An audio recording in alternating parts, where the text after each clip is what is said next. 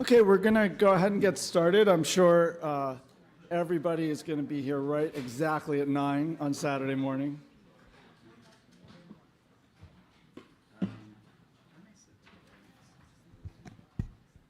So good morning, everyone, and welcome to Carbon Offsets, Promise, Perils, and the Path Forward in an Era of Rapid Climate Change. My name's Stephen Porter. I serve as the Associate Provost for Sustainability here at Brown, where I'm also a professor of ecology, evolutionary and organismal biology, and environment and society, which is ridiculously long. And it's my great pleasure to welcome our moderators, our esteemed panelists, and all of you. Thank you so much for coming out bright and early for this, what promises to be a really amazing day. I'd like to start by thanking a few people. First and foremost, the fantastic team at the Institute at Brown for Environment and Society, particularly Jessica Warrington, Lily Lustig, and Katie Silberman, and Christy Dos Reyes and Kristen Jones from the Provost's office, all of whom who have done an amazing job helping us organize. In addition to that, I really want to thank our student volunteers who have just been going above and beyond for quite some time now, and especially in the last few days, making sure our panelists have what they need, and basically just making sure everything is working great. And finally, I'd like to acknowledge our financial support, both from IBIS, whose building you sit in, but also from the Provost's office, and Jeff Colgan and the Climate Solutions Lab. I'm not going to talk for too long before the panel begins, but I do want to give you a sense of why, or the birth of this conference, or the idea. In many ways, the motivation for this conference, or at least my own motivation, started when I was faced with making a decision. Brown had just pledged to reach net zero emissions by 2040 and achieve a 75% reduction in emissions by 2025. We were in 2022, and we had set up contracts to purchase emissions-free electricity from new build renewable projects, most of which are in Rhode Island. That would reduce our campus emissions by 50%. We had planned to reach our 2025 goal, again, of a 75% reduction by switching to some renewable fuels in our central heating facility. But after several rounds of study, we found that pathway just was not viable. So the question was what to do. I had vehemently argued against using carbon offsets when we had originally set our goal, our decarbonization goals. I wanted, quote, real reductions. Stop buying fossil fuels, right? And to me, that was the only way to go, but we were moving as fast as we could on that engineering challenge of retrofitting the campus and switching our heating system to all renewable electricity. And that wasn't going to make our 2025 goal of 75% reduction. We were sort of stuck at 50% in the short term. So the question then became what to do. Should we buy offsets? If so, what kind of offsets? Would that slow us down and create the kind of moral hazard that people worry about, that we would spend money on offsets and not remain committed to our elimination of fossil fuels? So when I was faced with that challenge, the sort of abstract concept of whether or not to buy offsets became really real, and I realized I didn't understand well enough how to make that decision. In the end, we bought offsets, some offsets, to get us from 50% to 25% for a finite period of time. And while I think it was the right decision, I must confess I have doubts. I have days when those doubts resurface. And as I discuss this with colleagues, and I particularly want to acknowledge Jim Kellner, who's one of our moderators, but also a host of people in facilities management here, in the president and provost's office, as well as colleagues around the world, around the country and around the world, it became clear this was a question everyone was grappling with. Everyone was trying to do the best they could and wasn't sure how to utilize offsets versus other things. So I'm a biogeochemist by training, and I study the flux and storage of carbon in ecosystems. And I simply wanted to reduce the number of tons of CO2 in the atmosphere by the most possible as fast as possible. And it seemed to me that I didn't understand enough about the way carbon markets were working to understand whether how much I should use those to achieve that goal. So the more I learned, as with many things, the more I didn't know. And as I talked with Jim and others, particularly Ricardo Bayonne, another moderator of today's event, we decided that it would be really wonderful to include a broader range from our community and from around the country and around the world to bring this discussion out into the public a little bit more and to talk to people who are deeply expert in ways that we were not. Thanks to Ricardo, really, and his unbelievable Rolodex. And for those of you who don't know what a Rolodex is, you can look it up. We have an incredible group of panelists here today, and I hope everyone in the room will emerge from our conversation thinking differently than they did when they walked in, and leave here excited to push for what we all want, a decarbonized world with a safe, stable climate where we can all prosper. So with that background, let me give you a brief rundown of the day, and then I'll turn it over to Ricardo and the first panel. The first panel, which will run for about an hour and a half, is going to set the stage for the state of voluntary carbon markets. We will then move to talk specifically on a panel moderated by Jim Kellner on nature-based carbon offsets before we break for lunch. There will be lunch provided for the panelists, but for the general audience, you're on your own for lunch. Sorry about that. And then we will come back at 1:30 for a discussion that I will lead or moderate, sorry, for a panel on institutional engagement in voluntary carbon offsetting. And we'll wrap up with some closing remarks, and then there will be a brief reception that's open to everybody. Each panel will have about an hour. And then about a half hour for questions after that. Okay, I would be remiss if I did not ask you to join the IBIS Alumni and Family Network. So if you have a phone and want to point the camera towards this QR code, it will take you to a site where you can sign up. Kim, that one was for you. Kim Cobb, our director of IBIS, is in the room here. So, well, thank you, Kim, for coming. Okay, so our first panel discussion is on the state of voluntary carbon markets, and our moderator, Ricardo Bayonne, is also one of the conference organizers. Ricardo is the co-founder and senior partner of Encourage Capital and is also an adjunct professor here in IBIS. His probably most important credential, of course, is that he is Brown alum, class of 1989, and I just learned yesterday that he was one of those brave few who made up his own concentration in ecological applications of science and technology to development, which makes him, I think, the only person in the world I know who's actually working in the field of his college major. So with that, I'll welcome Ricardo and the panel, and they'll start us off.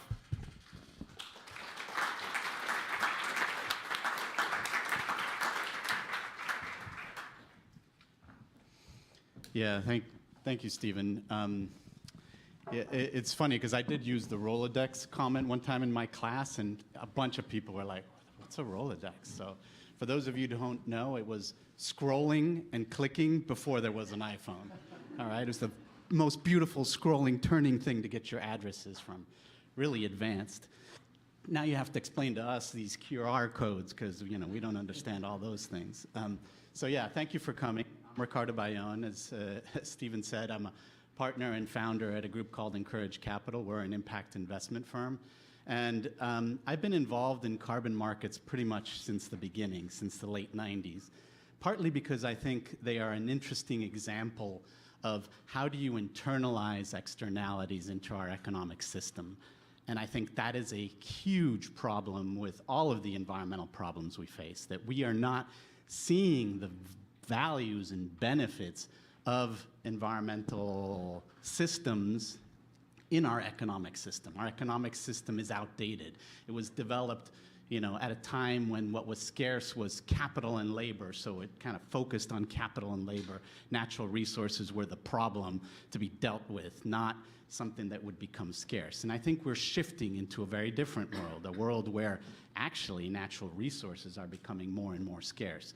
And carbon markets are interesting because they are one of the first biggest sort of attempts to do that, to internalize these ecosystem services, to put a value on carbon and what have you. And we may see this happening on biodiversity, on water, maybe even as far as pollination, other ecosystem services. So I set up a thing called the Ecosystem Marketplace way back when, which was a news and information site on environmental markets. I wrote a book on voluntary carbon markets back in the day in 2005, the dark ages, when we thought all of this was so cool and new and everything was going to change by 2007. Everything was going to be wonderful, and here we are way later than that, having some of the same discussions we were having back then, sadly. I think things have moved, but it does feel sometimes like we're going back and forth. So with that, what I'll do is I'll ask the panelists to introduce themselves. I want this to be a conversation. I want this to be a discussion about some of the biggest issues of offsets as we sort of set the stage for what's to come the rest of the day. And then we'll take it from there, and then we'll take some questions. So, Nat, why don't you introduce yourself? All right. Well, thanks, Ricardo. I'm Nat Cohan. I'm the president of the Center for Climate and Energy Solutions, or C2ES. I'll say more about that in a minute. I just want to say thank you, first of all. Thank you to Ricardo and to Steve and the organizers. And thanks to all of you. This is an amazing turnout at 9 o'clock in the morning on Saturday. And so I think it's really great to see this level of interest.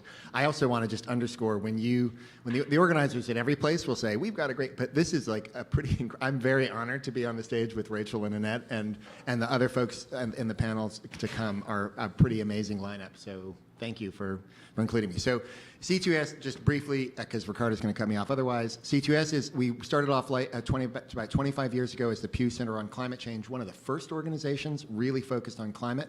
We spun out as an independent nonprofit based just outside Washington, D.C. in about 12 or 13 years ago. We work on federal policy. We have a business council that we work with to try to advocate for strong and effective and ambitious climate policies. We work in the international space, trying to help the negotiations around the Paris Agreement move along. And we work on climate resilience increasingly because we think we need to build resilience. And everything we do is we talk about our mission as accelerating the transition to a thriving, just, and resilient net zero economy. And part of that is, as you'll hear, working on markets.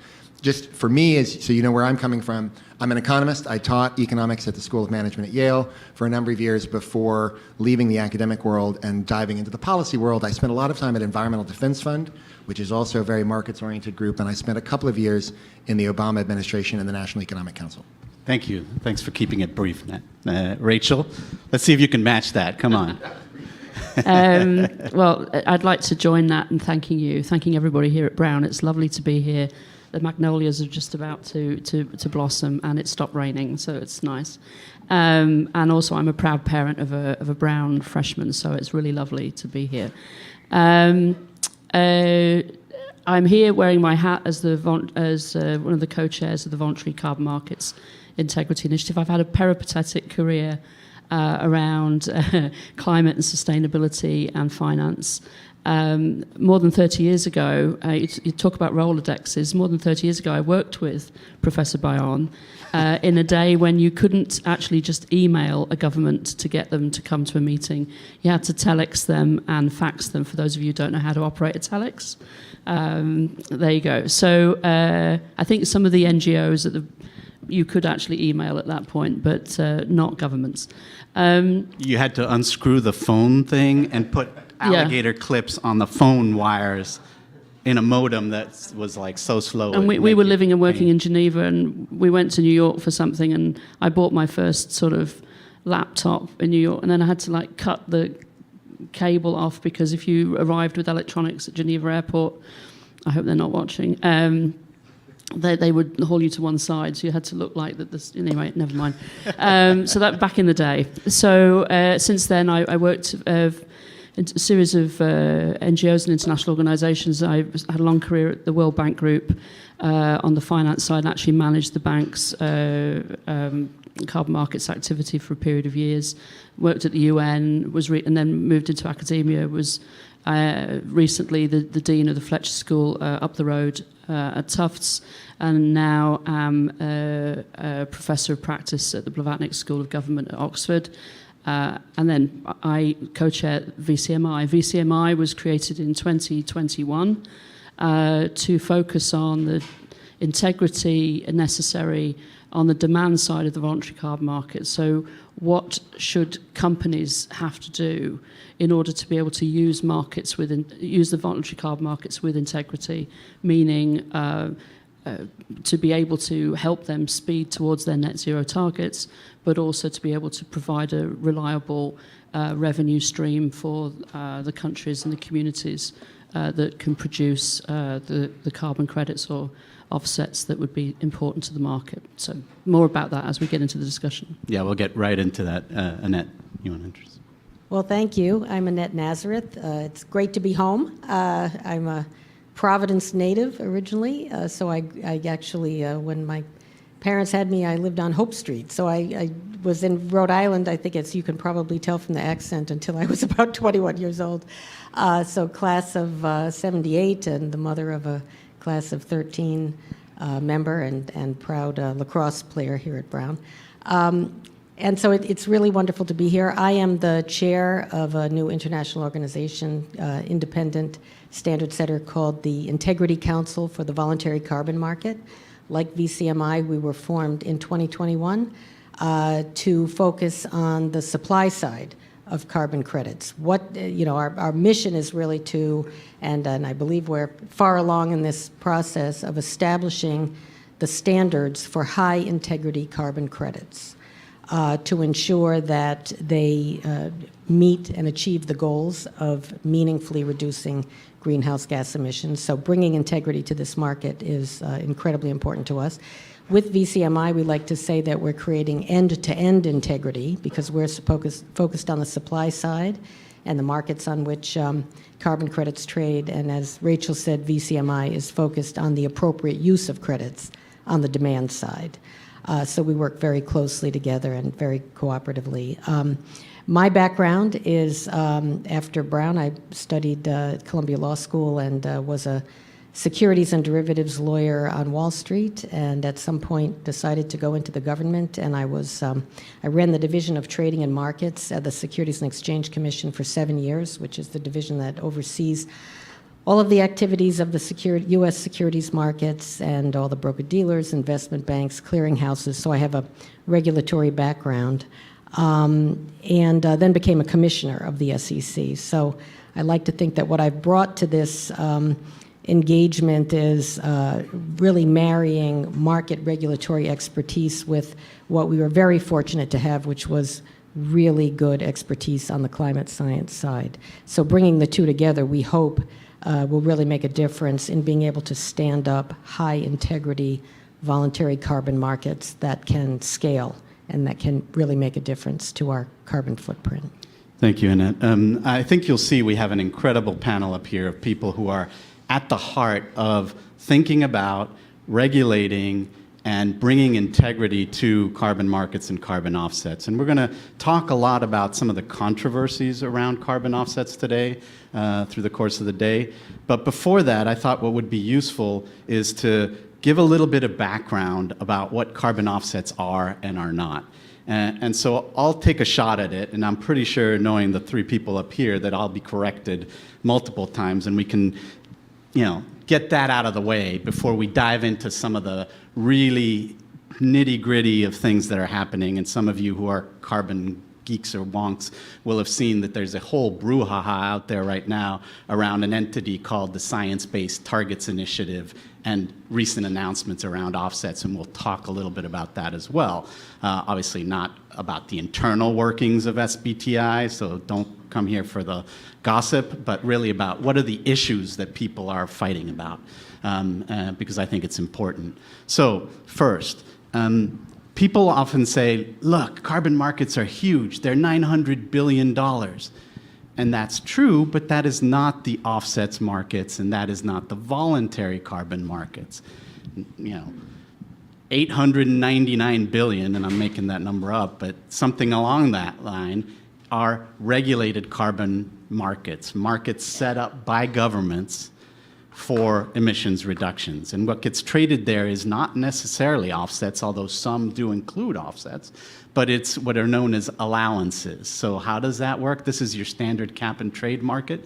Basically, a government says, we're going to limit emissions, we're going to allocate to the emitters in the country, and we're going to say to them, okay, you're emitting such an amount. Now we want you to emit less than that, and if you go over that number, you have to find somebody who's emitting less than their allocation and buy it from them. And some places like California, Europe, elsewhere, say, for a tiny bit of that, you can use offsets.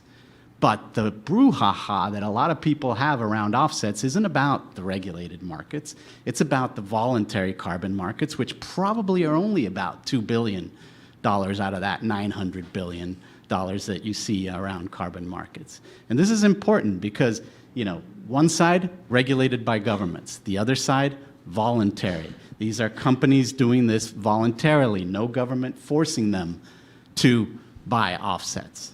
All right, so with that out of the way, let's focus it on offsets. Maybe, Nat, I'll start with you. Can you tell us a little bit about how you see offsets, where this has come from, and maybe some of the key issues that you think we should delve in here today? Yeah, thanks, Ricardo. And I love the intro you gave. And as an economist, I love the sort of the brief Ec 101 sort of cap and trade and the distinction between that.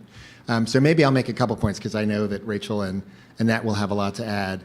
But the first one is just to sort of further kind of clarify this point that what we're talking about here when we talk about the voluntary carbon market is I come back to that word voluntary. Sometimes you'll hear some people, oh, we want to talk about the verified carbon market because it's also verified. That's also true. We'll talk about how you verify the emissions reductions are real. But the reason I underscore voluntary is to double down on the point that Ricardo made. We're talking about largely companies, but maybe also Stephen, I loved the story you told about Brown, right? Sometimes it's institutions, academic institutions, NGOs, and so on. But often these are companies that have made a climate commitment. They've made that to their shareholders or their employees or something, and maybe they've said they're going to be net zero or they're going to be carbon neutral or they're going to cut their emissions by such and such. And some of those companies, for reasons that Stephen talked about, and we can talk about more, may choose to do that in part by buying, and I like to say carbon credits. So we talked about this. Offset, I think about offset as a verb, right? There are different ways of using carbon credits. So the first thing to note is we're talking about a voluntary situation where companies are doing, largely companies or organizations are doing this on their own. They're not required to do so by a government. So that already sets the case for what can we do and what can't we do. I'll say as an aside, I'm sure there are a lot of people who are skeptical about the environmental side of the carbon market, and we'll get into that. I'm an economist. I started off until 3 or 4 years ago, I was skeptical as an economist of the voluntary carbon market because I taught economics. If you've taken economics, you know, economists always say, well, look, there are public goods. A healthy climate is a public good. So nobody's going to pay for that. And so we shouldn't. And so I spent a lot of time at EDI. I spent a lot of time working on cap and trade markets. If you want to talk about anything in the cap and trade world, come to me. We can wonk out about it. But because I was really focused on regulatory settings. And I still think, as Ricardo said, that's still a couple, 2 orders, 3 orders of magnitude greater. But what I came to realize in the last few years, and many of people, including David Antonio, who's up here, who's been sort of in this market for a long, long time, I realized there was actually real appetite among companies to take on and meet voluntary corporate climate commitments. And that one tool for them to do that, and they were willing to put real money. I'm talking about millions of dollars per company. I'm talking about potentially billions of dollars. We can talk about the scale. Real money into carbon credits that represented real emissions reductions if they could only find them. And that's when I started thinking, maybe there's something here. And so I actually got involved and I actually work with Annette. Annette is representing the Integrity Council, but I help out behind the scenes, and C2S is a member of the Secretariat. So help to create that, help to work in this scale. So that's sort of my own journey was, actually there's something here, and there's a tool we can use. Last thing I just want to say is very concretely, because sometimes it seems very abstract. Like, what are we talking about?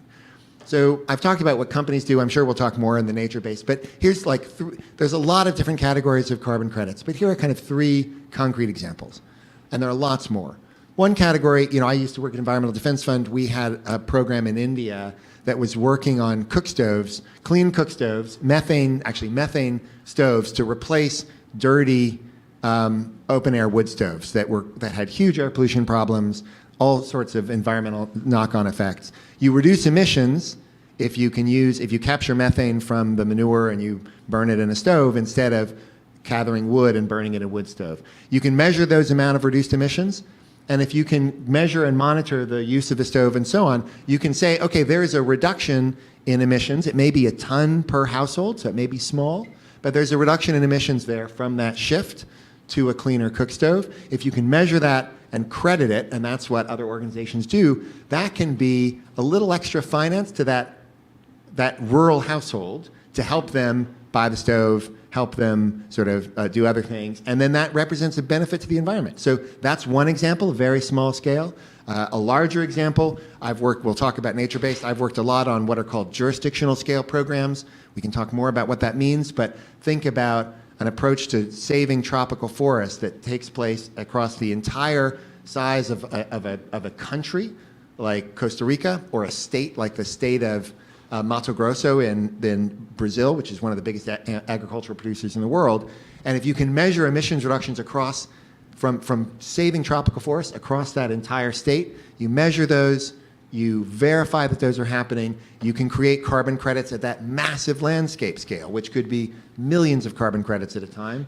And then the final thing I'll say is, on the technology front, you can capture carbon dioxide, you can pull it out of the air and store it underground. That's very expensive right now. But if we do more of it, maybe we'll bring the cost down. And that's like a third kind of carbon credit. Yeah. There are many more, but that maybe just gives you a concrete sense of what we're talking about when we talk about a carbon credit. And I think there's a lot of really interesting points in what you're saying there, not least of which is that 2 of the 3 examples you gave are actually money flowing into developing countries, emerging markets, the global south, however you want to think about it.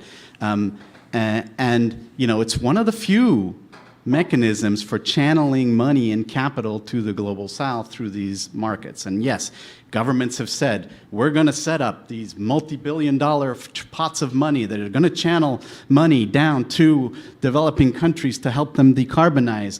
I challenge you to look at actually how much money has flown from those commitments. So that's a really important point. I want to dig in also on something you said around as an economist and these carbon offsets. And also build on what Stephen said in the introduction, right? Which is to say, hey, if you could reduce a ton, and assuming a ton is a ton, and a ton doesn't matter where you reduce it from the atmospheric perspective, if decarbonizing internally costs you, I don't know, $100 a ton, $200 a ton, but doing these types of projects on stoves do deliver a ton. And we'll get into, like, does it really deliver a ton? Because that's part of the discussion, right? But assuming it does, and it costs you $2 a ton, $5 a ton, so you can get 10 times more tons for the same $200, as an economist, you would say, do the cheaper one, do the less expensive one, you'll get 10 times more.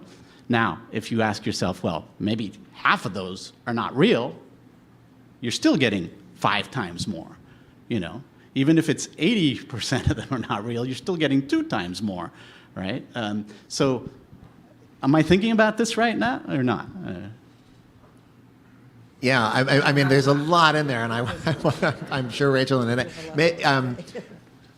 you're certainly thinking about it right from an economist's perspective, and I think that point. I don't ever want to be accused of being an economist. No, and I mean, we'll come back to more because there are other dimensions, and I want to talk about other theories of change. But maybe later on. But the one thing I'll say now is I think this point that you just raised, Ricardo, about sort of what's the tolerance for error, I think it's a really interesting point, and I'm sure different people will think about it differently.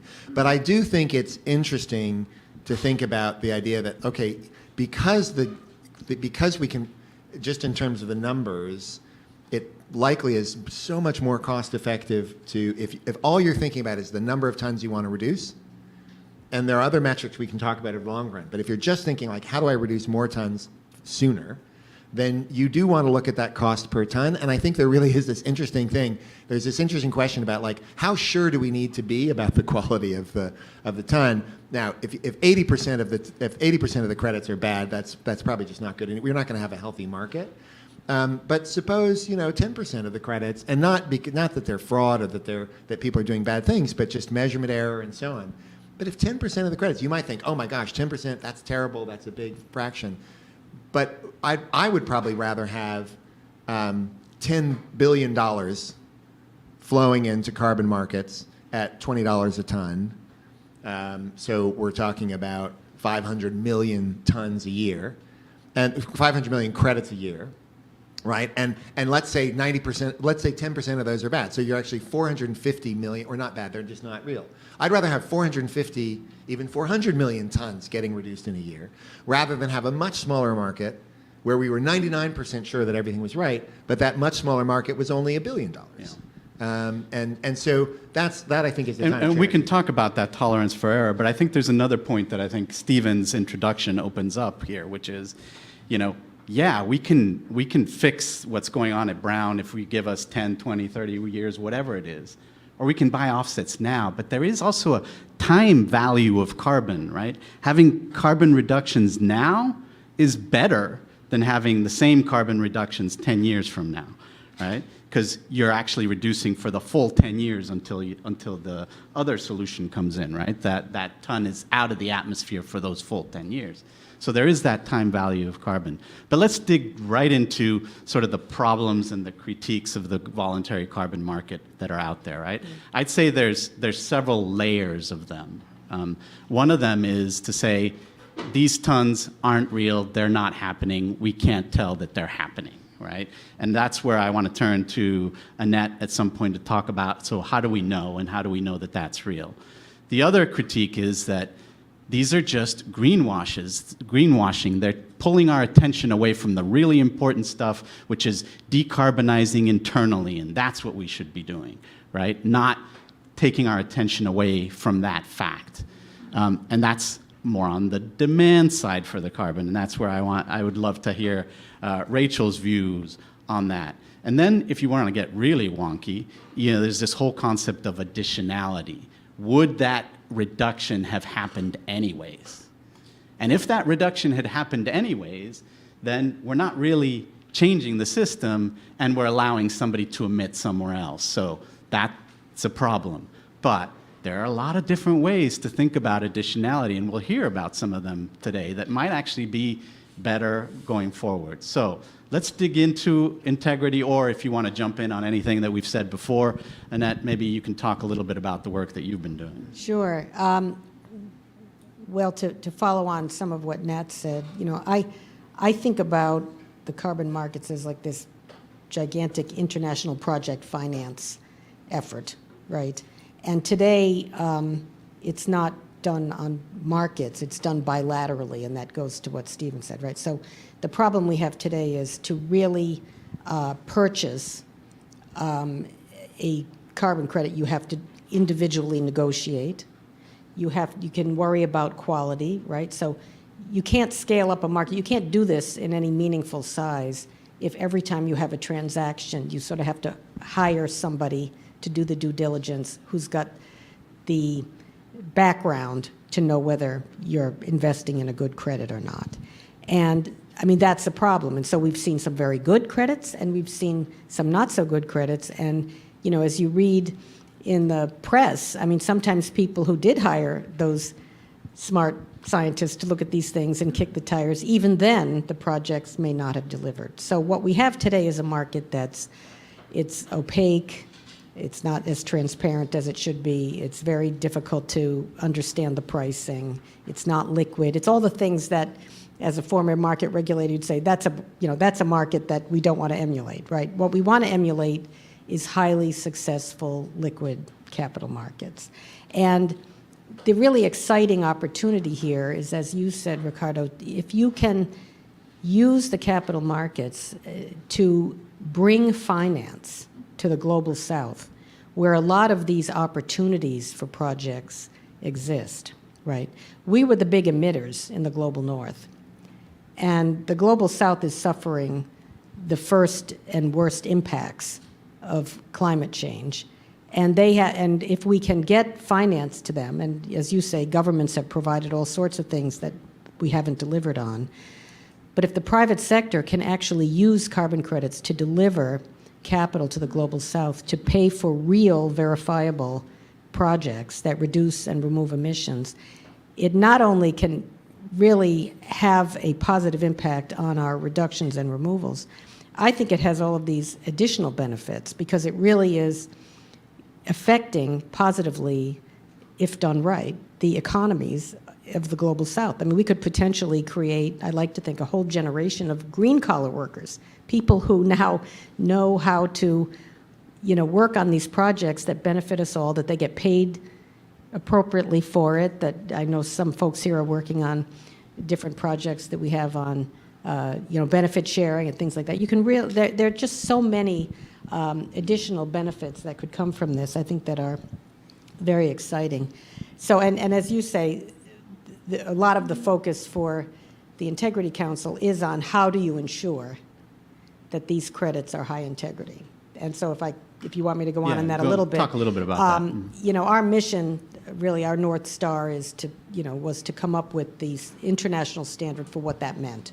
And we created what we call our core carbon principles, which are 10 principles that really define high integrity credit. And I won't go through all of them, but you mentioned some: additionality, permanence, transparency, no double counting. These are all very important standards. Principles are great, but you can define them very quickly, but to really animate them, you needed rules. And we have 137 pages of rules, which are really our assessment framework. So how do you ensure that those principles have been satisfied? And they apply at two levels. They apply both to carbon crediting programs that issue the credits. So I think of it almost like intermediary regulation. It's almost like broker-dealer regulation, making sure that the people who are issuing these credits are enforcing these principles. And so what they're doing is ensuring that the projects that they are issuing credits on have actually satisfied these requirements, and that they themselves, the carbon crediting programs, have appropriate governance to ensure that this is all done appropriately. But besides that, we have to apply those principles to the methodologies. And that's really where the rubber hits the road, because we've got 100 methodologies that we are in the process of assessing, and we're hoping to get them assessed by September. And so, just for people who yeah. may not understand what is a methodology, how Right. does that differ from a standard? So there's a number of bodies out there that for many years, and David Antonioli, who will be speaking later, ran one of them called Vera, which have been basically applying some of these principles that they've come up with of what makes a good carbon credit and saying, all right, these are the principles of what makes a good carbon credit. Now send us ideas of reduction projects and how you would apply these criteria for the reduction credits, whether it's cook stoves or deforestation or anything else. And each of those has a methodology for how you measure, how you monitor, how you know, all this stuff. So that's the level at which you're regulating, right? Correct. Or And not I have to regulating. say, we're very excited about the progress that's been made. When we got to, Rachel and I and Nat got to Dubai in early December, we were able to say, yes, this is a voluntary program, but by that time, carbon crediting programs representing 98% of existing credits had applied for our designation, which means there is enormous buy-in to this effort. In some of the programs, a number of them had waited a little bit of time. We were ready for them to apply in July. A number of them took a few months to apply. That's because they were ensuring that their programs had met the standards. So they actually had gone to their boards and even improved on some of what they had so that when they applied, they would satisfy the requirements. In the meantime, we've also seen revisions to a number of methodologies. We were told by Vera, for instance, not to assess some of their legacy methodologies, that they had come up with new methodologies, new and improved methodologies, and those are the ones that we are going to assess. And so what we're seeing is, even in the process of doing our work, we believe that the market has raised its requirements in order to meet these standards. So it's already had a very positive impact on the market. And I think this is another popular misconception, that you can just say, I'm reducing emissions, here, give me money. It's a really involved process of, is there a methodology for what you're talking about? Are you measuring? Are you monitoring? How do you know? And you have to submit a proposal. You have to get an independent third party to assess that proposal. And then you have to pass it through all these rings. And now we're saying, we created this entity called the Integrity Council for the Voluntary Carbon Markets to oversee and make sure that these things are being done with that level of credibility. So that's one way we can assure integrity, and that goes to the, is the carbon real? And now I want to turn to Rachel, which is kind of on the other side of that equation. And I know when we first created the Integrity Council for the Voluntary Carbon Markets and then the Voluntary Carbon Markets Integrity Initiative, many of us joked that this was like a Monty Python sketch of like, no, I'm the Integrity Council for the Voluntary Markets, you're the Voluntary Carbon Markets Integrity Initiative, right? But there's a rationale and there's reason behind this, right? On one side you have the supply of the carbon, the other side you have the demand of the carbon. If you're a company using carbon credits, how should you use those carbon credits? When should you use those carbon credits? Can you do that the right way? And what is the wrong way to do that? And so maybe, Rachel, you can tell us a little bit about how you guys have been working on that demand side for carbon credits. Thank you. Well, I think it's just for a little moment, it's worth casting our minds back to what was going on in 2021 when we were both founded. So you know, we were all sort of struggling with a pandemic. We'd missed a COP. The British government was focused on Glasgow in November 2021, without getting into a whole sort of dissection of the British government's approach to that COP. It was very clear that they were looking for sort of real breakthroughs. And I think there were some very important business figures and important finance figures who were saying, look, there is the potential to grow the carbon markets. The regulated markets were growing, but the growth hadn't been as exponential or as broadly geographic as I think people hoped in Paris. And that, you know, there was room for a voluntary market alongside regulated markets. And I think the theory of change was that, you know, voluntary markets would, you know, eventually be a sort of glide path to regulation, that ideally we would, you know, we'd have effective carbon prices in all jurisdictions, and we would get serious about what we'd signed in 2015. At the same time, the British government was listening to, and in fact, Alok Sharma went on a very systematic listening tour, to the extent that that was possible during the pandemic, and was urged to really listen to the voices of emerging markets and developing economies. And they were pretty damn clear that there was one thing and one thing that absolutely had to come out of the Glasgow Conference of Parties, which was, you know, a flow of finance, a reliable and at scale flow of finance to allow them to make the investments that they needed.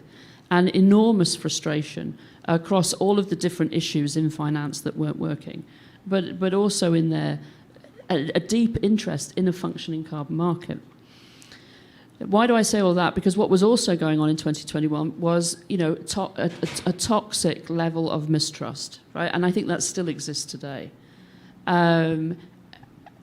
We've seen corporate behaviour, which has been, I'm trying to think of a polite egregious. Egregious. So we've seen egregious corporate behaviour And all it takes is for one egregious act of corporate behaviour to taint a whole sector of industry, to taint all activities in a given jurisdiction, to taint a whole process.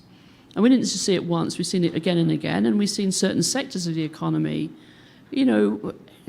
pushed to the margin, pushed to the absolute limits, what could be legitimately said around certain things. We've also seen jurisdictions desperate for investment, and we've seen huge asymmetric sort of power and information and technical capability.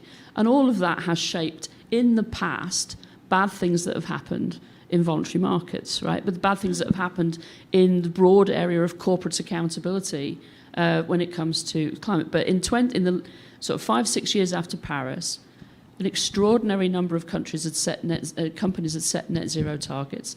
An extraordinary number of countries had set net zero targets.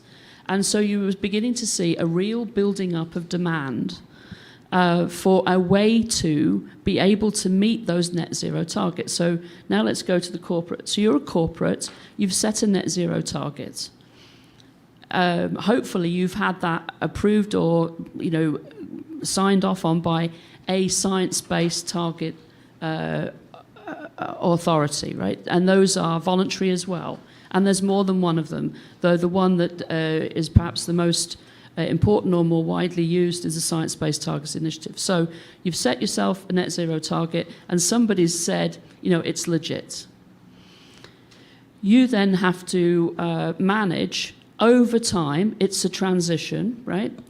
Your scope 1, your scope 2, and your scope 3 emissions. So scope 1, your operation, scope 2, the energy that you're purchasing, scope 3, your value chain. With the best will in the world, most companies will struggle to be able to work out exactly how to achieve their scope 3 targets, like today, right? This is very different. You're operating in, perhaps you're a global firm, food and beverage, an energy company, maybe you are a financial institution. You're operating in multiple jurisdictions where large parts of the regulation that you would need aren't in place. You may not be able to access clean energy on a reliable basis. That's your scope 2. But your scope 3 may be very difficult. And so you've set yourself a target. You do not wish to attract negative attention because you're slipping on your interim targets towards that eventual target. This is complicated stuff, and you see firms spending extraordinary amounts of time and effort trying to make sure that they can legitimately work out how to get to that target. And to what extent can they use carbon credits to meet that target? The point is, in your net zero target, to reduce your carbon footprint, right? We are decarbonising. So just offsetting your operations is not decarbonising. And of course, in the past, we've seen, before Paris, I think even around about Paris, we've seen highly carbonised companies in sectors for whom decarbonisation is not the goal, right? Engaged in voluntary carbon market activity where you couldn't actually verify the quality of the credit, on and on. But I don't think that's where we were in 2021, and it's certainly not where we are today. And so fast forward to, so the only thing I'd say about 2021 is we've got Greta Thunberg and her allies correctly calling out greenwash. We've still got corporate behaviour of sort of obfuscation and sort of lobbying on one side and saying something on the other. In Glasgow, the polluting industries were not allowed into the COP, which was itself a highly political and politicised sort of decision, and it's had its implications now for how business... So I'm going to fast forward you, Rachel, to today and the Voluntary Carbon Markets Initiative. Right, but the reason I wanted to give that background is that the greenwash then is now green hush and green lash. Mm-hmm. And this has a huge impact on corporate behaviour. So maybe explain the green hushing. So green hush is if you are not sure that your activity is going to count, mean something or be able to be understood as with integrity or legitimate, you may choose to not do something. So it's not that you're going to do something without integrity, you're just going to do nothing. And so we've seen the lack of clarity about whether or not you can legitimately use credits to take good companies, companies with targets, companies with real plans, and we've seen them therefore decide to just do nothing. Green lash is what has happened in particular in this country over the last 24 months, where you've seen a politically motivated campaign to suggest that anything that would be important in your environment, social and governance performance as a company, that this is not legitimate business, that this is not sensible business. And we've seen this attack coming from attorneys generals and others on companies for trying to be good ESG performers. And that has had its implications in the voluntary carbon market as well. So what started off as an argument about greenwash, which is still going on, has also become an extremely complicated business environment. In the next panel, I'm sure we'll talk about it.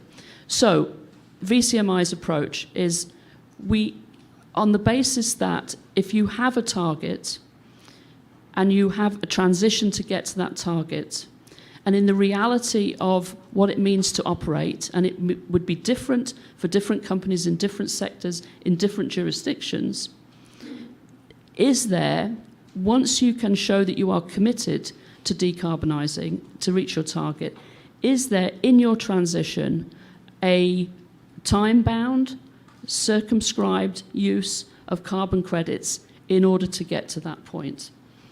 We believe that there was.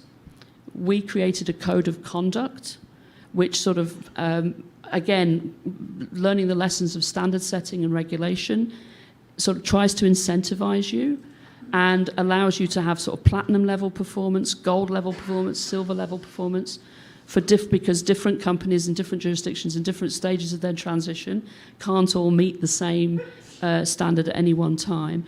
And that code of conduct is now published and now available for companies to use. We also have been cognizant that of all of the companies that have set science-based targets, about 96% of them cannot manage their Scope 3 emissions. So these are high-performing companies, motivated companies, operating voluntarily, can't snap their fingers and get to net zero tomorrow. And so what we've said is that, and we've put this out for consultation in a beta mode, right? So we're listening to the market, is that on a time-bound basis, perhaps the emissions that come from your Scope 3 could be things, up to 50% could be available to use credits over a time-bound basis, just to try to jumpstart the transition, because the time-bound value of carbon, if we don't make the transition, we don't get the transition going faster this decade, doesn't matter what we do in the next decade, we're going to be so far behind.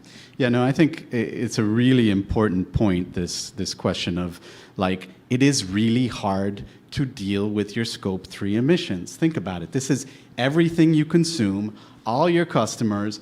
How do you even think about that? How do you even measure that? And I think part of the problem we're facing is that these concepts of Scope 1, Scope 2, Scope 3 have been very useful until now, but they're reaching their limits of utility if what we really want is a system that needs to work in many ways like the accounting systems that you were so used to in the SEC, right? Like you have an asset, you have a liability. How do you measure your liabilities? How do you measure your assets? And if you want to get into the supply chain of a company, and if 4 companies are buying from the same paper source, how many of the emissions from that paper, are liabilities for who? And when do they transfer those liabilities? And how do you transfer those liabilities? And there's people at Stanford and other places working on how do you think of e-liabilities and e-liability management. But I think we're going to have to deal with that Scope 3 problem. And, recently in the press, there's been not just attacks on the voluntary carbon market, but there's been this whole brouhaha about one of these science-based targets initiatives that basically said, the board said, we're going to look at allowing offsets for a portion of your Scope 3 emissions. The entire staff of that organization wrote a letter saying this is a travesty, and I'm paraphrasing. It was not the entire staff. It was a handful of staff. But, thanks for the correction. A handful of staff basically said, this is wrong. We need to change this. The CEO needs to resign. Some of the board members need to resign. Articles now appeared in Financial Times, Reuters, The Guardian, all about this stuff. And at the heart of it is these questions we're talking about here. Like, how do you use offsets? Should you use offsets? Where are offsets the right things to do? And I think one of the things you hear a lot of people saying is, well, we just need to regulate all this. This voluntary stuff is just greenwashing. So maybe, Nat, you can build on any of this, what we've talked about, and talk a little bit also about, like, yeah, but it'd be great if everybody regulated everything, but we don't live in that world, and how does offsets fit into that world? Yeah, thanks. There's a lot there, and but let me talk a little bit about.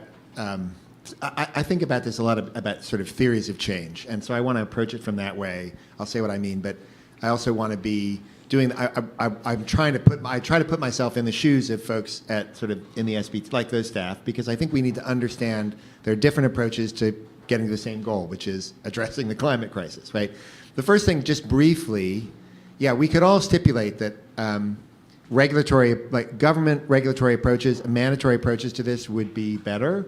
I'm an economist. I believe in market-based approaches, but I believe in market-based approaches ideally backed by government enforcement. So I'd rather see than relying just on the goodwill of companies, as much as I think that's genuine. I'd rather see the government put a cap on pollution and have that decline over time, as it's been done in Europe, as it's been done in California, some northeastern states. I'd like to see that in the U.S.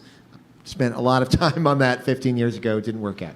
So let's stipulate that, yes, having government, and as Rachel said, this ideally building systems like this that work and have integrity could be an on-ramp toward that, or could build. We could talk about the aviation sector. That's a whole fun thing. It's it's in between the two, where we have tried to build something that is headed towards a regulatory approach. But let's set that aside, because that's not the world we are in today.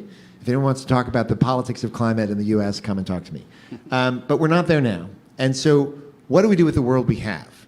And the world we have is one in which companies are genuinely, like the remarkable thing, I just want to come back to this, is companies are actually willing to make real corporate climate commitments and to put money behind that. Of course, there are companies that want to do greenwashing, but most of the companies, the overwhelming majority of the thousands of companies with net zero targets, they are doing it. I'll tell you why. They're doing it partly because their shareholders demand it and investors, some of them, although public markets, I'm not sure how powerful that is, partly because of their consumers, although I'm an economist, consumers, like, they say they want it, but how much are they willing to pay? The number one reason, if you talk to companies about why they're doing this, is actually a lot of the folks in this room, it's talent. It's their employees. Companies, this is true for tech companies, but it's also true for other big industrials. They want to attract good, smart people, and increasingly, people are not willing to come to a company where they really disagree with their values. Not every company, but okay, so this is genuine. How do we take advantage of it? I think there are two theories of change that are really important to pull out. Because if we're going to understand the SBTI brouhaha, and if we're going to understand a path forward, I think a lot about in the environmental community, how do we build more consensus? We need to understand these two theories of change. The first theory of change is the economist theory of change. We've talked about this. This is the ton is a ton theory of change. I'm very comfortable with this. Climate change, I'm sure everybody knows, climate change is driven by the total stock of greenhouse gases in the atmosphere that accumulates over time. A ton that comes because brown emits a ton is no different than a ton in Beijing or in Bangladesh or in Brazil, or even a place that doesn't begin with B, it turns out. So the only thing that matters is the total amount of greenhouse gases in the atmosphere, that concentration, and that concentration is rising, and it's rising more and more fast, as everyone knows. So the ton is a ton view is, this is a crisis. Sea levels are rising, temperatures are rising, we're seeing impacts. We need to cut as many tons as we can, as fast as we can. And if we can do that for $10 a ton through stopping deforestation in Brazil, that's better than spending $500 a ton on the brown campus. That is a very powerful and legitimate view. But there's another view and another theory of change, which is, okay, but in the long run, we also have to get to net zero, meaning we can't put any more pollution into the atmosphere than we can pull out, whether that's through nature-based approaches or through technology or whatever. And in fact, we'd like to get to negative. And if we're going to get to net zero, we have to transform our businesses. We have to transform how we produce cement and steel and plastic and how we get around and transport and how we produce energy. And Brown University and everybody else has to transform their operations. This is why I loved Stephen's story. That is also a powerful theory of change. That is also true. And we don't get to that decarbonization if we just tell, if Rachel is a company and she makes a commitment and I say, okay, the way for you to do that commitment, just buy a bunch of tons to prevent deforestation, because that might not be getting at how we drive decarbonization in Rachel's industry or Rachel's business. So we have to hold both of those theories of change in our mind at a time and manage both of them. And I think that second theory of change, to be fair to the folks at SBTI who I don't always agree with, that's the theory of change that motivated SBTI. And so how do we think about both at once? I don't want to go on too, I'll just have a teaser and we can go into it more if there's interest. But so I think about a Venn diagram. Think about a Venn diagram with like one circle is the ton for a ton theory of change and one circle is the business transformation theory of change. What I'm really interested in is where's the overlap? And let me give you a couple of examples that I've been working on. One is, I mentioned deforestation. Okay, if you're McDonald's, Scope 3, right? Scope 3 is all the emissions that are outside your own operations and the energy you buy. So for McDonald's, you buy a lot of beef, your Scope 3 emissions, the biggest driver of your Scope 3 emissions is deforestation, because beef and cattle drive deforestation in the Amazon and elsewhere. So how should you address that if you're McDonald's? Well, one view is you try to talk to suppliers and you find the one supplier or the few suppliers who commit not to cut down trees. It's more complicated than this, but to simplify, you find the suppliers who are not going to cut down the trees. But it turns out that not everybody wants to buy from those suppliers, and so you get what I had a colleague call islands of green in a sea of deforestation. You get little patches of forest that are being protected by the good suppliers while everything else is being cut down. So the other thing you could do would be to think about a systemic approach. And how do you invest in systemic protection of forest across large landscapes? Well, I talked earlier, that's one way to do that is through carbon crediting programs. And so I would argue, if you're McDonald's, the best way for you to reduce your value chain emissions is to invest in systemic protection of tropical forests in the places where you do business. And the great thing about that is, that's in that center of the Venn diagram. Because that is ton for a ton, because we can't solve climate if we don't protect tropical forests. But it's also business transformation, because you're McDonald's, you're driving the transformation of your value chains. Because I will tell you, when Mato Grosso, that state I mentioned in Brazil, reduces its emissions 94%, it doesn't do that on the margin. It does that by fundamentally changing how cattle are produced and how agriculture is done in Brazil. So that's an example in that Venn diagram. We could talk about others, but let me stop. No, I think that lays it out really, really nicely. And I think let's spend the next 10 minutes either delving deeper into some of these issues or else talking about any of the other things that we could. I wish we had another 3 hours to delve really deeply into this, but I don't know. Annette, do you want to jump in here? I'd like to follow up on your point about regulation here, because I don't think any of us disagrees that in a perfect world this would be regulated. But we don't live in a perfect world, and we live in a world where time is running out to address these issues. And so certainly I think what Rachel and I are involved in are organizations that are saying, we have to address this now, and we have to do it the best way we can to buy time, and in the hopes that ultimately governments do come to their senses and step up. But we can't wait for that to happen. It hasn't happened so far. In the case of the Integrity Council, we have tried to do everything in a way that mimics a regulatory process. We issued our proposals with full notice and comment the way regulators do, open for 60 days, consistent with international standards. All of our proceedings were public, and all the comments were public, and our rationales for why we came to the conclusion we did on our core carbon principles and our assessment framework, all public. With the thought that ultimately if governments decide, maybe we need to step up, but this is a real problem, this is portable. They could take it. And maybe they would want to make a few tweaks to it, but I honestly believe that what we've done is sustainable enough that there would be really modest market dislocation if they made changes. So that's what we're trying to do. I thought Nat's, description of sort of the sweet spot in the Venn diagram is exactly right. I mean, one of the other things, when you think about the sweet spot for regulation here, or quasi-regulation here, one of the problems we have with some of the approaches, and I do think that SBTI, one of the problems with their approach is that, I think Nat is right. There are a lot of people who genuinely believe, and they're right, that we need to get market actors to reduce or remove their emissions to the full extent possible. And we agree with that. We think that you shouldn't be able to use credits until you've done the best you can in reducing or removing your own Scope 3 emissions. That said, it's very difficult. And in an approach where you don't have regulatory authority, and you say, you know what, I think I want to force people to do better, and I'm going to raise the bar and say that you don't satisfy my requirements unless you get to 90% of reductions. What happens if you did an economic analysis of this? What's going to happen is if people are not required to do anything, they exit the market. They do nothing. And that's the problem that we have today. We need to hit that sweet spot where companies that genuinely want to do the right thing can reduce to the extent they can. And I do think Nat's right.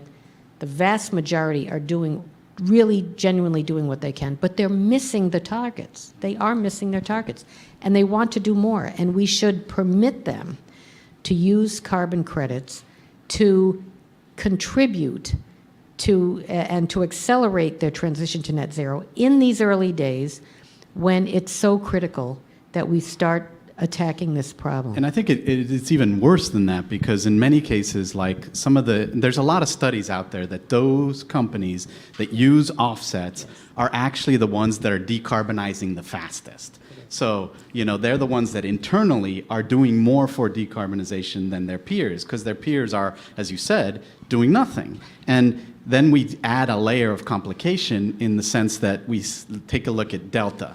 Delta is probably decarbonizing faster than, say, United or one of the others, and I don't have the data, but I think that data is out there.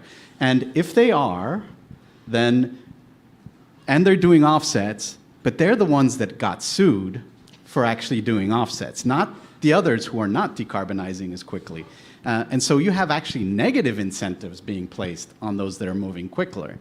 Am I thinking about this wrong, Rachel? No, I think without getting into hot water around which airline I like,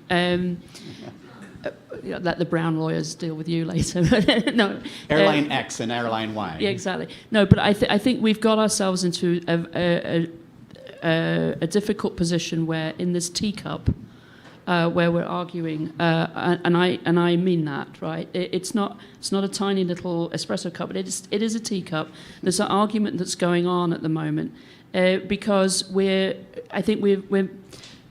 lots of different people are mixing up what it means to set a target, what it means to have a transition pathway, what it means to account for your emissions on an annual basis on your journey to meeting your target. What the purpose of setting that target is. All of this is getting sort of very mixed up because the purpose of a target is not a purity test. The purpose of a target is to pull, right, kicking and screaming, in the absence of regulation and in the absence of international agreement on how this is all going to happen and which sector gets measured in which kind of transition pathway over what, right? All of that is not yet built. You can't, one target can't perform a miracle. So what at best it can do is create the environment whereby ICVCM and VCMI and a lot of other people are then pushing companies into action. And we have 6,000, 8,000 companies who've signed up to a science-based target, right? Versus gazillions of companies who are doing nothing. right? Including the highest polluting companies. And now we're having a circular firing squad, right, around whether or not we're going to penalize the highest performing companies in the world for having the ambition that we need everybody to have, right? And what this is doing is, not exactly getting us to the conversation which we need to have, which is how do we get out of this green hushing, green lashing that's going on, and how do we encourage whole sectors to start putting their foot into the voluntary market, because that will spur investment. While this is happening, emerging markets and developing economies are throwing their hands up and saying, for goodness sake, can you help me? We've got CBAM in Europe. We've got the Inflation Reduction Act in the United States. We've got parties to the Convention on Climate Change refusing to get down and agree Article 6 rules. Article 6 is the new market that would emerge, that is supposed to have emerged after Paris. We've got our phones ringing on a daily basis from European countries and Asian countries and Middle Eastern countries asking us if they can enter into bilateral carbon agreements with them. And we've got all kinds of people running around sort of saying, we've got a voluntary carbon market deal we'd like to talk to you about, but it's complicated. And these countries are saying, can you help us, right? Can you help us get a revenue flow from these assets that we hold, which are of value to the whole world, rather than sitting having an argument about whether or not your target's pure enough, right? I have those conversations weekly. The second thing that's happening is that while we're having this conversation, which is a heavily US, European-dominated conversation, you've got Japanese companies saying, look, if somebody could just tell us it's safe to do this, we need to get in. We've got Asian companies, the fastest growth of companies that are being transparent and reporting against their climate targets are Chinese companies and Asian companies. You go to CDP, which is sort of the sort of NGO that sort of manages corporate accountability, the fastest growing segment is Chinese companies, right? So why are Asian companies interested in a pathway to net zero and understanding that the carbon markets will be part of that? Because they know that this world is coming and they know that they've got to decarbonize, and they'd rather get ahead of it than be caught on the backside as regulation suddenly starts to kick in. So in this world out there, we're either going to, two things are going to happen. This gets sorted out, or other parts of the world will start making the rules. And the other parts of the world will make the rules that suit them. And so I think we've got ourselves into, because of the mistrust, because of the toxic environment, because, a large part of, everybody's frustrated that progress isn't going fast enough. But I think that we've forgotten what it means to regulate. And the last thing I want to say is the difference between science and regulation. A science-based target should be science-based, and that should be verified on that basis. But when you're regulating, you are making political and procedural judgments about what will help people move towards, in this case, move towards that target. Which means that you do your best effort and you say, okay, we're going to set, in our case, platinum here, gold here, and silver there. And then you constantly talk to the market. Is it working? Is it not working? If it isn't working, then you amend your process. That's how we regulate, and that should be open, transparent, participatory feedback to how a market regulates itself. But I think parts of the community have become so distrustful of the private sector, so distrustful of the financial sector, for good reason to some extent, and so distrustful of regulation that we've got to the point where that target has become very brittle.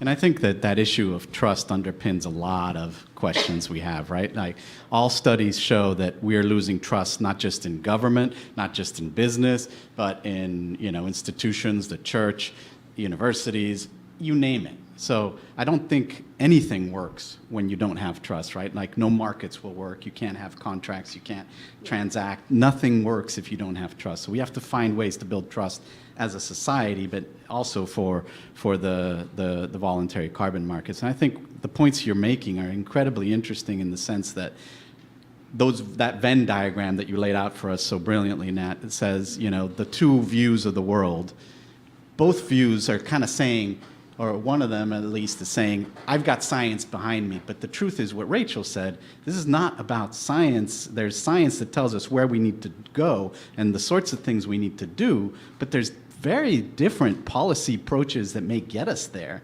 And we can debate about which of those are actually going to be the best ways to get there. And I think that's kind of where we are, is trying to have that debate about what is the best way to get there. Because, you know, I know three of you very well. All of us up here would love to see the same decarbonization as, you know, all the people that are, you know, jumping on the bandwagon and pillaring companies or others, or saying we need to decarbonize and carbon markets and carbon credits and offsets are not the way forward. I think we all share the world we want to get to, which is dealing with climate change, and we have different views of how we actually get there. So I know, yeah, one last point. Go ahead, Ned. One thing really quick, and then I'm really eager to hear some questions. But I just want to underscore something, because Rachel mentioned it and Annette mentioned it. And I think it's easy. We've spent a lot of time talking about the companies, you know, and the corporates and how do they meet their targets, and that's the driver for this. But that's not the reason we're doing this, or at least not for me. I'm not doing this because I want to make it like slightly easier for companies to meet targets.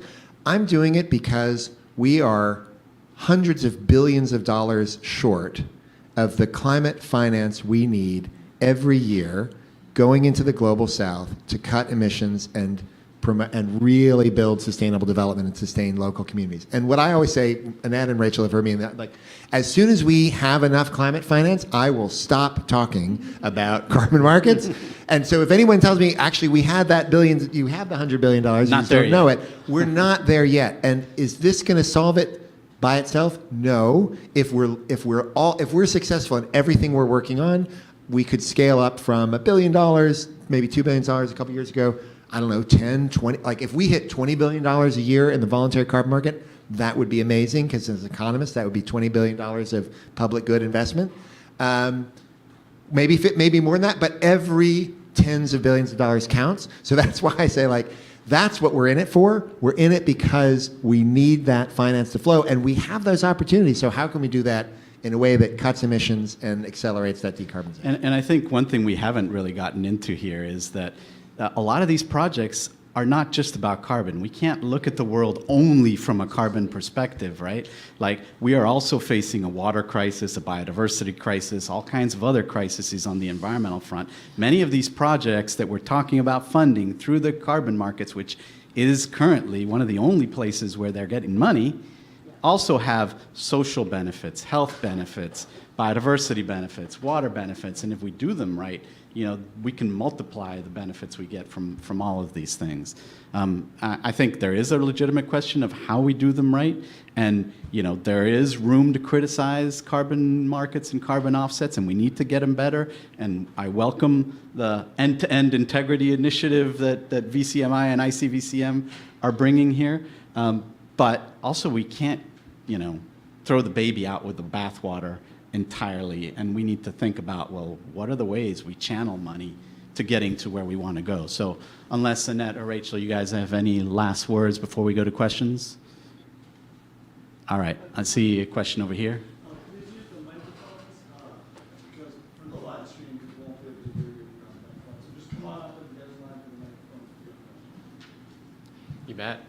Thank you, all of you, for your comments. And Rachel, you're hiding behind a camera now for me, but thank you, all three of you, and Ricardo for moderating. I'm Jeff Colgan. I'm the Director of Climate Solutions Lab here on campus. And I wanted to ask a question about sort of who gets involved in setting these rules in your efforts to try to keep some integrity to these markets. And I accept the point that Nat's made and that Stephen's made and others, that there really are companies that genuinely do want to put some money behind this and to see some environmental good at it. And Stephen's example at the beginning was you know, bang on target to make that point. But I also want to recognize another experience that I had this past few months of the Government of Canada was trying to set up a regulatory framework for capping the emissions from its oil and gas sector. By creating this cap, they said, look, basically you can emit up to a certain point, And if you can't get your emissions down to that point, then guess what? You're going to be allowed to use to buy some carbon credits to buy your way out of some portion of the problem. And so then these companies, the oil and gas companies, are going to turn to markets like these ones to satisfy what is a regulatory requirement. And I think it is naive to think that these companies are particularly interested in the environmental benefit of the credits. They're interested in the lowest cost compliance mechanism that they can possibly get. That's all they care about in my experience. And you can say that I'm being distrustful, but I have 25 years of experience watching these markets. I've seen what these companies, how they operate on it. And so as I was thinking about what you're doing here to try to preserve the quality of these markets, it occurs to me that the first thing that Exxon and Chevron and Suncor are going to do are they're going to say, okay, we'd either like to have a seat at the table on your Integrity Council, and if we can't get a seat at the table on your Integrity Council, then we're going to set up the Carbon Market of Voluntariness Integrity Initiative. We're going to set up our own initiative, and we're going to try to set the rules that we like. And so it strikes me that this is something of a markets for lemons problem.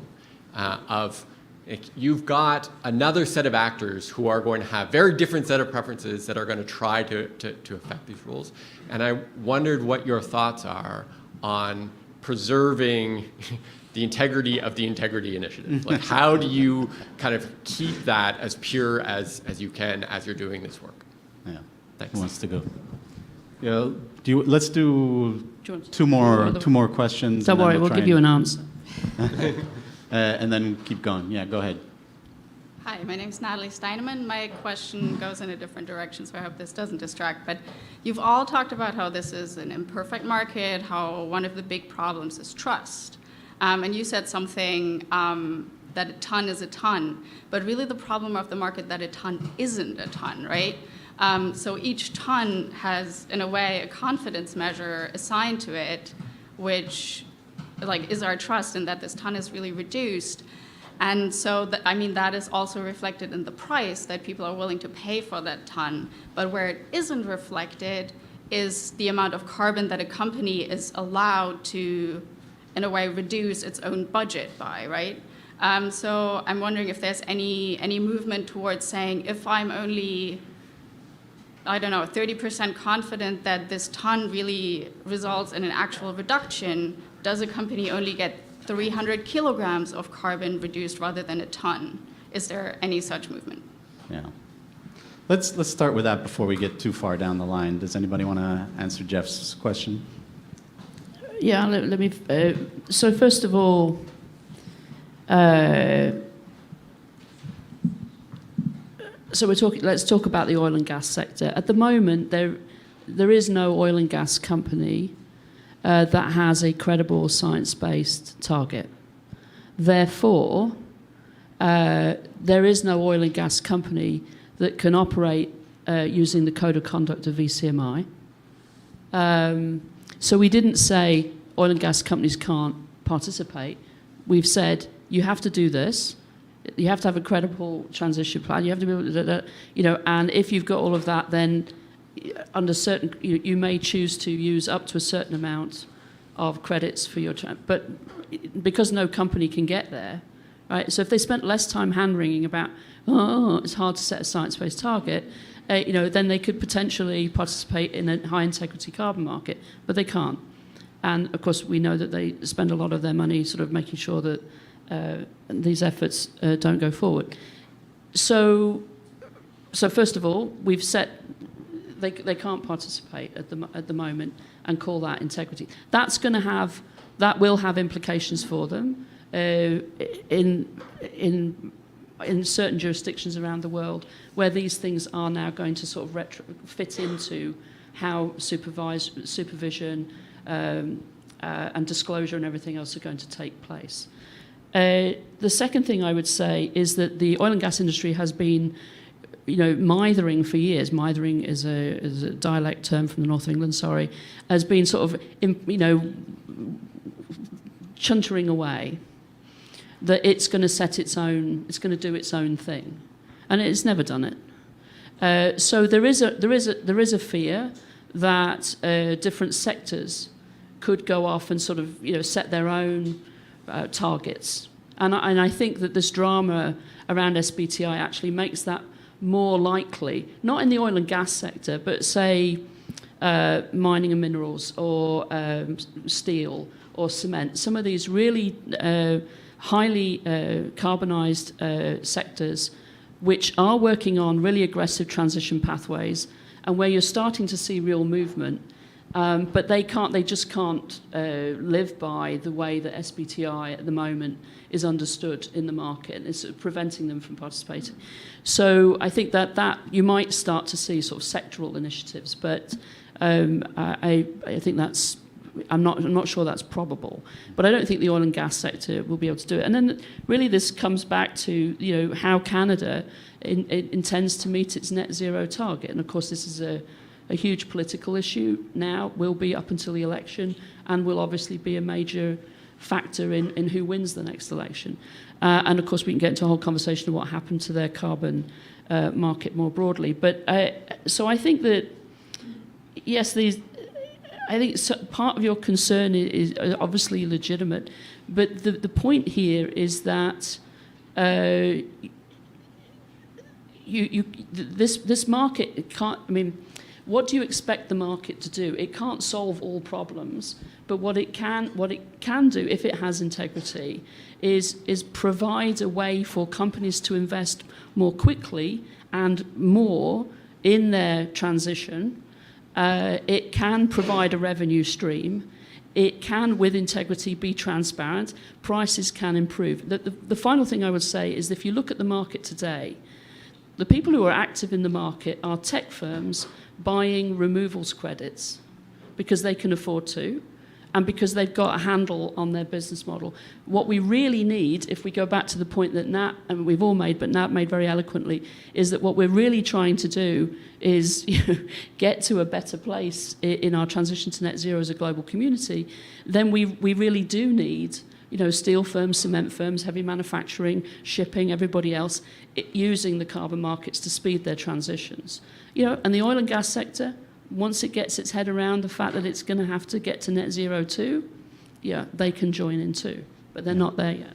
Yeah, I think that there's also an implicit question, and groups like at Brown, the Climate Development Lab, have been very good about trying to find out disinformation campaigns and attempts to sabotage these systems. I think there's an underlying question of is this system going to be sabotaged? Can it be sabotaged? I mean, I obviously can, but are they doing it? Have you seen any of that overt sabotage of the system? Well, if you can say, obviously. So So I think that the effective sabotage is the pressure that they bring on parties to the convention in their capitals around the way in which capitals are moving regulation forward, and the effective sabotage of negotiators. I think they have bigger systems to sabotage than this one. Is that what you're saying? Yeah, I think so. But I also think that there is we don't want a seminar on the oil and gas industry, but they have a different theory of change at all, right? Which is the competition within the oil and gas sector is who's going to be able to produce the lowest cost, most efficient barrel of oil, ton of gas, metric ton of gas in 2050 or 2070 or 2100. That's the race, right? And it's going to be won by Qatar, UAE, Saudi, maybe Norway, if they're lucky. Right? It's not going to be won in Canada or even in the Permian Basin or anywhere like that. Mm-hmm. And so that's the geopolitics of what's going on. That's the pushback that you see. That's why you have the language in Dubai that you have. And, I think that, the naivete really in the West around that, I think is quite extraordinary. And the real issue is, what are we going to do with the 80% of the oil and gas companies that are publicly owned, sitting in Asia, sitting in Africa, who are highly inefficient in their production and very easily supported for the moment. And then, of course, the Inflation Reduction Act, which now transfers $400 of taxpayers' money for every ton of direct air capture to the oil and gas industry in this company, because that was the number that they needed to get it passed, and to get that one vote to get it over the line. So I think your students can also look at what I think is one of the largest transfers of subsidy from the American taxpayer to the oil and gas industry in recent history. And maybe in 10 years' time, it will have been a price that was worth paying, but maybe not. Yeah, a lot there. I would just say that even at low prices of carbon, it's still putting a price on carbon for those companies, and they forces them to think differently about their emissions. I think we've covered this, unless Annette or anybody else wants to. Let's take the ton as a ton question. I don't know, anybody want to talk? Yeah, look, I think it's an important issue, right? And measuring and verifying the reductions or removals. It's certainly something that we're focused on in the CCPs.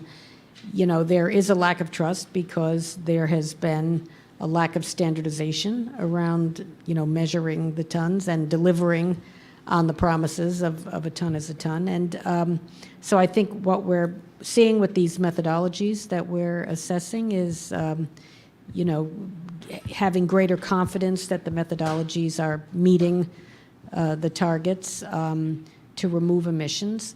But as someone referred before, you know, in any regulatory process, we're going to have to continue to look back and see how successful these things are, and to the extent that we determine that certain methodologies, let's say, are not delivering on their expectations, we have to go back and reconsider them. I mean, this is going to be an iterative process. We're going to have to continuously curate what we're doing and improve based on best science and best practice. And so we're starting with the best that we know today, and we'll just have to continue to you know, improve. One thing that I thought was implicit in the question was also like, if these tons are not good enough and we allow emissions, you know, is that a mortal problem here? So let me just address that really quick. Just one thing really quick on Jeff's point. That's Canada there is the regulator, right? So Canada can tighten the screws as much as it wants on integrity. And so that's a different question. It might draw on the work of the Integrity Council, which, I mean, we could talk more about the governance, which is very, very strong of the Integrity Council. But also Canada as a regulator, it can really crack down and enforce. I think on the ton for ton, just really quickly, because I know we have another couple of questions, but I did want to drill in on that word allowed, because we're in a voluntary market. And so nobody's allowing the companies. We shouldn't think about that, because, as Annette said very, very well, they always have the opportunity for exit. So the challenge is, how do we, I will just say it in this very plain way, like the environmental community, and I was not part of the environmental community, but not part of these efforts. My colleagues at CDP, at SBTI, at the World Resources Institute, they have pulled off an amazing magic trick, okay? They have made companies willing to pay for a public good and willing to put their money behind it. That is an incredible feat, I think, of advocacy. And now what I want to do is say, let's take advantage of that, and where companies are unable to reduce their own emissions, and Rachel said about how VCMI is putting guardrails on that, let's get them to invest in decarbonization in the Global South. The last thing I want to say, so the allowed, nobody's allowing them to do it, they are doing it voluntarily. Let's take advantage of that. Final point very quickly, without getting super wonky, we've talked a lot about scope 1, scope 2, scope 3. If you are interested in this, almost everything we're talking about is and Rachel was very clear with VCMI, we're talking about having firms be able to meet their scope 3, which is their sort of value chain emissions targets, reduce their scope 3 emissions through carbon credits. And if you're interested in this and you're wondering about this, I encourage you, dig in and understand what scope 3 and how it is measured. And once you do, what you'll recognize that is scope 3 it's really just estimates and it's inventories. It's not like how much oil did you burn, right? Which you can measure and you can reduce. It's like, what's your supply chain look like? And most big companies, their supply chains go 7 or 8 steps out. And so it's very hard for companies to directly address their scope 3 emissions, which is why it could be such a powerful place to use credits. Yeah. And I do think that there's this, if you take it to the extreme, everybody's scope 3 is the entire emissions of the world, if you take it literally, right? Like, it's that level of broken in some ways. So I do think that this is an interesting place. So let's take a couple more questions. Yeah. Hi, I'm Anna from the Yale School of the Environment. Why don't we have more recognition that the cost of high-quality forest carbon offsets at scale cost more than $20 or $10 to $30 a ton, coming from a forest ecology background? Thinking about permanence in a changing climate with increasing disturbance regimes, let alone the shifts in crediting towards more dynamic baselines, which create more uncertainty for project developers. It's just very hard to imagine this can be achieved at these low prices, and also to bring the value around climate finance for the global south to have the capacity to manage forests. Like, it has to be more than $10 to $30 a ton if this is a multi-generational commitment. Speaking of the Climate Development Lab, we have Timmons Roberts as well, so go for it. Thank you, Ricardo. And Rachel, nice to see you again, and Nat. And Annette, I'm, anyway, really impressed with this panel. Great job. So my question is about regulation. You guys have said we just don't have a chance at regulation. It's not the world we live in. But Annette, you had a really nice point about how regulation is this balancing act. And I just want to hear, I mean, we were talking about voluntary carbon offsets the year I was at Oxford in 2006 and 7, and really, and using the benefits and the amount of funding for biodiversity preservation in the Amazon, a big conference we held. And so I'm just feel like here we are, that's 18 years ago. 18 years ago, and we're really not, this market has not scaled up. So is it really just we have to give up on regulation, which really was the, I think what I'm hearing in everything you've said is that it's the only way we're going to have standards that are really enduring. And then let's take the last question, and then... From the standpoint of an individual company trying to get financing for a restoration project, are these the only integrity initiatives that or are there multiple ones, and is it a problem that I don't know what standards I have to meet to make the credit viable and sellable, I guess. Okay, great. So go ahead, Nat, you take it first. I want to take on, first of all, I'm a Yalie, and so I'm glad to have, see somebody else from just down 95. So thanks, Anna, for the question. And I've also spent a lot of time with other colleagues thinking of doing exactly the analysis. I want to say two things just without going too far in, and would love to follow up. First of all, I would argue, and there's going to be a nature-based panel later, so Spencer knows much more about this than I do, but I've worked a lot on forests and tropical forests, and colleagues that have. And I talked about this landscape approach. If you want to get technical, it's jurisdictional RED is the name, if you want to look up the acronym.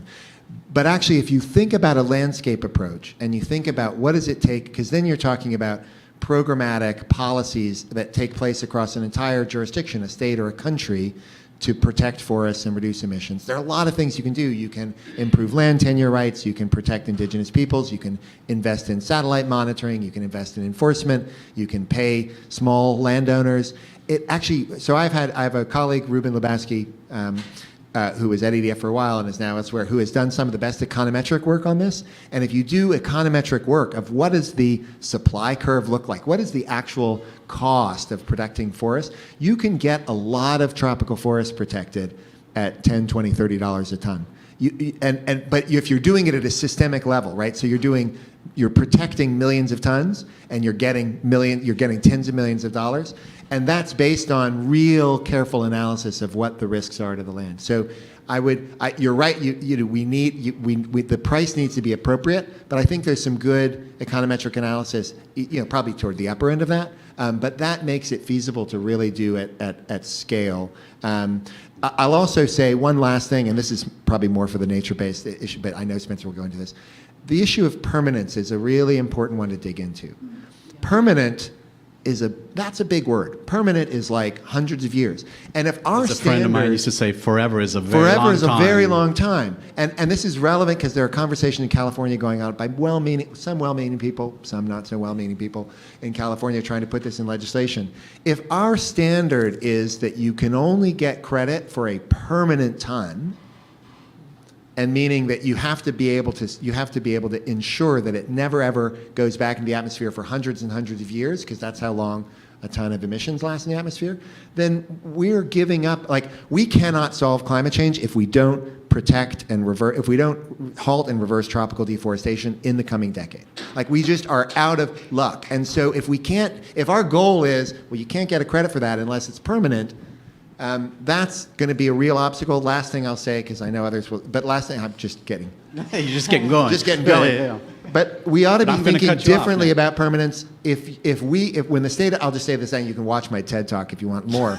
But if this, Of course you have a TED genuinely, I Talk, do have a man. TED Talk on this. But when the state of Mato Grosso in Brazil has cut emissions 94% over a decade and a half, while cattle production went up and soybean production went up, that is a fundamental shift in agriculture. That actually those tons are permanent. They are not coming back. And that because it was a shift in production and it was a shift in how the forest is used. So we ought to be thinking about permanence in a different way than just, did we stick a ton in the ground and it's never ever going to come out. And I would just say, $10 is more than zero, which is currently what we're paying for these things. So I think that's a better thing. Stephen, are you going to cut us all off? I am going to cut you all off because, or maybe just 2 minutes more because we're already running into the time for the next panel. Right.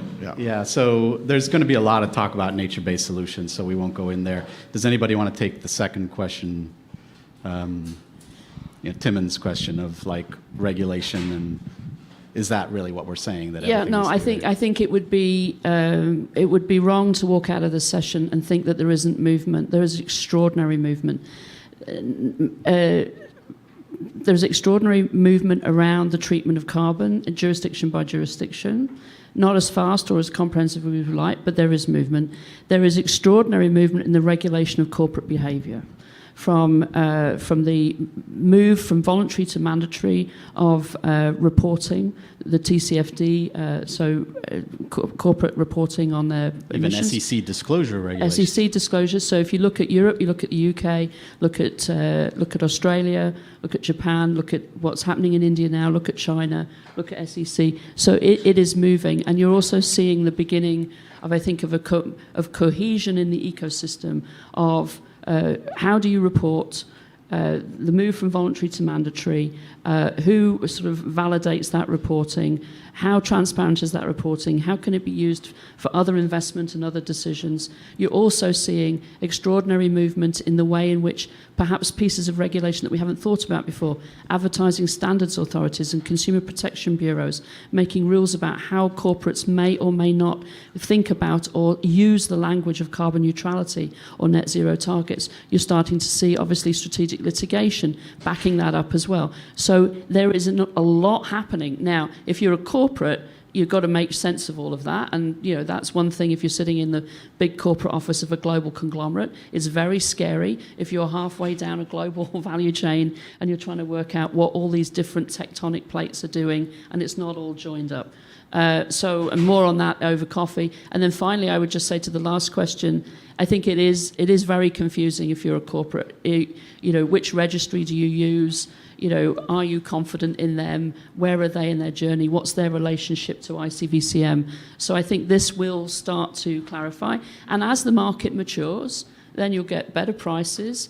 The demand is there. It's got to start flowing. The supply is, the guardrails are there. And then you start to see differentiated products. You start to see differentiated prices. You can now buy an insurance product in London or elsewhere in case you think that your credits are not going to be realised. You're starting to see what we would expect to see in a maturing market, a set of other tools and products that will help the market grow. Yeah, and we even have credit rating agencies, some of them represented in the room that'll speak later around these things. So I want to thank the panelists. I think it's been a really interesting session.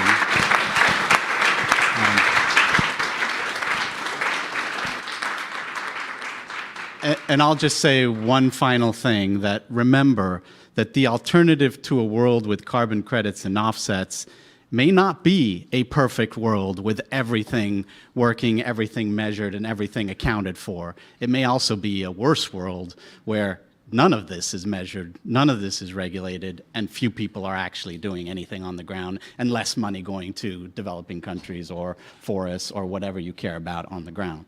So with that, again, thank you for the time, and sorry to go over, Stephen. Thank you. Take a 5-minute break while we switch panels, and the restrooms are out this door and to the left, but please come back because the next one's all nature-based.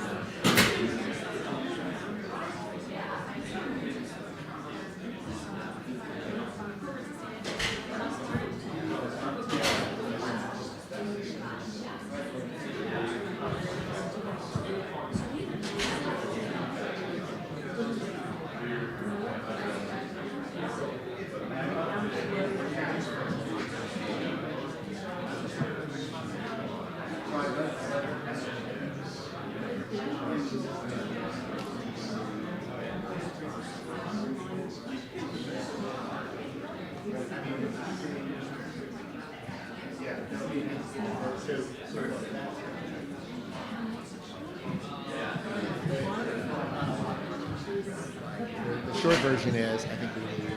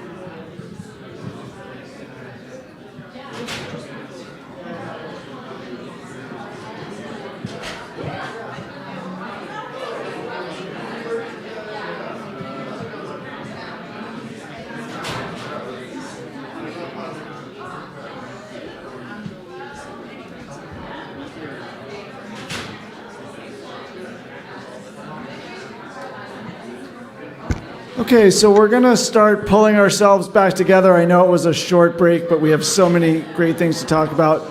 If I could ask the student volunteers to maybe help round up people outside and drag them kicking and screaming back in. And if I could ask the next set of panelists to come up.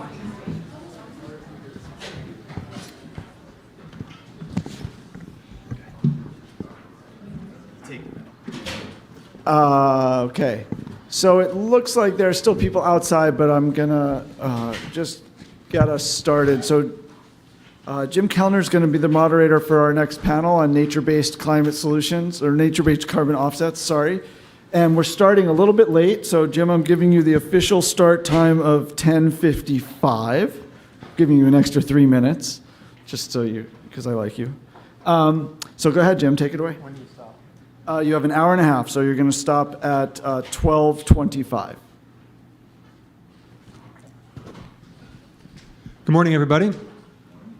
Really happy to be able to moderate this panel today. My name is Jim Kellner. I'm an associate professor here in IBIS, and I have a background in the field of remote sensing, so satellite imaging, and carbon mapping, a problem I've been working on for about 15 years, using a variety of spaceborne and airborne type of imaging and other technology. We're going to get into the problem of nature-based carbon credits today. I want to build on some of the fundamental tensions that exist surrounding the idea and the topic of what nature-based credits are. What we're going to do here is first we'll ask the panelists to each introduce themselves. We'll just go right down the list. Then I'm going to provide a brief overview of what I see some of the fundamental tensions to be, and then we'll get into the details and see how far we can get. So I'll start right here. David Sherman, would you like to please introduce yourself? Hello.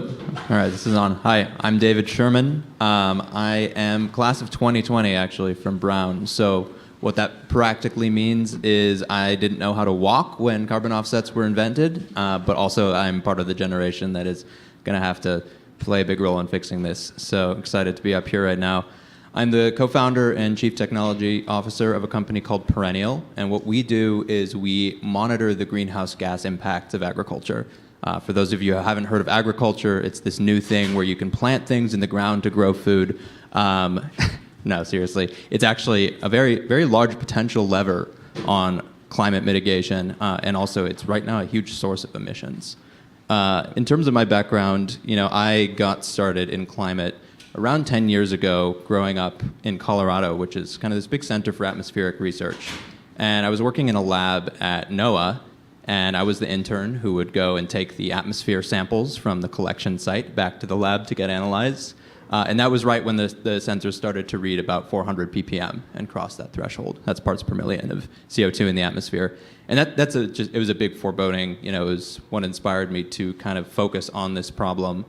And I was always in search of big solutions. What is something that is not a drop in the bucket compared to the tens of gigatons of carbon dioxide equivalents that we're emitting every year? And what I first started looking at was a set of approaches called solar geoengineering. Essentially, what you have to know is those are large-scale ideas for how to hack the planet to cool it off really quickly. Found pretty quickly that was not going to be a very good idea if we can help it because of the large consequences. And started looking at a lot more ways of addressing the problem, again at large scale, and got extremely discouraged because it seemed like either you had to pick between something that's big and has a bunch of unintended consequences, or from a theoretical capacity can only scale to be a drop in the bucket compared to what we actually need to reverse or stop emitting. And that kind of led me to soil and agriculture. And I'll talk about it more certainly later on in the panel, but it is, if we can get it right, soil and agriculture is one of those things that could be a happy medium between. It is huge in terms of impact, and it's fast, but it also doesn't have a bunch of unintended consequences in the environment. In fact, it is reversing to a state that came before. So I will stop now. Long intro. Thank you, David. Next is Dr. Carolina Lisboa. Hi. It's working? Yes. First of all, I want to thank you, Jim, and all the organizers for the invitation to be here. My name is Carolina Lisboa. I work for Vera. I'm quite sure all of you have heard about our company. We build standards and for develop methodologies that can monitor and report and verify the credits, that the carbon credits being removed or the emissions which are being reduced. I'm very proud to be here today in many ways for bring a voice from the Global South because I'm Brazilian, and also for bringing also a different perspective here because I don't have a financial background or economic. I'm an agronomist, and I have practical experience in the field, and I also came from the scientific background. I have a PhD in soil science. I have been studying soil fertility and food production for many, many years. And also, I came from a farming family in Brazil. We are a dairy family. So I really have this practical side of this whole carbon market history and how we can play a role there helping fighting climate change. I think that's it for me. I just want to say a final word. I'm really very humbled to be here and honored to be in front of our co-founder here, David, which is always being inspiring to us, and I'm really happy to meet you in person finally, and I want to thank you for having started this whole company and building everything that we are leveraging for you now. Thank you. And our next panelist is Dr. Spencer Meyer. That was a really nice tribute, by the way. Nice touch. Good morning, everyone. I'm Spencer Meyer. I'm the Vice President of Ratings at a company called B0 Carbon. We're a global ratings agency. You can think of us as an S&P or Moody's or Fitch for the carbon market. I'll say more about what that means later, but for now, we have rated about 430 carbon offset projects in 62 countries around the globe. My personal background is on the nature-based side. I'll say more about that, but as a firm, we rate projects across the entire carbon set of sectors. I think we have 25 sectors within the carbon markets of projects that we've rated. We have, in those 430 projects, that represents about 900 million tons, which is something on the order of half of the actively traded carbon market. So we're about a 160-person company based in London, but about 70 of those are scientists that work on the analytical side of the business, doing these ratings.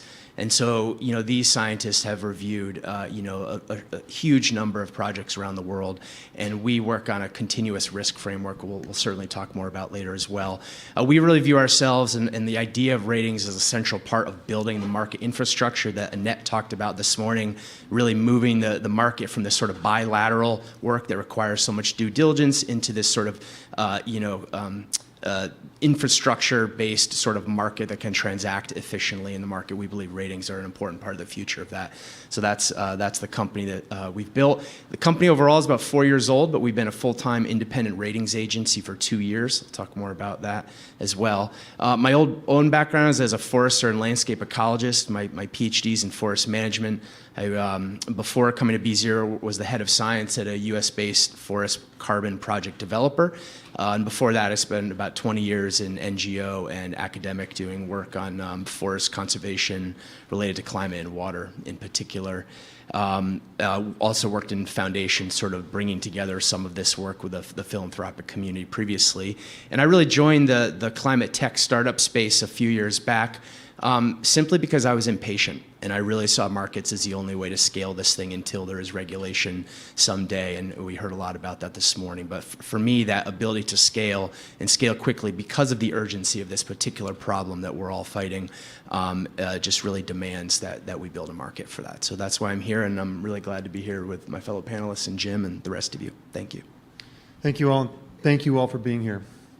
The first question is going to be directed to Carolina, but I want to set up some tension first. I would like to talk about the tension that exists between the excitement that exists around nature-based carbon credits and the criticism that they receive. Anybody who's been alive for the last year has probably seen a headline in some place in a major publication that is critical of a nature-based carbon credit program.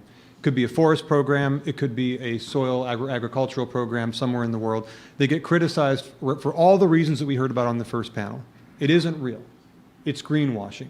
You're harming local communities. We just don't believe you. This is going to slow down the transition.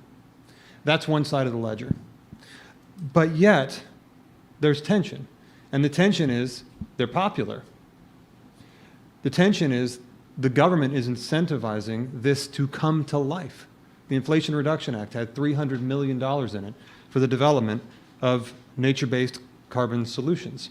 And I'll share some other statistics with you about the growth of nature-based carbon offsetting throughout the panel today. So the premise of this panel is to discuss and understand the source of that tension. We first have to deal with the definitional issue, though, which is, Carolina, you work for an organization that is responsible for writing the rules, so to speak, about how one develops a nature-based carbon credit. Help us in the audience here understand, what are nature-based carbon credits? Just give us some examples of that. Yeah, thank you. Thank you, Jim. So that's a really hard question to explain in simple words, but I'll try my best. Nature-based carbon credits are those credits derived from emission reductions or removal when you can sequester carbon for the atmosphere throughout project activities which are nature-based. For example, when you prevent deforestation or avoid deforestation, or when you practice agriculture in a sustainable way. Of course, all those activities, they do have an impact on the environment, but they can also be a solution if you do them properly in the field. And you also will have to think that nature-based solutions are so important. It's not only about climate change or sequestering carbon or reducing greenhouse gas emissions. We have also to think in the bigger picture, what's the impact of nature-based? We are talking about protecting biodiversity. We are talking about food security. We are talking about problems, societal problems that we are facing there today. And we have no option if we don't look at nature-based solutions to help us to keep us ongoing and, let's say, to live, right? And I think that's why the nature-based got so much attention also nowadays. And besides of that, science has shown also it's one of the cheapest way to help us to get there.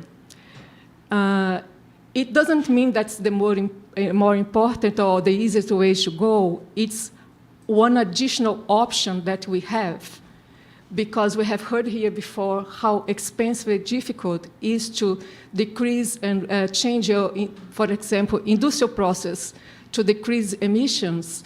But we have to start somewhere.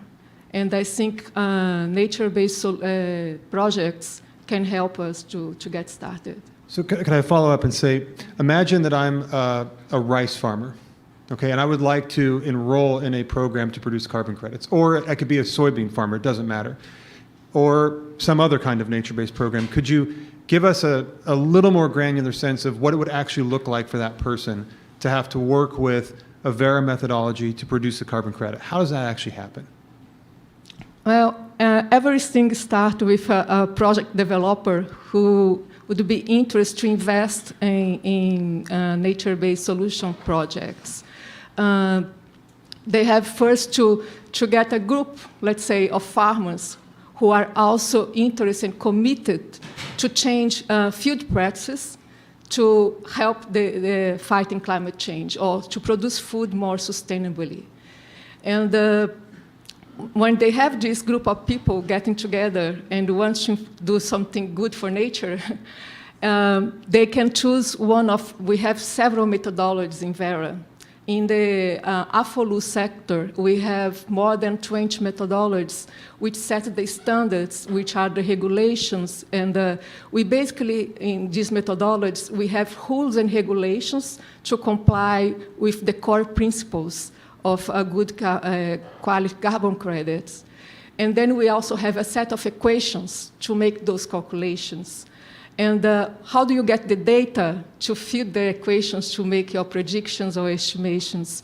You can do that using model to do your predictions, or you can go to the field and take your measurements, measure soil carbon in your soil, or use chambers to measure emissions like nitrogen dioxide, or in the case of rice, methane emissions. And then you do your calculations, and then, of course, you can do that annually. In the case of carbon, it's a little bit more complicated because the changes are so tiny and you need more time to capture those changes. But for other types of projects, especially those related to reducing emissions, you can do that in a more fast manner. You can do that more annually, for example, and the estimations also. And you report, you do your calculations, and you report those calculations and predictions. And then you have a verification body who's going to check your calculations to verify if they are real, if they have really been measured. And then after that, once they are validated and verified, it goes to the market, and then you can negotiate your price on the carbon that you have sequestered. Okay, Spencer, we're coming to you next. But at a high level then, somebody decides to do something good for the environment that involves nature. That could be reforestation, it could be stopping cutting down your forest, it could be changing forest management, it could be changing the way that you grow rice or soybeans or corn or grazing animals.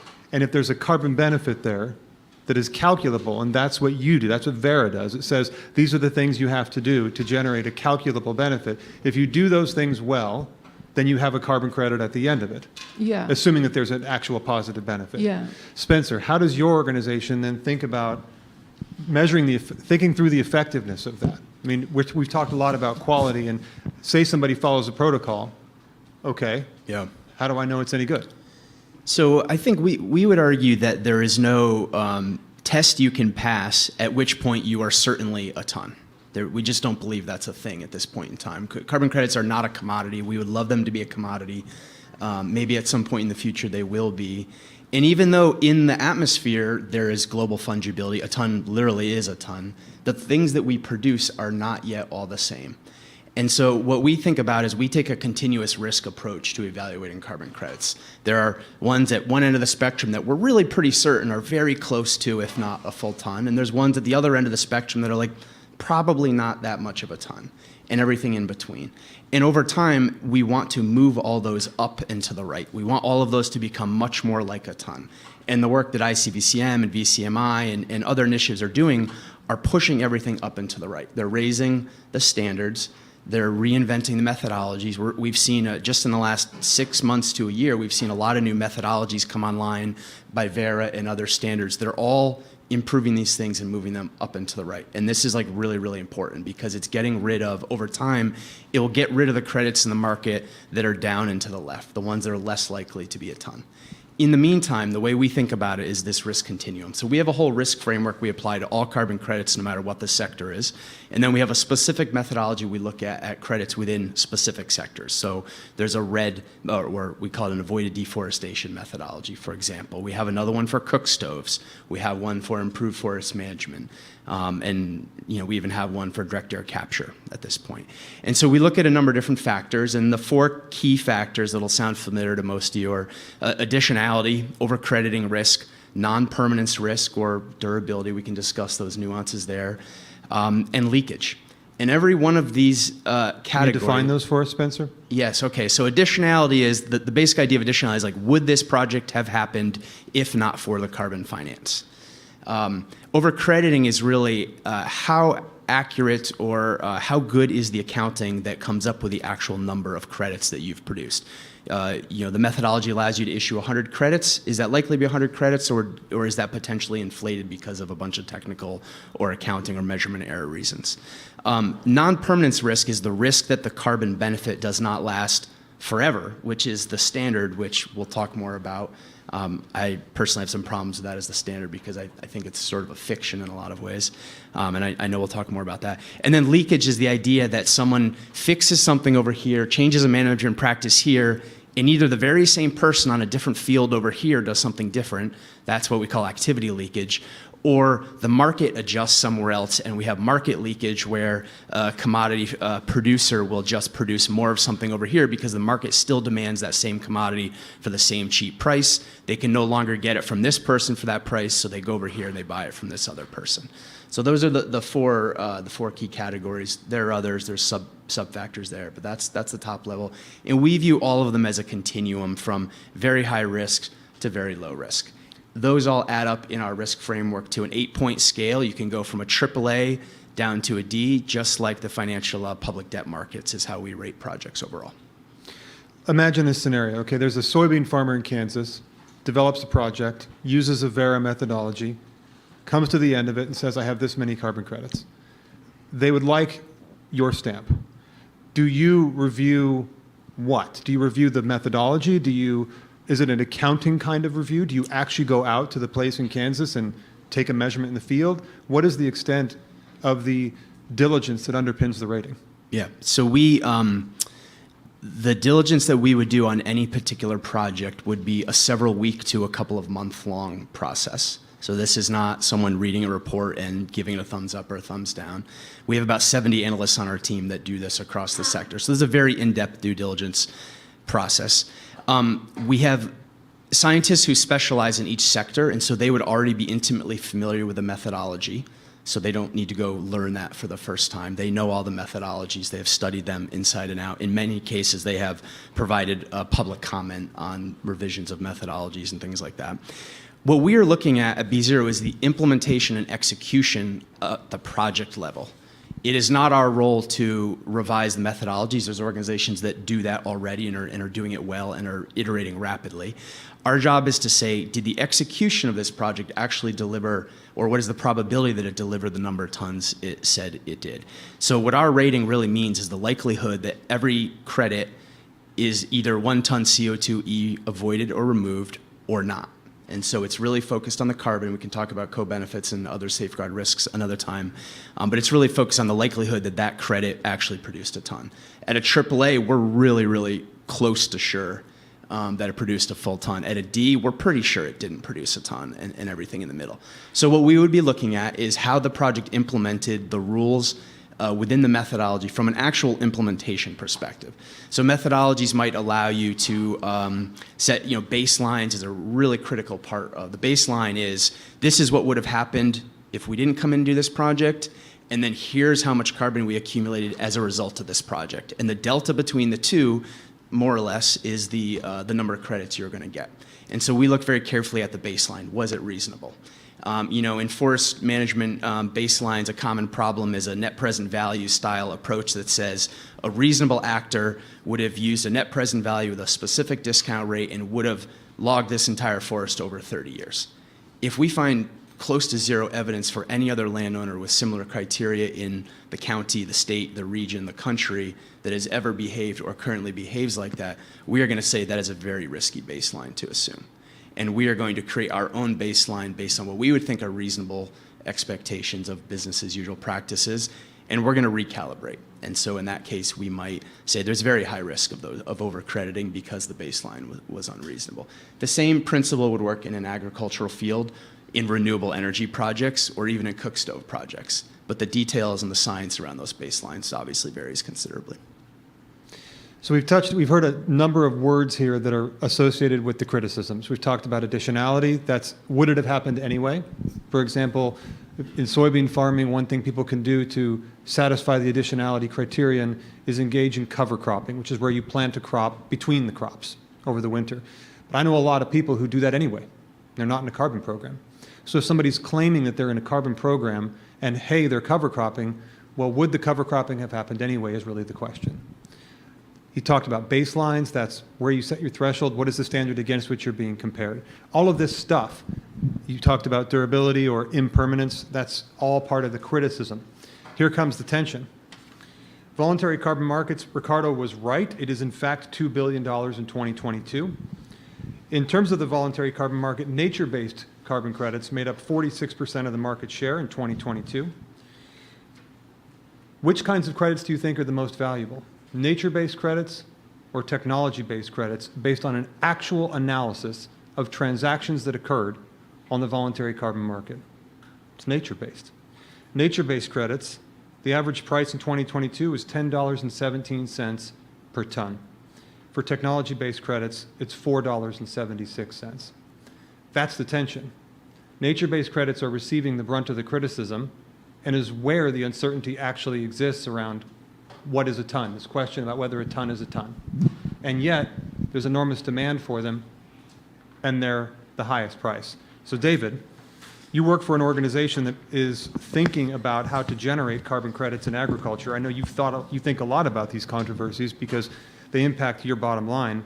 What is your view of the controversy? Do you think they're controversial? If so, which elements of that controversy matter to you? Yeah, I think it's very controversial. I wish it weren't, but kind of where we are now, it is. Just read the news. You'll find people talking every which way about this problem. And I think part of this specific controversy comes from the fact that, yes, nature-based is difficult. It has a lot of issues. I have a computer science background, right? I like when things are predictable. Nature is not super predictable. It's one of those squishy sciences. It's a technical term. And, it's hard to measure. So when we think about how to move the needle on this problem, that is why Perennial focused on measurement. Decided to, okay, if you want to create trust that something happened in an asset, you need to have a way to measure it. But, it gets back to the other point, which is, technological-based offsetting schemes are very easy to measure often. It's the tangibility of having a flow meter on the back of a device that is maybe sucking carbon out of the air versus something that you can't see or smell or touch, which is gas coming off of or going into the soil or a tree. Now, the tension, in my opinion, is nature-based stuff exists now. It's a very fast way to move the needle on this problem. And that's why it is kind of a higher price. In these cases, obviously there are examples of stuff like high-quality direct air capture, which is going for like $1,000 a ton, but we're in the dozens of tons per year range right now. We are in the hundreds of millions, at least, tons in the nature-based sector. So it's about how do you connect the massive potential opportunity and, importantly, the speed at which we can move. Using agriculture as an example, there is a farmer on 50% of the land surface area on Earth who is already managing that land. And if you can get the incentives problems right, that infrastructure is mostly already there to make changes. So that's quick. but at the same time, it is squishy. It's hard to measure. It's whatever. So how do you connect those two? We approach it through measurement and through technologies that make that more traceable and verifiable. I just want to add something. It's not only that it's hard to measure, but it's hard how to predict. We are talking about nature. There are so many variables influence what happened to nature, and that comes together also with the issue concerning baseline. And these things, how we look at them, are also changed, and that's what I think it's also, we need to be a little bit patient, because there are so many things that we don't know yet, and we are learning. And I'm saying, for example, like you're saying, when you have some things to measure in the industrial process that you can measure in the real time, it's stochastic. You can predict what is in, what's out. That's not what happened with nature. It's unpredictable. And on top of that, also, the issue that generates so much controversy, we don't have data. There is a lack of data to help us to understand also.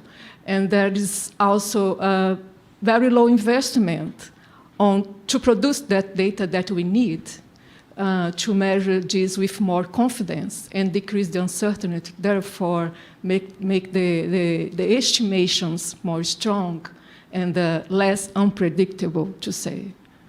Do you think, is the issue really the measurement of the carbon quantity itself, or is the issue the other stuff, right? Because I'm hearing you talk about baselines, leakage, and I'm thinking about all the counterfactuals that I need to know to be able to judge whether a given project is genuine or not.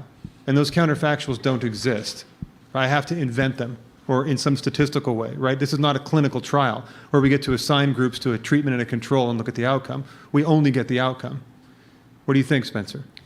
I think that's right. I mean, I think, so within carbon offsets, there are a lot of technical debates. And you can go as deep as you want, and you can spend a whole career on just one of these very technical debates. But to me, at the end of the day, they really come down, every one of them comes down to a philosophical difference. Are you a purist who is going to spend as much time as possible seeking certainty about a thing? Or are you more interested in getting things going now and iterating over time? And I am very much in the latter camp. And I think that we can't wait around until we have the perfect answer to all of these things. When a lot of these methodologies were written, we didn't even have the measurement technologies that we have today, right? Like, we are in hindsight looking back and judging, and we ourselves are doing that, so I recognize that, are judging projects around their ability to measure things before the tools that we are measuring with them existed. That is an evolutionary thing that has to continue to happen. So even a close to perfect methodology that could be produced today will be evaluated with a technology that we have never even heard of yet. And so I think what we need for a market to really build in the way that Annette described is we need this iterative approach. We need to recognize that we can't get it all exactly right now, but that should not be a reason to not invest now. If we choose or do not help other people invest now in the market, we won't have these problems to worry about because they just won't be an option down the road. So we look at this continuum of risk now. We don't tell people what quality level, what rating level they should or shouldn't buy. We are simply providing information that people can transact on in the market. And we're actually seeing a very strong signal now on that, where price has started to correlate with the ratings. So we've looked back each of the last several quarters at all the transactions that have occurred in the quarter and overlap that with the projects that we've rated. We haven't rated every project in the market. And there's now between a 25 and 40% increase in price of credits that are transacting for each letter grade you go up. So from a B to a double B or an A to a double A. For projects that are A and better, there's an 80% price premium in the market. So the market is recognizing the quality premium. Now, it's not just in the price, which is great news from a market theory perspective, it's also in retirements. We're starting to see a divergence in the proportion of credits that are retired. The proportion that are highly rated projects versus relatively lower rated projects is diverging. So people are choosing to retire. And at the end of the day, remember, this is not about trading. It's not about the primary market. It's about the secondary market where people are actually retiring these things. Could you elaborate on that? Tell us what a retirement is. Yeah, so anyone can buy a carbon offset, and they can buy and sell over and over. It just keeps moving around the economy, but it's not until somebody, quote, retires it on the registry on which that credit is tracked that the carbon benefit is actually accrued to that person, the beneficiary of that. So that's when you actually claim the benefit. That's when the claim actually happens. Until then, it's all just transacting, right? It's just like currency that's moving around the market. It doesn't really matter from a climate perspective until that claim is made when it's retired. And it's these retirements that really matter. It's the corporates that are retiring these credits that we're all talking about when we're talking about the ultimate demand here. People are retiring higher quality credits at a faster rate than they are lower quality credits. This is exactly what we want to see. This is the theory of change that B0 has about the market, is that if you incentivize people to produce higher quality projects, they will get paid more for them, which affords them the revenue to make more conservative decisions as they're doing the measurements, as they're doing the project activities, as they're paying the local communities to do whatever it is the local communities are doing. They will be rewarded for that. If all these credits are priced relatively similarly, there's no reason for a project developer to make a more conservative estimate. They're going to maximize the number of credits they can generate on any given methodology. And the first generation methodologies had wide latitude on assumptions you could make. And so this theory of change that we're starting to see in our own research work is really exciting to us, because that's how it should work over time. Now, when the core carbon principles come out, which we're tracking really closely, and as more methodologies sort of sunset and evolve into new ones, we would expect that quality to come up even higher. We would expect a lot of the lowest quality stuff in the market to start to filter out over time. And so this is the kind of cyclical sort of feedback loop mechanism that you want to see in the market, and that's really exciting to us. I want to come back to components of quality and what the distinction between what we might call a kind of fundamental quality and quality as judged by the market. But before we do that, I want to actually channel a question to either Carolina or David, and it was one of the questions from the audience earlier about a ton not being a ton. So let's imagine that there's a ton that's not really a ton. Tell me how uncertainty is grappled with in the context of these calculations. Clearly, David's telling us nature is squishy. We can't know with absolute certainty what's going on. We're making a statistical estimate that has a range, a bound around it, within which we might be pretty confident or not. Is that accommodated, and if so, how? Yeah, so uncertainty is a big issue. I think, first of all, we need to stop to be so afraid or scared of uncertainty. We need just to embrace it and measure it and report it and calculate the risks associated to that. That would be a possible way to handle this uncertainty in the quality of a carbon credit. And yeah, I don't know what else can we... Yeah, I have a lot of thoughts. To summarize, yes, measuring the uncertainty is the most important part. And I think this is a big thing about ratings too, which is let's understand where we are today and act with that information. So it's not a binary yes, no, this whole sector is good or it's not, this whole project is good or it's not. There's the sliding scale of how real things are, and that will affect price, that will affect profitability, that will affect the tracking of the purchaser toward their net zero goal, as long as we can measure it or rate it in some way how uncertain that is, then we're okay. And we had to embrace this a lot too. So we're working on a new technology for quantification. And when we started, there did not exist a way to estimate uncertainty in the carbon measurements in a way that was compliant with leading standards. And so we had to invent it from the ground up. And when we realized this, it was all hands. We have to get this right. But I wanted to take a more kind of philosophical answer as well, which is, I think Nat in the first panel had a really good point that I often make, like almost word for word. And what you said was, do you want basically 1 billion tons of carbon removal or carbon offsets at 90% accuracy or certainty rather, or do you want 1 million at 99%? And this goes back to the very first thing I said, which is what is a drop in the bucket solution and what is an actual solution to the climate problem? I would argue that if you have a 99% certain ton, you've solved the problem of creating a carbon offset very, very well. But you've totally ignored the actual problem, which is we have 50 gigatons of emissions every year that we need to deal with. And if you can only do something that scales up theoretically to, 1 million tons per year because it's extremely expensive and nobody wants to buy it or it's really hard to produce, then you didn't actually solve the problem, right? So I think nature is that approach where you have to accept more uncertainty, but in return you get much more activity and more potential, and then you actually solve the problem. Forest for the trees, no pun intended. Yeah, it's just a final word to say, we deal with nature. Nature is so variable, it's so diverse. There will be uncertainty. There will never not be uncertainty there. And that's what I mean, like we really do need to embrace uncertainty and try to find a ways to minimize the risk because this uncertainty exists. Yeah. So is that the answer to the paradox then? Is the answer to the paradox that despite the criticisms, nature is in demand and growing? I mean, remember, 46% of the voluntary carbon market is nature-based crediting.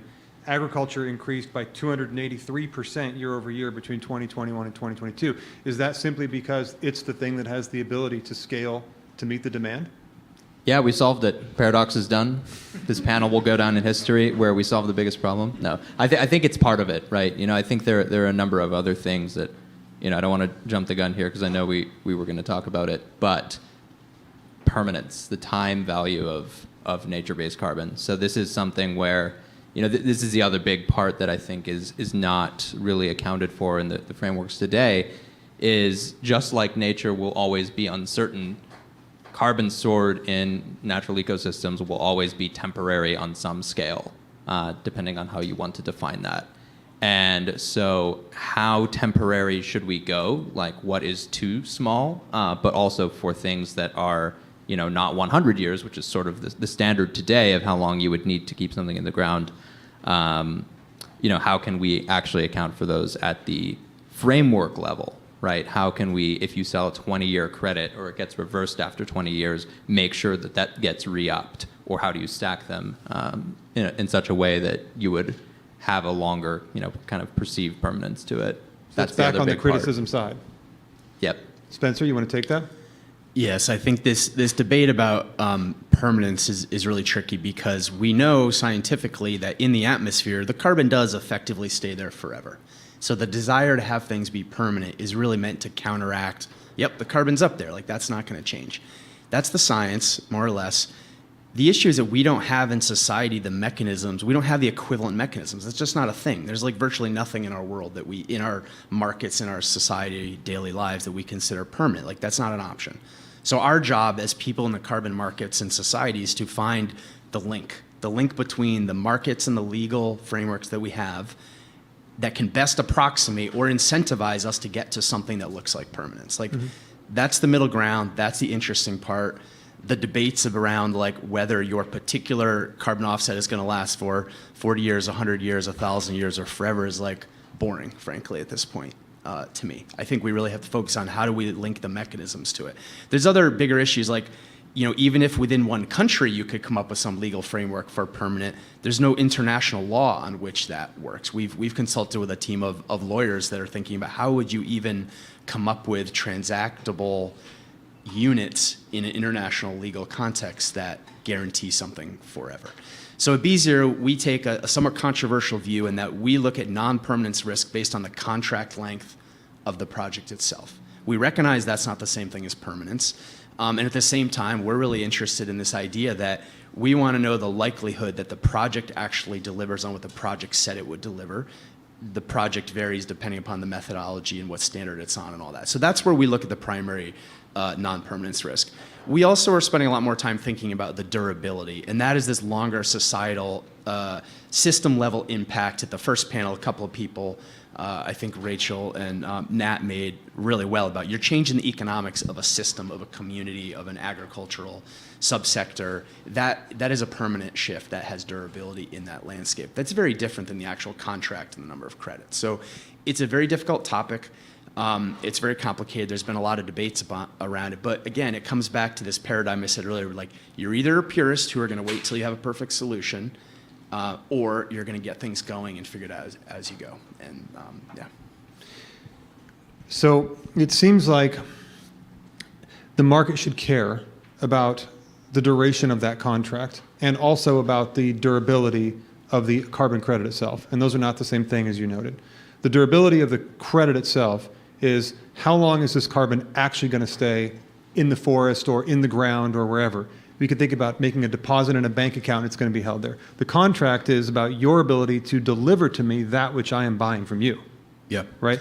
Does the value of the credit today seem to care about that distinction?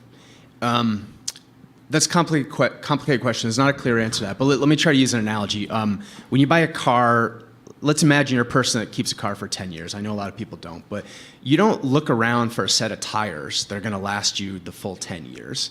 You buy the set of tires that's either rated at like, these will last 30,000 miles, or you can pay a little more and you can get the 40,000 mile version, or maybe you can buy the 50 or 60,000 mile version. And you run them out and they wear down and you buy a new set and you keep going and you perpetuate, you are incentivized to buy a product knowing that it will not last forever. That doesn't stop you from buying tires from your car, right? That's just not the system that we have. And the cost of those things that you expect to last longer is higher because you're getting more value for it. Over time, that's what we expect to happen in carbon credits as well. Now, the difference between these things that are considered truly permanent, like engineered removals, enhanced rock weathering, those things that ostensibly are permanent or longer lasting, are trading at, the very few that are available are trading at very high prices. That's not just because they last longer, although that is a component of the price. It has to do with their price curve is just still really high.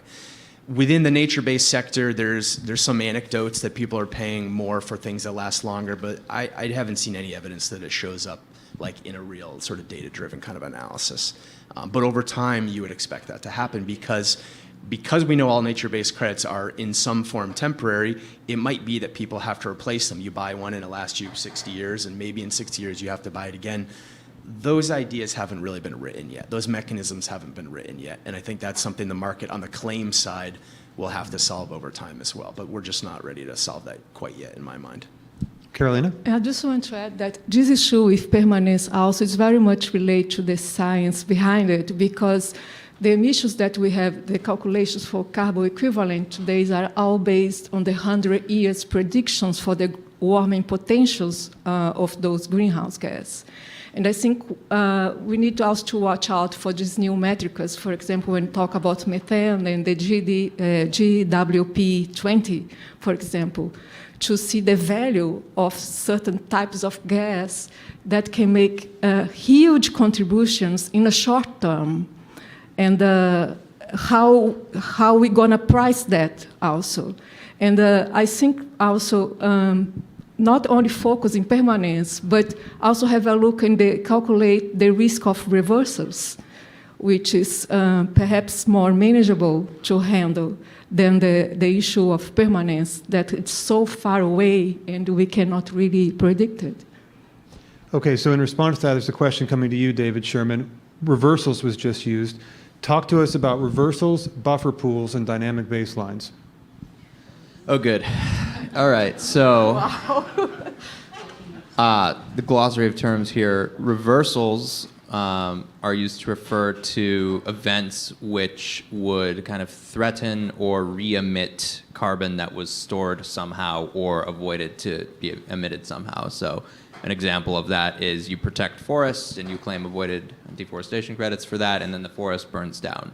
Or in agriculture, if you switch a farm to no-till and cover cropping, which help to retain and build carbon in the soil, and then the farmer 5 years later tills up the soil and re-releases all of that carbon, that would be a reversal.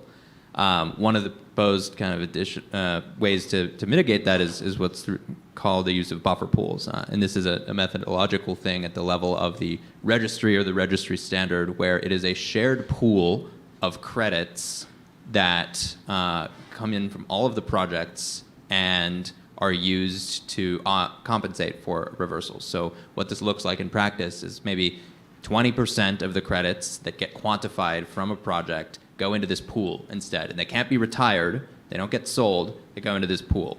And then if one of the forests burns down, the idea is that the buffer pool, since the shared pool, is big enough to account for things like that. Now, There are things where you can go over the amount that you have in the buffer pool. So if all the forests burned down, that would be a problem. But that is one of the mechanisms that we have here. Then finally, dynamic baselining this is how you assess, what we were talking about, the baseline, the counterfactual scenario of what would have happened. So do you consider that the the baseline scenario is changing over time, right? So this would be looking at, okay, how do I project what would have happened forward through time and then take the difference between that and what I'm observing now, as opposed to looking at a point in time saying, okay, here's what was going on, so we're just going to assume that this is going to stay the same forever. Can I give a quick example of why the dynamic baseline matters? We just had a group of about 30 scientists at Yale for the last 2 days talking all about additionality in this. And one of the examples that we cited a lot was if you're talking about an avoided deforestation RED project and your baseline is predicated on the idea that there is development pressure or deforestation pressure from the cattle industry, and it's nearby, you can see it, on the horizon, if you will, and it's coming, and over the next 20 years, it's likely to happen to this property as well. And then something in the macroeconomics change and the cattle industry collapses, that threat over time changes, or the profile of that threat, the frequency of the threat, the volume of the threat changes over time. In forestry timber markets, you can imagine a mill going out of business would change the threat characterization of the forest that is in the woodshed of that thing. The dynamic baseline is meant to account for those changes in macroeconomic and other physical factors that might adjust through time, so that the credits you're issuing, not just in that first year, but in another 5 years, another 10 years, you're basing on the new revised baseline as well. So it's a really important thing, but it's a cutting edge thing right now. There's a lot of science that's evolving around it. Not everyone knows how to do it. There's a lot of, again, uncertainty. But the industry is kind of moving that way eventually, but isn't quite there yet in the mainstream. But that's an example of why that's really important. So there's a follow-up here. This is for you, Spencer, or you, Carolina, or both of you. The California forest carbon markets have been criticized related to this buffer pool and baseline concept. The baseline criticism is you've selected the baseline that makes it look as if your project is extraordinarily successful, but in reality, you just chose a baseline that makes you look good.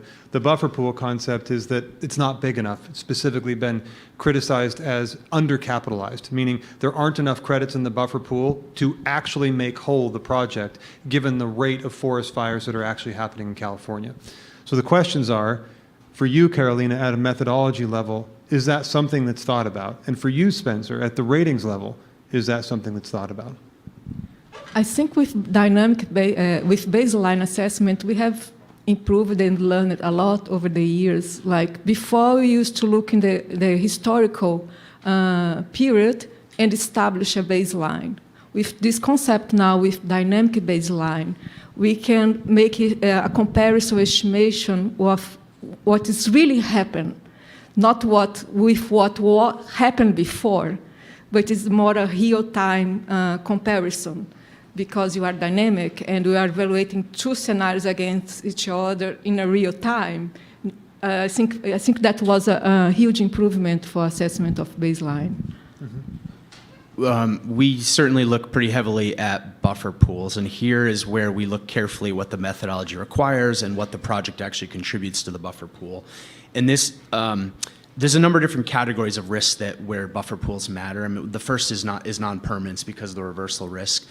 The other is information risk. So for example, if you can't tell on a registry what kind of credits have been put in place, you don't know if there's a like for like. So for example, if you put in credits into the buffer pool from a RED project and the buffer credits that you put in are from a renewable energy project, and I should say not all the standards have the same criteria. Some require like for like, some do not. The risk profile of the ones in the buffer pool is very different from the risk profile of the ones you're actually worried about. So if the project you're worried about burns down and you replace them, and those were really good credits, let's say, and you replace them with credits that really weren't very good, let's say, you have a non-permanence risk there. Even though you look like you've replaced those credits, you have not replaced the climate benefit. So for us, like there's a few really key issues, so we look at that very carefully, and over time, we would love to see more transparency about what kinds of credits get put into the buffer pool and how they relate to the credits that are getting replaced from the buffer pool. I'll stop there. Yeah. Why do we have a buffer pool at all? I mean, what I'm thinking about here is... So reversal. So there are natural disturbances. Fire was mentioned, like that's a really important one. So for example, we track fire in an almost near real-time fashion in every carbon project around the world. Our geoscience team spends a lot of time building the tools to be able to do that because we want to understand where fires are more prevalent. We want to understand where pest and disease outbreaks are, because places where those are common, there are higher risks of the buffer pool being needed. Therefore, buffer pool contributions should be larger. There are other places where natural disturbance risk is really quite low, and sometimes the buffer pool is the pool isn't overcapitalized, but the contribution from that project is arguably very conservative. In that case, we would say there's very low risk. There are also intentional reversals. Different standards handle that differently. If a developer or the landowner just chooses to walk away from a project, sometimes they're required to compensate directly. Sometimes those can come out of the buffer pool depending upon the standard. But there's really quite a few reasons why the buffer pool could be drawn on. So it's there because of risk, essentially. It right? is a risk And- mitigation mechanism right. at the standards level. We now, with the sector level, we now have insurance companies that have come to the market, and there's a few startup carbon-specific insurance companies, and then there's also some of the big traditional insurance companies who are building products to layer on top of that. These are insurance products that would be for the buyers, the holders of the credits. But again, this is another example of there's another piece of market infrastructure that's starting to look like a real market, as opposed to these things that have been cobbled together over time to get us started. We're starting to look like a mature market with all these different components that any other market, financial market or otherwise, would have in it. Yeah, and I think a good example of that is the types of risk that can be absorbed by these buffer pools. Like it's not just does something burn down or does the climate change or was there some release.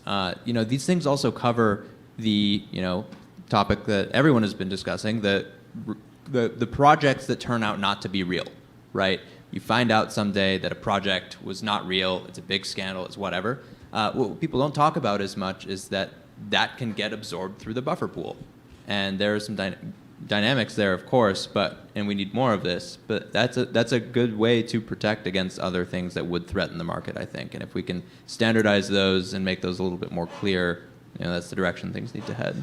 And I would say buyers are getting a lot more sophisticated about understanding this continuum of risk. So there's insurance offerings.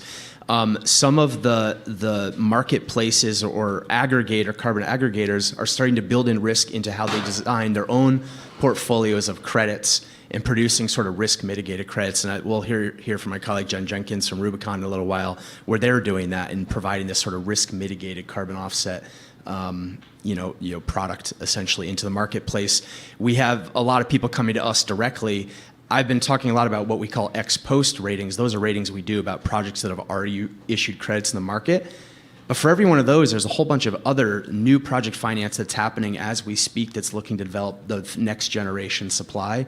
And they want to understand those risk profiles much earlier in the process before they even come to market, before they even issue those credits. And so we're doing risk profiling, risk analyses for these, what we call ex ante or sort of pre-issuance credits as well. The general point being buyers are looking at this much earlier in the process and looking how they can mitigate some of those risks, partly because they don't want them to go up in smoke, and partly because they might want to fetch a higher price if they're a developer or they're a project finance investor.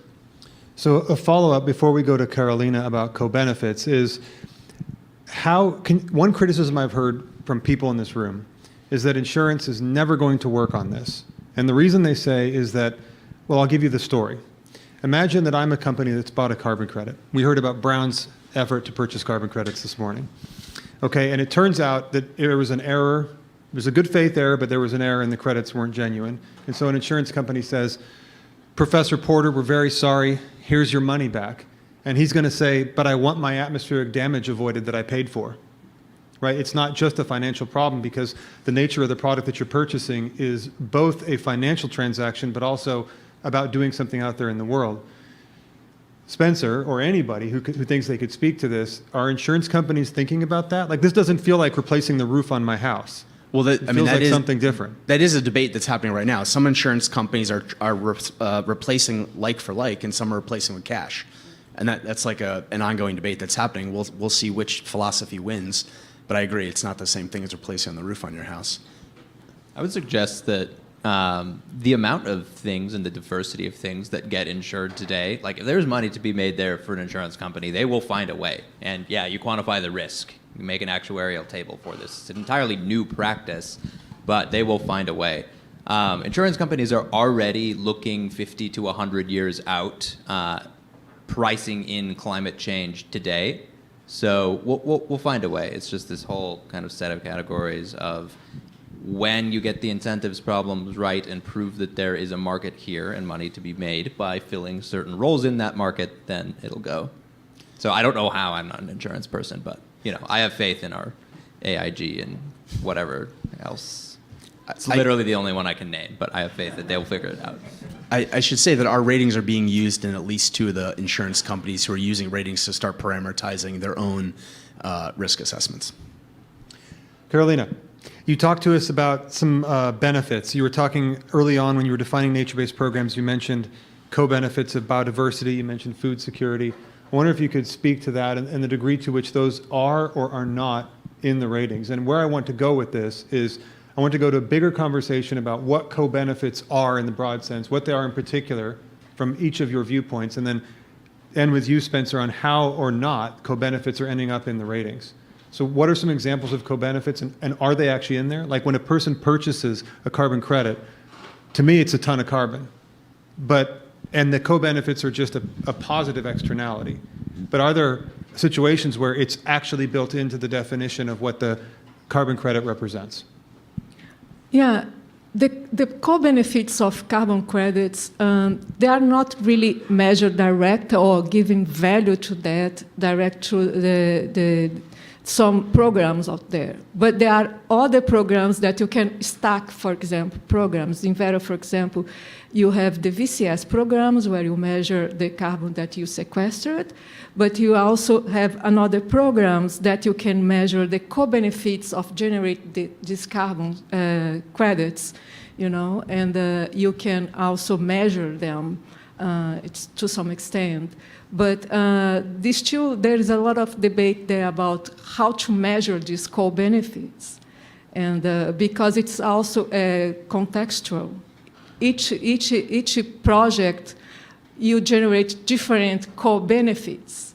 What might be a co-benefit in, let's say, in Brazil, it's in a specific soybean production in Brazil, will not be the same if you produce wheat in UK, for example. And the co-benefits associated to that, they have different metrics and possibly also different values then. And that's still to be better understood and to attribute a value to that. But that's evolving, and I think it will come. David, before you respond, I'd like to point out to you that there was a price premium for co-benefits. It's 78% in 2022. So people are paying 78% more for carbon credits that are on the voluntary carbon market when there's a clearly definable co-benefit associated with it. Is this something you think about? Yeah, definitely. I mean, I think co-benefits are really easy to quantify qualitatively, but very hard to do quantitatively. Did I get that right? I don't know. It's hard to actually measure numbers associated with co-benefits, and they're higher up even than carbon on the squishy scale of nature of, how many people, what types of biodiversity, how many new species of butterflies. It's difficult and expensive. But it makes perfect sense because especially the voluntary nature of these markets, right now they're all kind of going on feel-good consumer sentiment. Companies want consumers to feel like they are making a positive impact, which should hopefully in turn somehow have a impact on their business. And I think co-benefits support that story.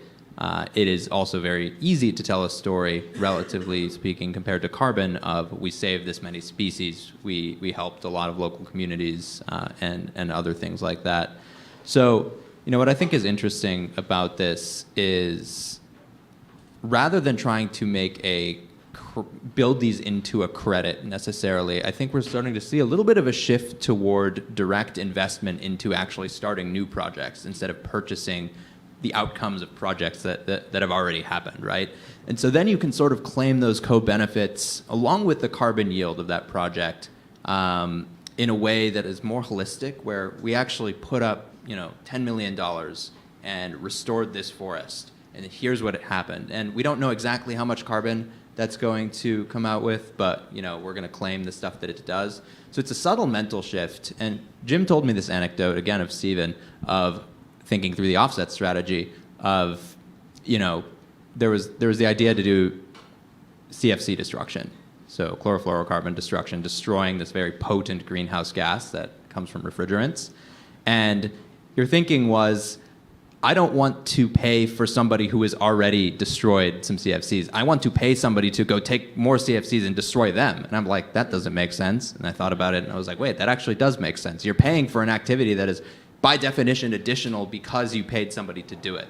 So I think co-benefits kind of fit well within this finance narrative of, we're going to put up money up front. And I think nature is a good way to soak up dollars like that. And it's a compelling story for corporates who want to have action. Spencer, are co-benefits reflected in either your ratings or in your assessment of the value of credits? Before I answer that, I should say that in the first half of my career, carbon was the co-benefit in forest conservation. And a lot of people I know that come out of the sort of forest ecology or conservation or ENGO movement broadly, they were focused on all those other things, the biodiversity in particular, the water quality, the timber value, protecting timber value over time. And it was when carbon became something people would pay you for that it started to take over as the primary good, right? It was the promise of an ecosystem service market. Like, we don't even say that anymore. I can't remember the last time I talked about an ecosystem service market. I know, I see you chuckling for good reason, I know, right? But it was like, oh wait, someone's gonna pay me for that particular co-benefit? Suddenly this is a carbon project. And I think that's where a lot of the underpinnings of the carbon market came from and where we are. Now we're talking about the other way around. We're like, well, let's pay someone to do a thing. Let's get some carbon out of it. Oh, and by the way, there's a bunch of other benefits. There's biodiversity benefits. There might be social and equitable benefits in a community.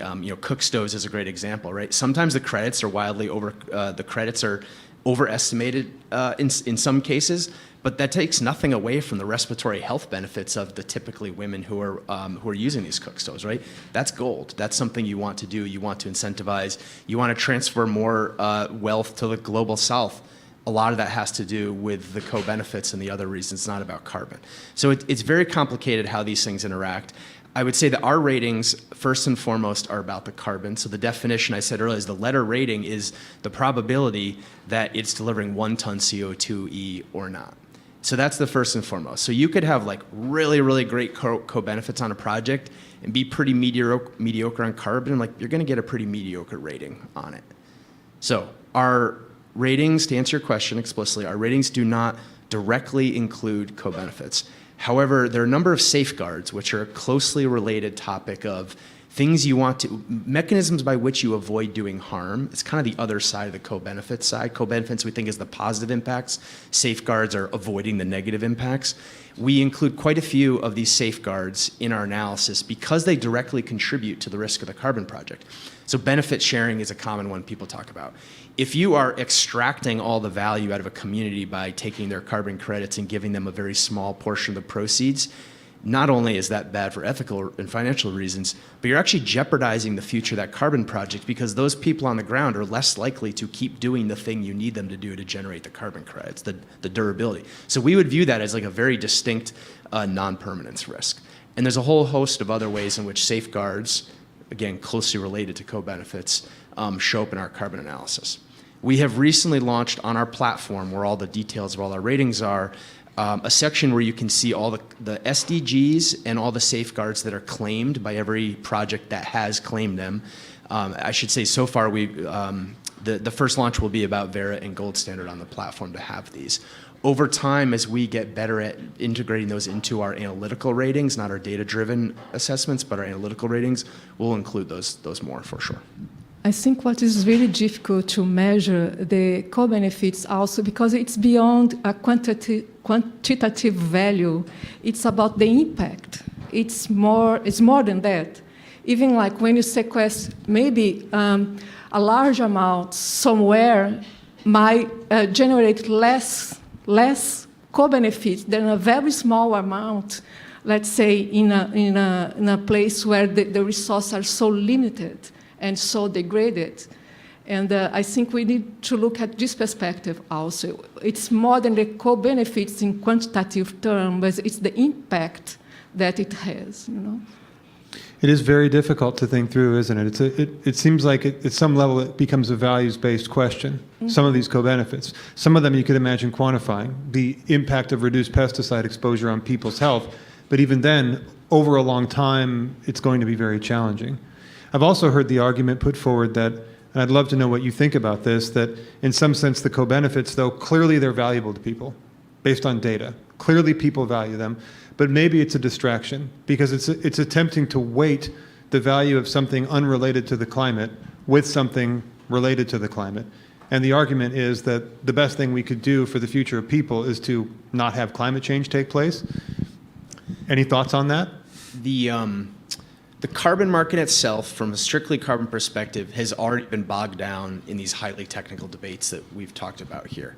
And people can't agree on all these details.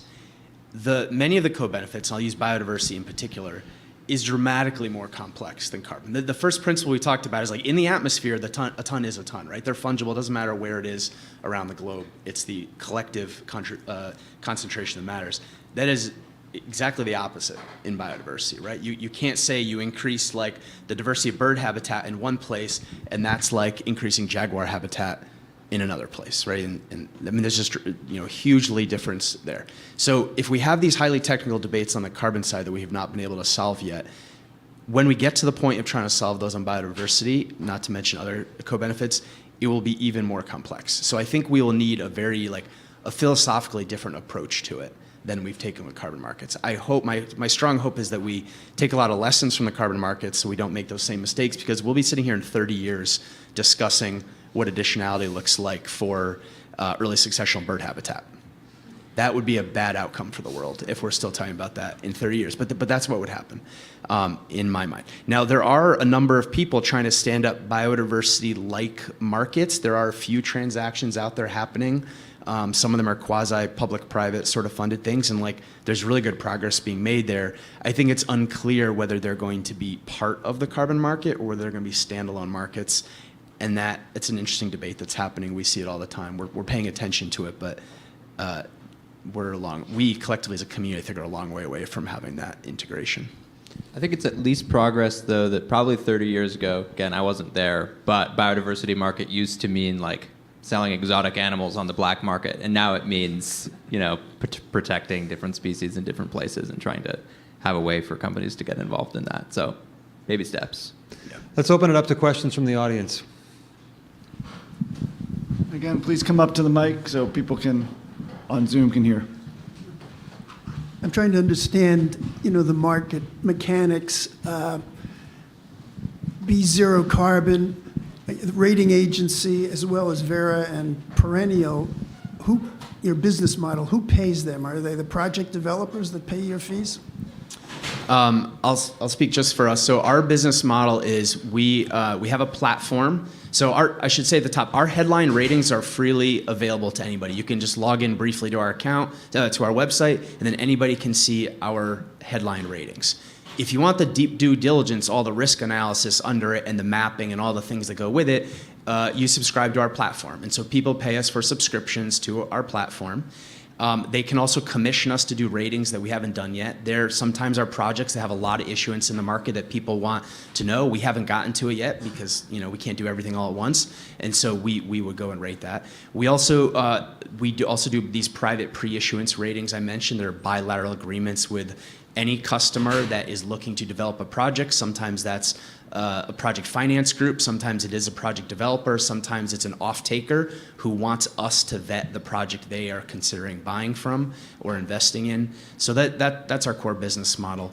Our ratings also show up on several other marketplaces. These are resellers of carbon credits out there, and our ratings recently started showing up on the Bloomberg terminal. So we have an API product that we sell as well that people can access our data and show our ratings on other platforms. Before we go over here, Spencer, is there any situation where the conflict of interest that B0 might have is different from what you would get with Standard & Poor's or Moody's? So our founders come out of the finance markets, and the president of our company has worked for 30 years in the finance ratings agency world. And so we, from the beginning, set up a Chinese wall between our commercial and our ratings analyst team.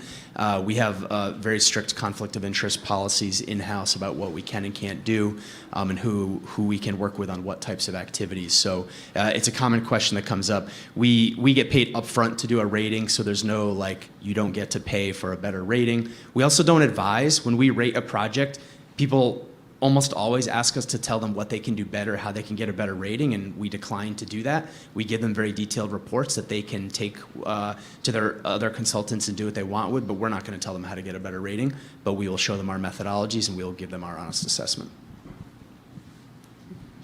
I have a question. So I'm an ecosystem ecology PhD student, and I'm going to show both my bias here and my ignorance about carbon markets. But and also a Brown alum. Last time I was in this room, I was graduating, so fun to be back.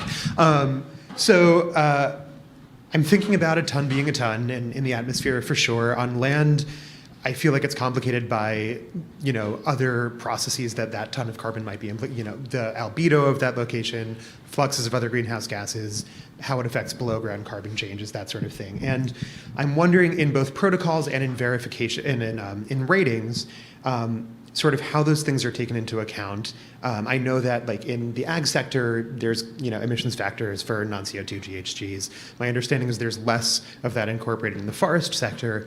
And I'm thinking about this not just in sort of like quibbling over like, are we missing 1%, but in how that might affect over-crediting or under-crediting risk. Like if we're not thinking about methane uptake in forest soils or N2O production in tropical forest soils. So like, where does that, is that a science limitation? Is there a possibility to incorporate those things? What are we missing if we're not doing that?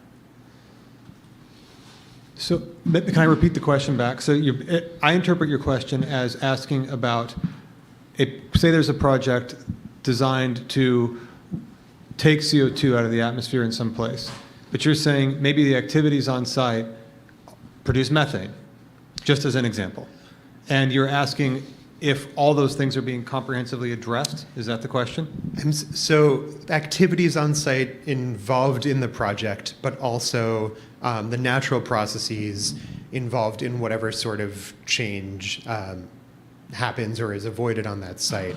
Like if we're crediting for above ground carbon stored, but not considering the natural fluxes of methane or N2O, how does that affect sort of, where we might be over or under crediting with these projects and what are their problems? Okay, so maybe Carolina can address it from a methodology perspective and David can address it from a practical perspective. From the methodology perspective, it has to be captured in the project boundary, right? When you listed there what are your source of greenhouse gas emissions through your project activity, and we are also tracing the other gas. We not only measuring the CO2 sequestration or storage, but in agricultural projects, for example, we are also quantifying the changes in N2O fluxes because of your project activity. If you are changing, for example, fertilizer management practices, and these are also being quantified, and you have to make an assessment to see the materiality of this change. If there is a threshold, 5% change, you have to report. If it's increase or decrease, and quantify them and convert to carbon or CO2 equivalent. Yeah, agreed. And I think it really is a quality of the standard question. And this is something that I know groups like ICVCM are looking at is, do you draw the boundary properly? So the boundary is, what do you consider in scope for the project and related activities and pools of GHGs that might get affected, and what do you consider out of scope? So you need to draw that around the things that we really, at this point, well understand are related. So yeah, in your ag example, when you apply too much nitrogen fertilizer, you get excess nitrogen in the soil, and that gets broken down by microbes and turned into nitrous oxide, which is almost 300 times more potent than CO2, pound for pound. So that's very important to consider. If there's livestock, you need to consider methane. You might even want to consider methane in soils if you're in a flooded ecosystem. So all of these things come together, but yeah, it's really up to the standard, and that is one of the things that separates respected standards and registries from ones that are maybe less so. Yeah, that's also important why we have so many methodologies, because it's really depend of the project activity, and each methodology going to set different project boundaries, which is to account for those variabilities in the greenhouse gas source of emissions.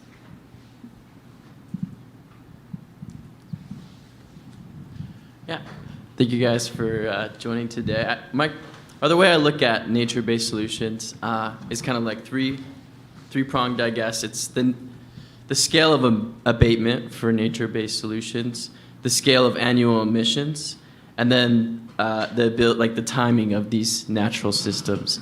So I'm curious how you guys, if everything goes right, obviously this isn't the silver bullet solution to climate change, but in scaling up nature-based solutions, given that each project is so idiosyncratic, and I guess, David, you could probably speak to this point because you're providing a way to analyze kind of like foundationally. But how do you guys envision the scaling over the next 10, 20, 30 years of nature-based solutions, given annual emissions and natural systems' ability to kind of sequester carbon?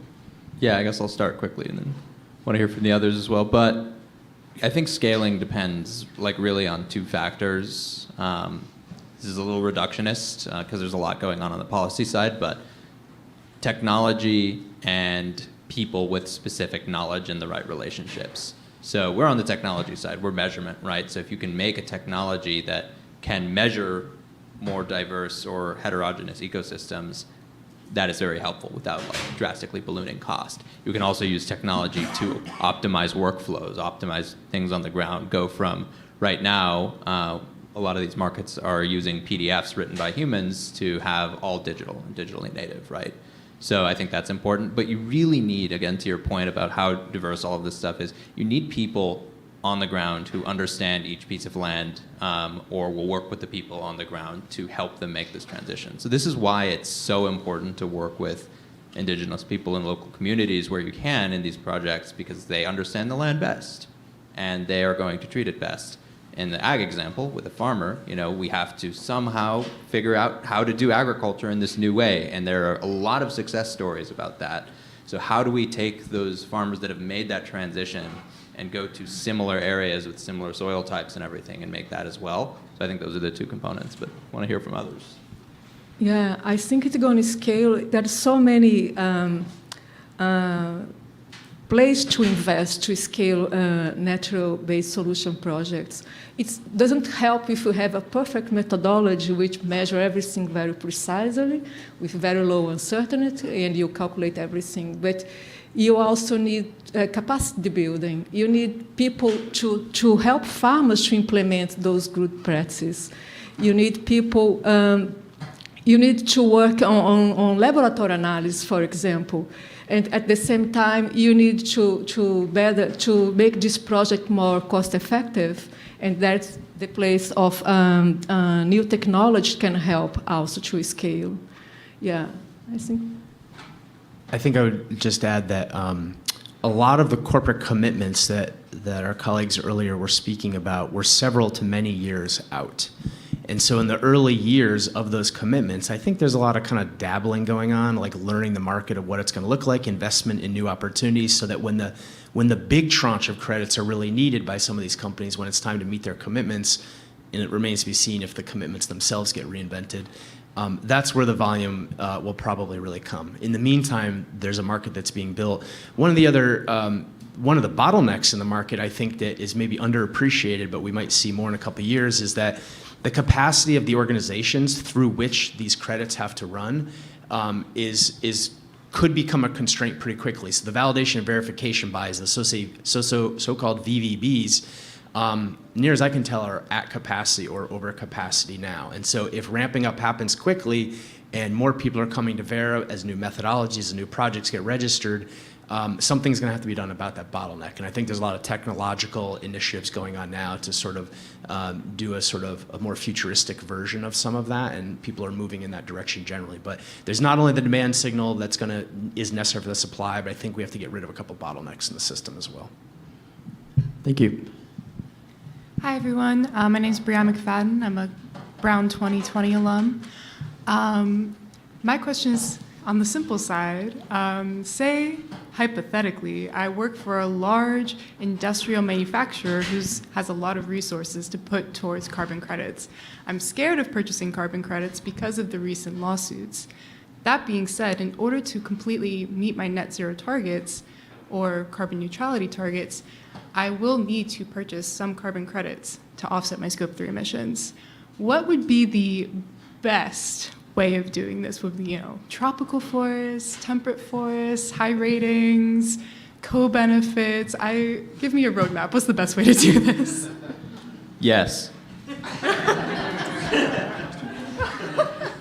I think you give your response to that. I think all of that, but it really depends.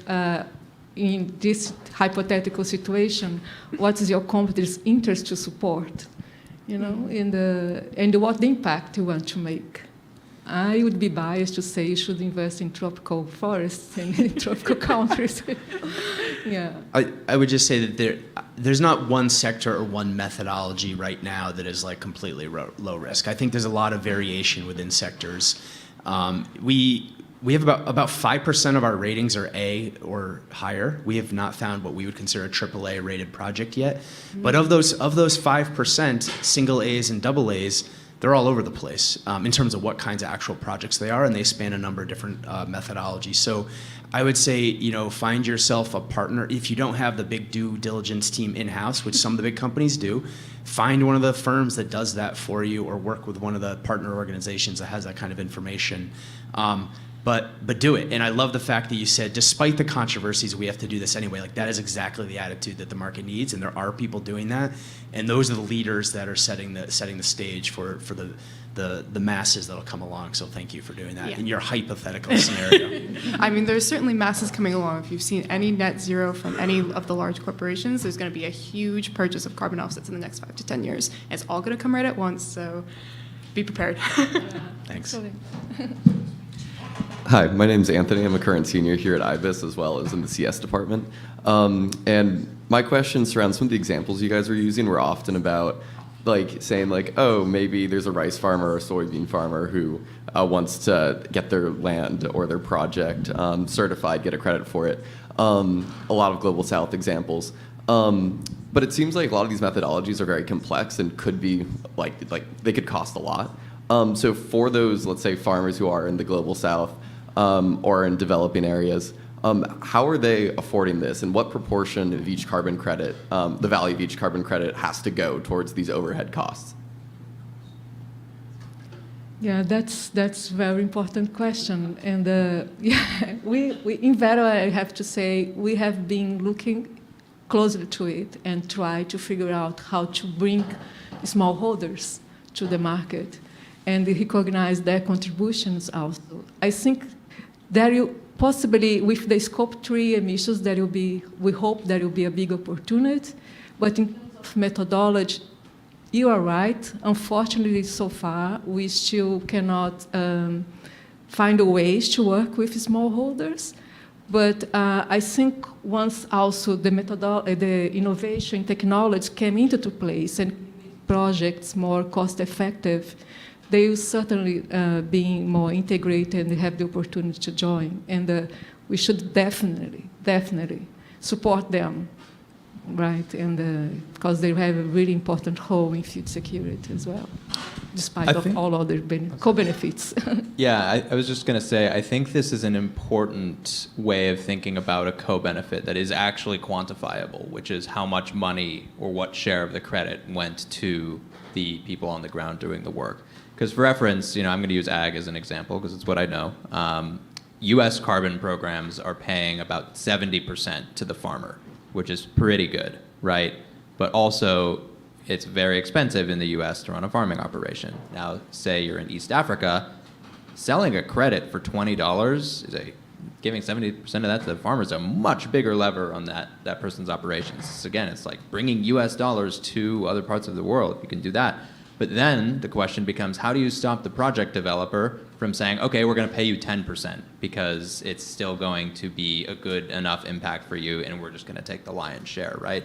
So if you actually have a reporting mechanism for that, it's like did you take 90% of the profit, or did you actually share it equally with the person on the ground? That could be something that's really powerful. I kind of just came up with that idea. I'm sure I'm not the first, but cool. Yeah, but I think also the problem is beyond what a methodology can solve. It's also at the political level, and how to bring these people together. How can a small holder farmer get access to funding, to new technologies, to improve land management? You know, that it's way beyond what a methodology can solve, and I think all of this needs to come together. Awesome. Thank you, guys. Hi, my name is Aisha. I'm a senior at Brown. My question was regarding uncertainty. We talked a lot about the complexity of nature and these solutions and evaluating them. And I was wondering if you would be able to provide an example of the way that you evaluate the inherent uncertainty of nature itself, and if you do that beyond factoring in reversals, like beyond the scope of reversals. So do you mean deeper than the quantification, there's the uncertainty that exists in the fundamental science that underpins whether we believe the answer to the quantification or not? Also, I think the panel was talking about like just the inherent uncertainty of, I guess I'm not sure if it was regarding the science of nature or just the unpredictability of nature itself, and then how you I can try that in a couple different ways. I think there's at least two categories we talked about. There's measurement uncertainty, and then there's like uncertainty of what's going to happen to that land absent the carbon project. So let's take the latter first. I use the example of fire. Some forests again. So some forests are more prone to fires than others. As climate change continues to happen, that propensity for fire itself will change. So there's a feedback loop there that gets super complicated.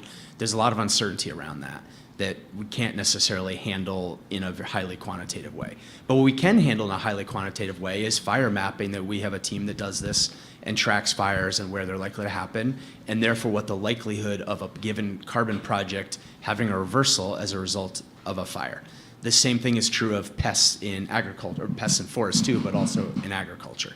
So there's like what would happen on the ground otherwise. There's economic uncertainties around what the markets would do absent carbon. I use the example of timber markets and mills, right? There's some uncertainty associated with the mill infrastructure and how that impacts the land management that would have happened otherwise without those. So there's a few examples on the like management and natural resource side. On the measurement side, not very long ago, every carbon project in a forest was measured by someone out there with a tape measure measuring the size of trees and estimating how much carbon was in them using a series of equations.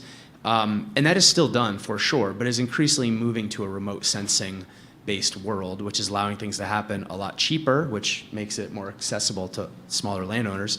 But it also changes the profile of the measurement uncertainty, and that's probably a whole nother conversation. But that is something that anyone developing these baselines should be tracking very carefully, is what your measurement uncertainty is, because if the delta of your additionality is smaller than the uncertainty on your baseline, well, you've got a problem. There's no credits there. So at a minimum, your activity scenario, it's called, has to be well above the uncertainty on your baseline. So you need to know what that is.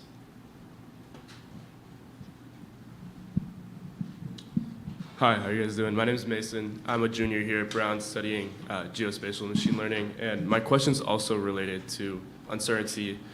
My question is more from the lens of remote sensing. I wanted to ask if you guys think that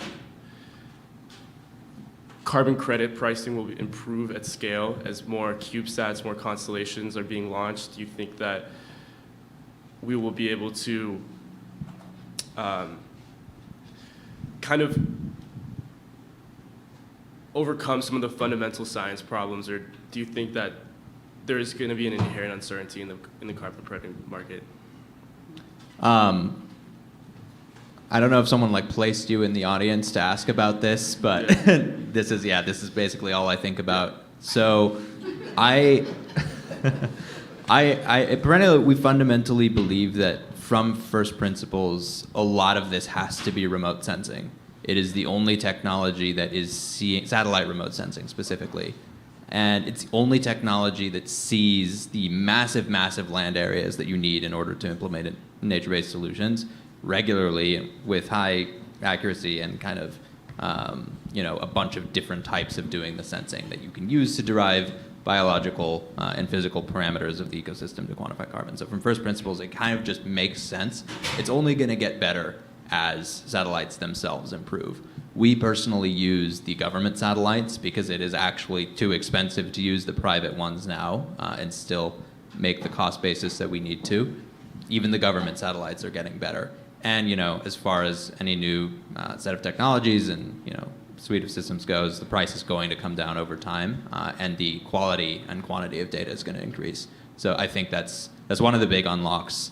And I'll just do kind of a quick plug as well. You mentioned, Spencer, that there are a lot of the forest space is shifting to remote sensing right now. What we specifically do is we're trying to do that with soil as well. And that might sound a little counterintuitive, but happy to explain how that works to anybody after. Also, you're doing geospatial and data science at Brown. Where was that when I was here? So. Just a short answer, it's a very good career choice for you right now. Yeah, you looking for internships? No, okay.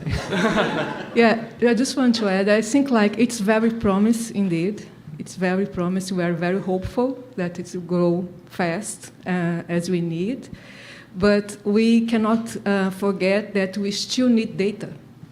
Even if we move to a completely remote sense monitoring system, we still need ground truth data to feed the models, run those systems. Particularly, it is not that simple. I'm talking, for example, when you measure, for example, carbon stocks, we are talking in measurements in depth. So far, our satellites cannot see below surface, for example, and yes, yet, maybe in future, we hope so. Everybody has Superman vision, right? But it's promising. Yeah, we are hoping for that. In the spirit of healthy debate only, only healthy debate, I think, there are great strides have been made on that problem. So in forests, for example, again, this is industry standard to use remote sensing. You have this technology called LiDAR, which actually measures the tree height directly using lasers. One of Jim's, my favorite anecdotes of Jim's is that people used to ground truth their LiDAR measurements. Now they LiDAR truth their ground measurements. So you have that, but you don't have that everywhere. And you don't have that super often. So what people do is they use regular remote sensing, multispectral, to also quantify forest carbon stock. Really, with multispectral, you can only see the tops of the trees. You have no idea what's going on beneath, and yet it still works. And we see the same thing with soils, where we can derive properties that are at the surface only, but it's highly correlated to what's happening below. Yeah, but we still need data, ground data to do that. We agree with that. Yeah. We need ground data. Anyone who says differently, don't trust him. All right, we're going to conclude with one final question, and Spencer, it's coming to you. Can you give me even one example of a successful nature-based carbon program that actually generated credits that people believe in? I mean, I mentioned about 5% of our 430-ish ratings are A or better, so I feel pretty good about all of those. There's plenty in the upper ends of the B that are pretty good. I will not name individual projects. Our ratings do move markets, and so I will not name them explicitly, but I can give you some examples. There are peatland projects in Indonesia, a blue carbon project in Madagascar. There's a soil project in the U.S. There's a avoided development project in Pennsylvania. There's a forest management project in Maine. All of those are in the upper echelons of our ratings. So yes, there are certainly examples of them. I think the news always focuses on the bad apples, and that's been really unfortunate for the market. There are plenty of good examples. That doesn't mean we don't have problems to fix, though. Let's thank our panelists.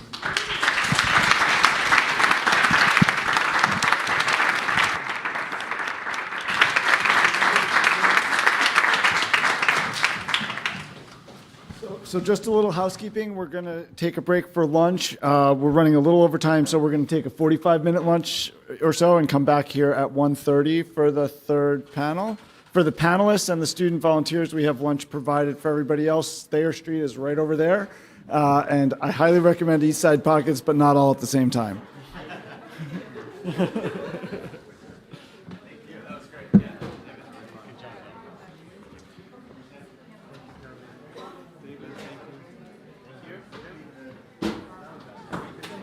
Thank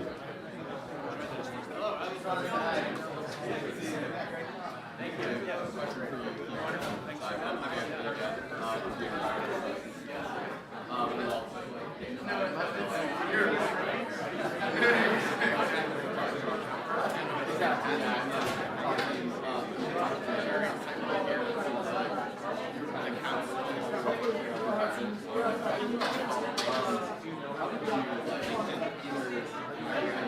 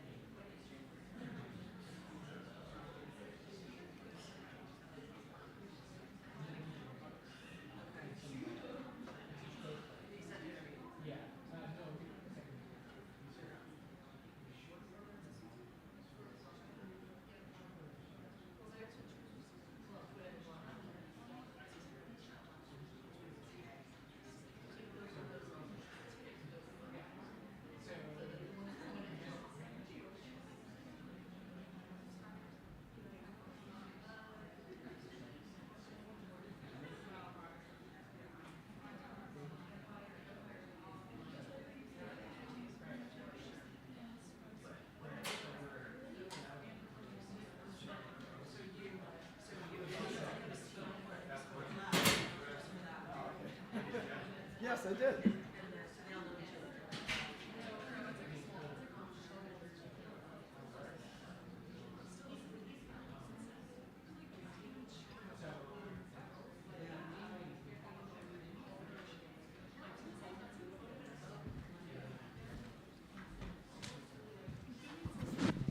Okay, I guess we can't start till the panelists show up. Okay, good.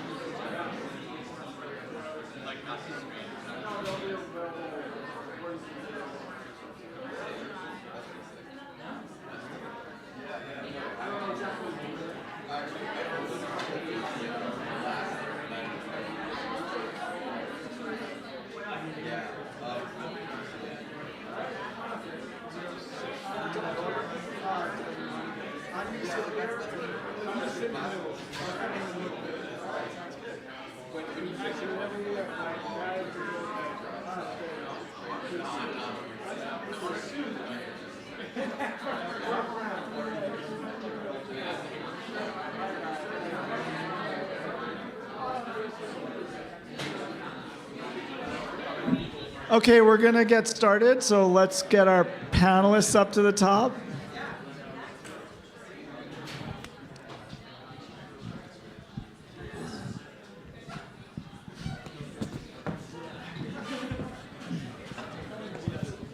So I want to really thank the audience for hanging in until the afternoon on a Saturday. I'm so excited to see so many of you have stuck it out, and it even looks like some new people have joined, which is awesome. The word is spreading. So this afternoon's panel is motivated again by an interest in understanding, actually a question that came from the audience earlier, which is sort of how should we engage with these voluntary carbon markets if we represent institutions? How should institutions think about this?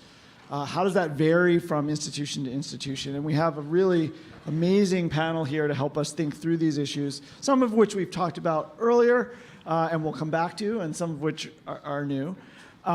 So I'm going to start off just by asking each panelist to introduce themselves quickly. I was going to introduce them, but they'll do a better job. So let's start with you, Tracy, and we'll move down the line. Yeah, thanks so much. It's really awesome to be here. Thanks so much for the invitation. My name's Tracy Osborne. I'm a faculty member at the University of California, Merced. I'm in the Department of Management of Complex Systems. I also lead the UC Center for Climate Justice. I'm also a visiting researcher at Google, and I also support the ICVCM, providing support for benefit sharing and safeguards. So my area of research is climate change mitigation in tropical forests. I've been looking at this question for many years. Much of my work has been in Mexico, in southern Mexico, and in the Amazon, and I do a lot of work with local communities and indigenous peoples. So while I've been a long-term researcher of these questions, in the last few years, I had the opportunity to develop a carbon offset project. Initially, it was designed as a carbon offset project with indigenous peoples of the Ecuadorian Amazon. And so it was an incredible learning experience to be in the position of a carbon developer. And so from that experience, learned a lot. I definitely, I think one of the things I want to share even more, I'll say more about that project, but I think one of the key lessons is the importance of local community and indigenous peoples, their leadership, given their important role as kind of managing the world's carbon, but also biodiversity. So I'll leave it at that and say more later. Yeah, pass it on. Okay, David, your turn. Great, thank you, and thanks Ricardo and the team for organizing this. It's been really impressive. Great to see a lot of people still in the audience, even on Saturday afternoon, so this is great.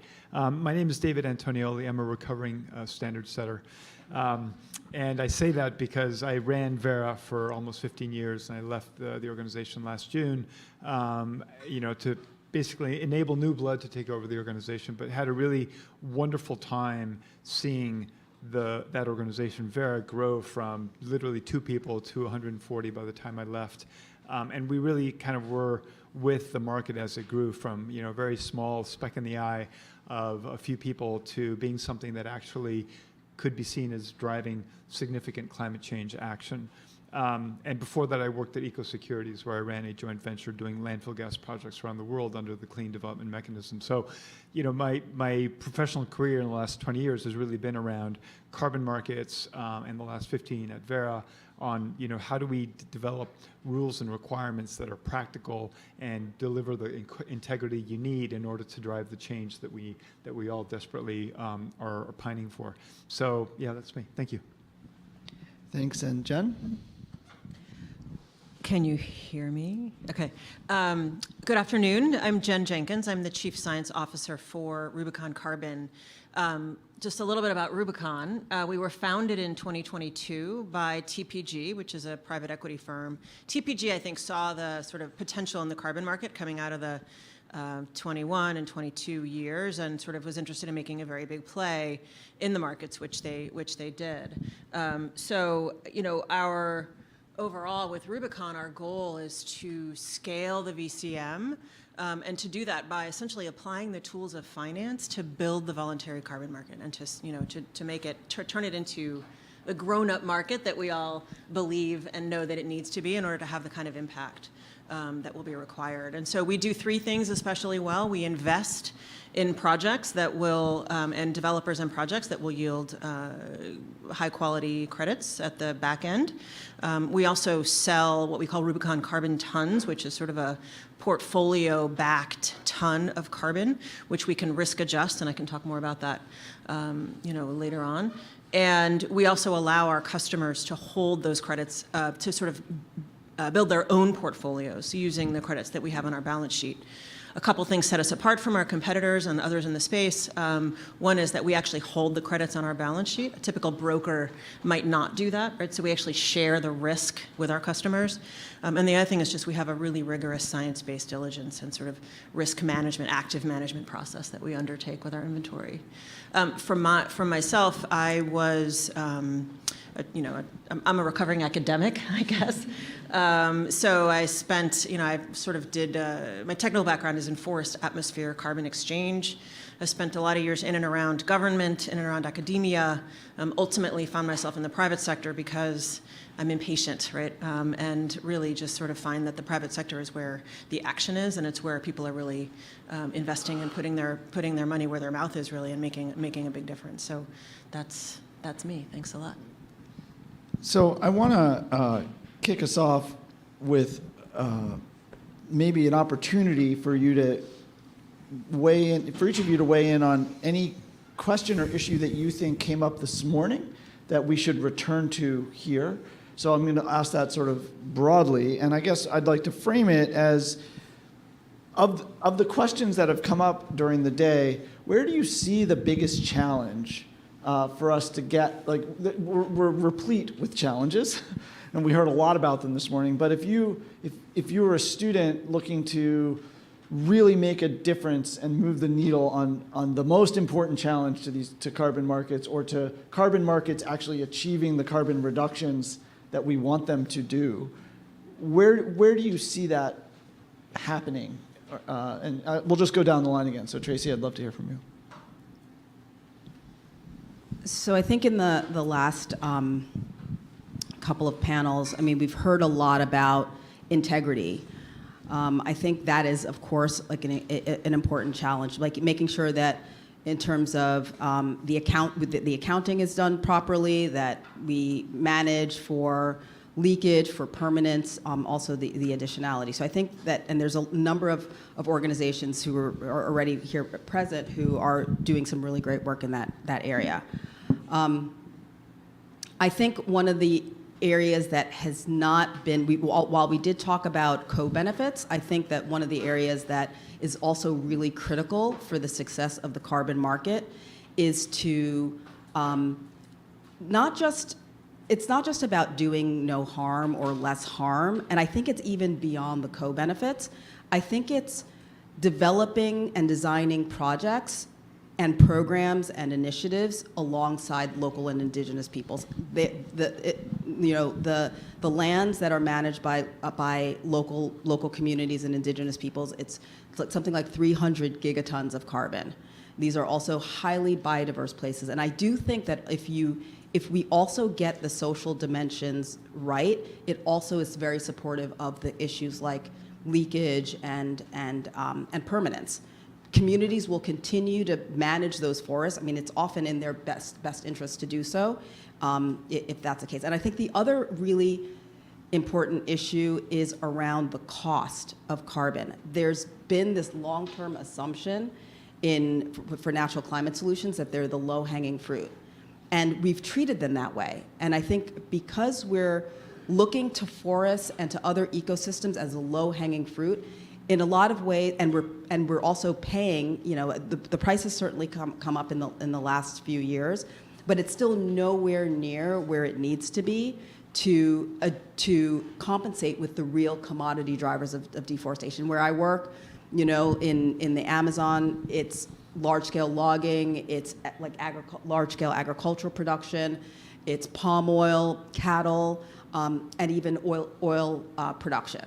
And there is, and even where I've worked in Mexico, in southern Mexico, cattle is a large driver of deforestation. And while local communities who are producing, food production, subsistence food production in their milpas, those are the land uses that are targeted as the drivers of deforestation, whereas the large-scale cattle continue. So I think really recognizing that actually to do carbon offset projects well, to do any type of project well in tropical forests, like we've got to rethink this kind of the low-hanging fruit. We've got to pay prices that are significantly higher, that are at least equal to the opportunity costs of land.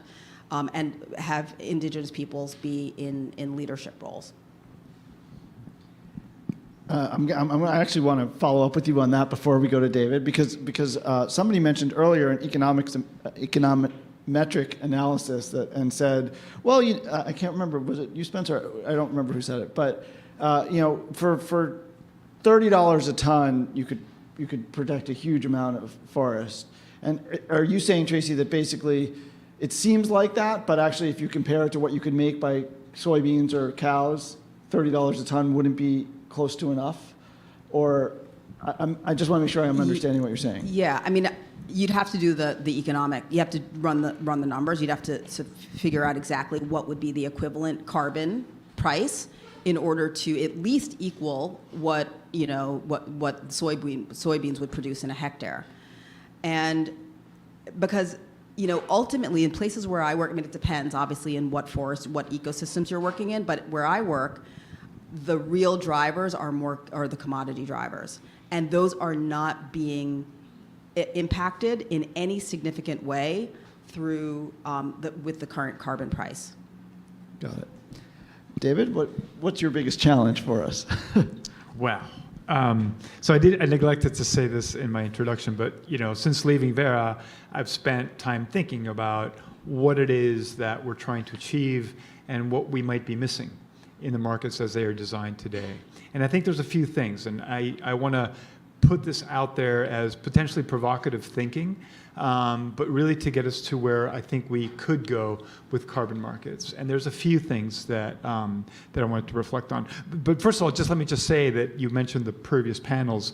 You guys in the room, you were really lucky to see the panels before us. They were really high quality discussions from some of the top people in the market. So again, kudos to the organizers for pulling that group together. Really, really impressive conversation.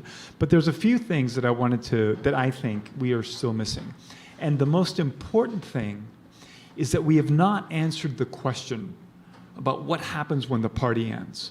And what I mean by that is what happens when carbon finance ends. If we think about what net zero looks like, let's say we all get to net zero in 2050, there'll be plenty of money for removals, and that's fine. But for all the avoided emissions that we're financing today, through forest conservation, for example, there's going to be no money for that. So we have to plan for a day when we've got no more carbon, because we can't just rely on this resource forever. And I don't believe that we've designed the system in a way that does that. And if you think about the tools we're using, they're kind of antiquated. So I see a lot of great discussion, the MRV, the digitalization, that's all great. That's making the cost and the accounting and the rigor around the actual counting of the tons come down, and that's great. But the one word I keep hearing over and over is additionality. And if you think about it, we're still using a tool that was built 30 years ago to assess additionality. And I actually think we need to rethink and reconsider how we think about additionality, because if we use this tool, and it goes on to your point, Tracy, the reason it's so complicated to get a project through is that generally speaking, you have to prepare the equivalent of a 150 to 200 page PhD type document with all sorts of fancy justifications that then has to be defended 3 times now. You have to defend it before the auditing entity.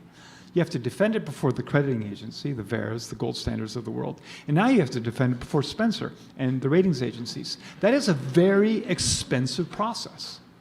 And if we're going to build a market that's going to help transform the world, we're not going to do it on the back of this system that we've built. So we need to streamline that process. And I think back to the question of what we're trying to achieve, to me, it isn't necessarily about achieving a ton that we can be confident about. I think it should be that, but it should be more. It should be about how do we enable enough finance to be driven to sectors of the economy that actually gets that particular sector to flip and be on a sustainable pathway going forward.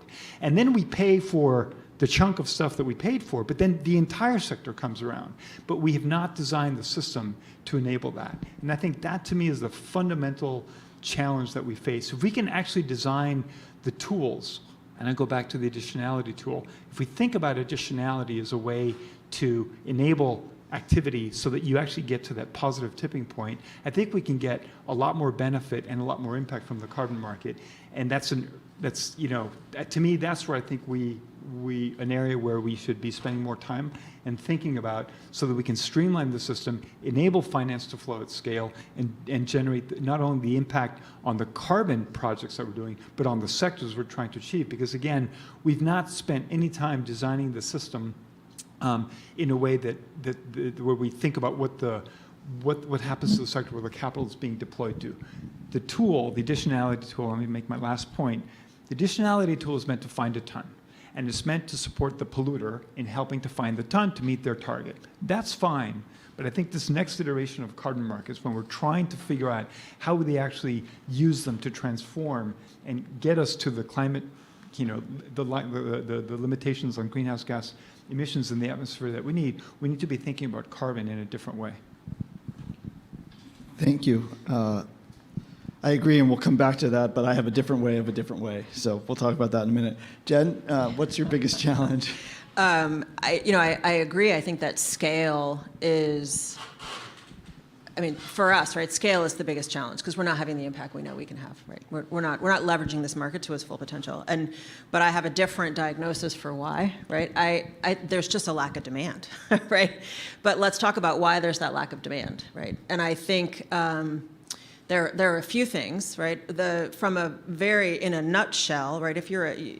To understand that, right, you got to put yourself in the shoes of a board member or a CEO, right, sitting in the boardroom. They've made a commitment, and they want desperately to meet that commitment, right? But maybe they're having the same problem Brown had, where they got part way, and they're like, wait a minute, it's going to be our permits are delayed, or it's going to cost $350 per ton for the next marginal action that I can possibly take, and that's just way too much. And an offset over here is going to cost $20, so maybe I do that. But I can't guarantee that a project I purchased today isn't going to end up in the news tomorrow and drag me into the headlines with it. And that is terrifying for me and my board. So I'm just going to do nothing, right? And I'm going to kind of wait. Maybe I'll wait until 2029, right before my net zero target, so that, maybe this market will shake itself out. Okay, so that's, a lot of buyers are on the sidelines right now. We hear that every day. They know the market is inevitable. They know that eventually they're going to need offsets, but they're not ready to leap in today because of this PR risk that they sense. And it's real, right? It's 100% real. Okay, so why is that PR risk here? We are in a transition moment between what I would call VCM 1.0 and VCM 2.0. So VCM 2.0 is the one that Rachel is building, the one that Annette is working on, right, with the ICVCM and the VCMI and all of the standards, and the one that Vera is working on now with its updated methodologies, and the one that Art Trees is working on with its jurisdictional RED+, right? Those are all sort of VCM 2.0. In the meantime, out there in the market, outstanding, not yet retired, are a whole bunch of VCM 1.0 credits, right? And so, those are the ones the media is focused on. Those are the ones that the sort of negative folks, the sort of offset the market, opponents, I guess, are sort of worried about. Well, with good reason, right? Because in some cases, maybe they didn't quite have the ton of impact, right, that maybe they should have. So we need to sort of, there needs to be education, right? Or we're not quite caught up, right? The media is still in a VCM 1.0 world. I think some of the quasi-regulatory bodies are still in a VCM 1.0 world. Thank goodness for the ICBCMs and the VCMIs of the world, because they are moving us forward. But it's going to take a little while, right? Do we have time? I'm concerned about that, right? So that's my piece. Yeah, I think this is a great lead-in, and I mentioned in my opening remarks a little bit about Brown's journey, but it actually might be useful for the audience to understand a little bit about how we came to our decision to buy offsets. So in a little bit more granularity in terms of the barriers. So as I said, we set our carbon goals of net zero by 2040 and a 75% reduction by 2025, and at that time, I was insistent, and we all agreed, and the corporation agreed, no offsets. This is about fossil fuel elimination from campus. We're only dealing with Scope 1 and Scope 2, so we can have a separate conversation about Scope 3 later. But So no offsets. So then come 2022, and we're not going to make our 75% reduction by 2025 target. We have this wedge of 25% that we couldn't get rid of, right?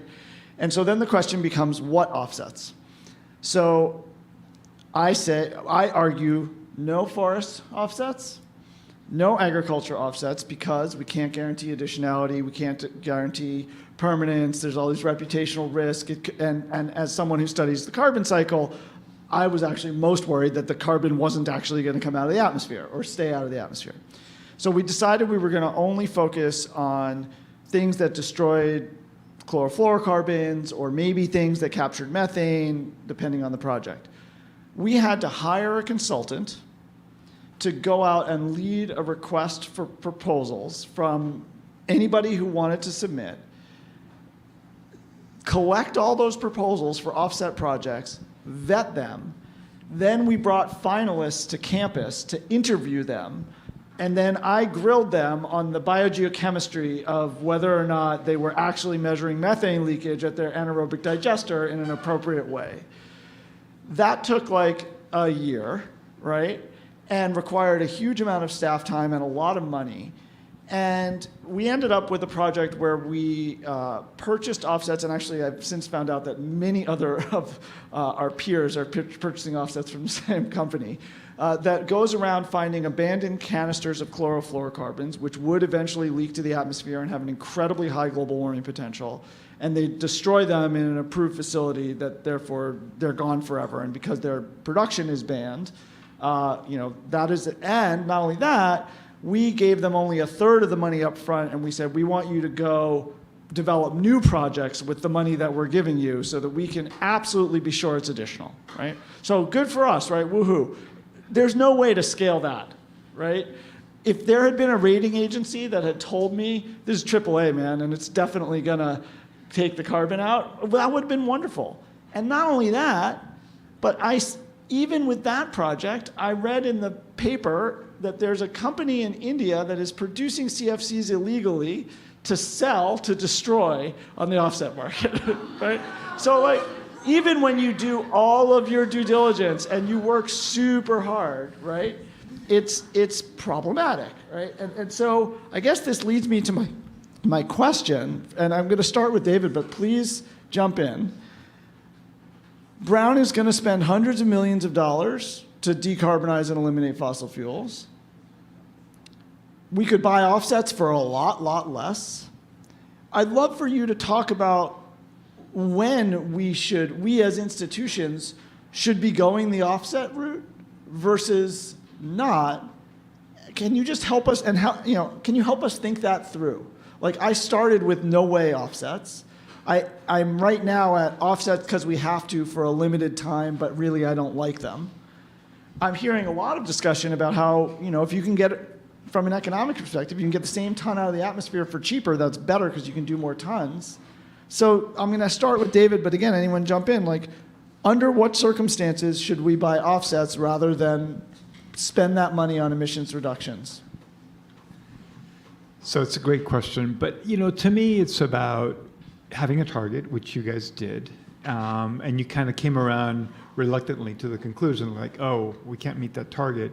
But that's a good thing, right? You guys set a very ambitious target, and you were very public about it and deliberate about it, and you found that you couldn't do that by, because you can't. You mentioned this, I think, over breakfast. Like, well, we can't just close down the university for 3 years and basically rebuild everything, right? You are an operating institution. You've got to. That's kind of what you do. You can't operations for 3 years, so you have to do it over time. I think of someone who, think about a company who has a 10-year-old boiler, right? Bought new boiler 10 years ago, and that boiler has probably a 20, 25-year time frame on it. And so the question that you're asking the CFO to do is like, okay, let's retire that boiler today and leave 10 or 15 more years of operation on the table, take that hit financially, and then buy the new boiler that's going to cost us a lot more. That's a hard decision for a CFO to make, right? And understandably so. So I think in that case, you might be able to talk to the CFO and say, look, what if we retire this 5 years earlier than we would have otherwise done that, Like let's say it was a 20-year time frame for the boiler. Can we retire it at 15 years, leave 5 years off the table, and we can buy offsets for the next 5 years? That to me is a very powerful tool because it allows you to bring in some environmental benefits because you're going to retire it earlier. And I don't know if you guys are going to do that here at Brown or not, but be that as it may, ultimately what the offset does is that enables you to have a smoother transition because you're not going to get a CFO to sign off on retiring that boiler today.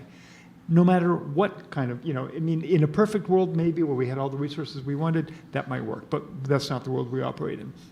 So there are financial constraints to this decarbonization pathway, and it's costly and it's difficult. So to me, that is a great example, very simplified, but I imagine it might have been something similar along the lines of what you guys are struggling with, because you can't shut down the campus or you can't retire the boiler that you just invested in 10 years ago. So you've got to have a pathway, and that's where carbon offsets allow you to have a more practical discussion around how you're going to decarbonize, because you just can't flip it at a switch level.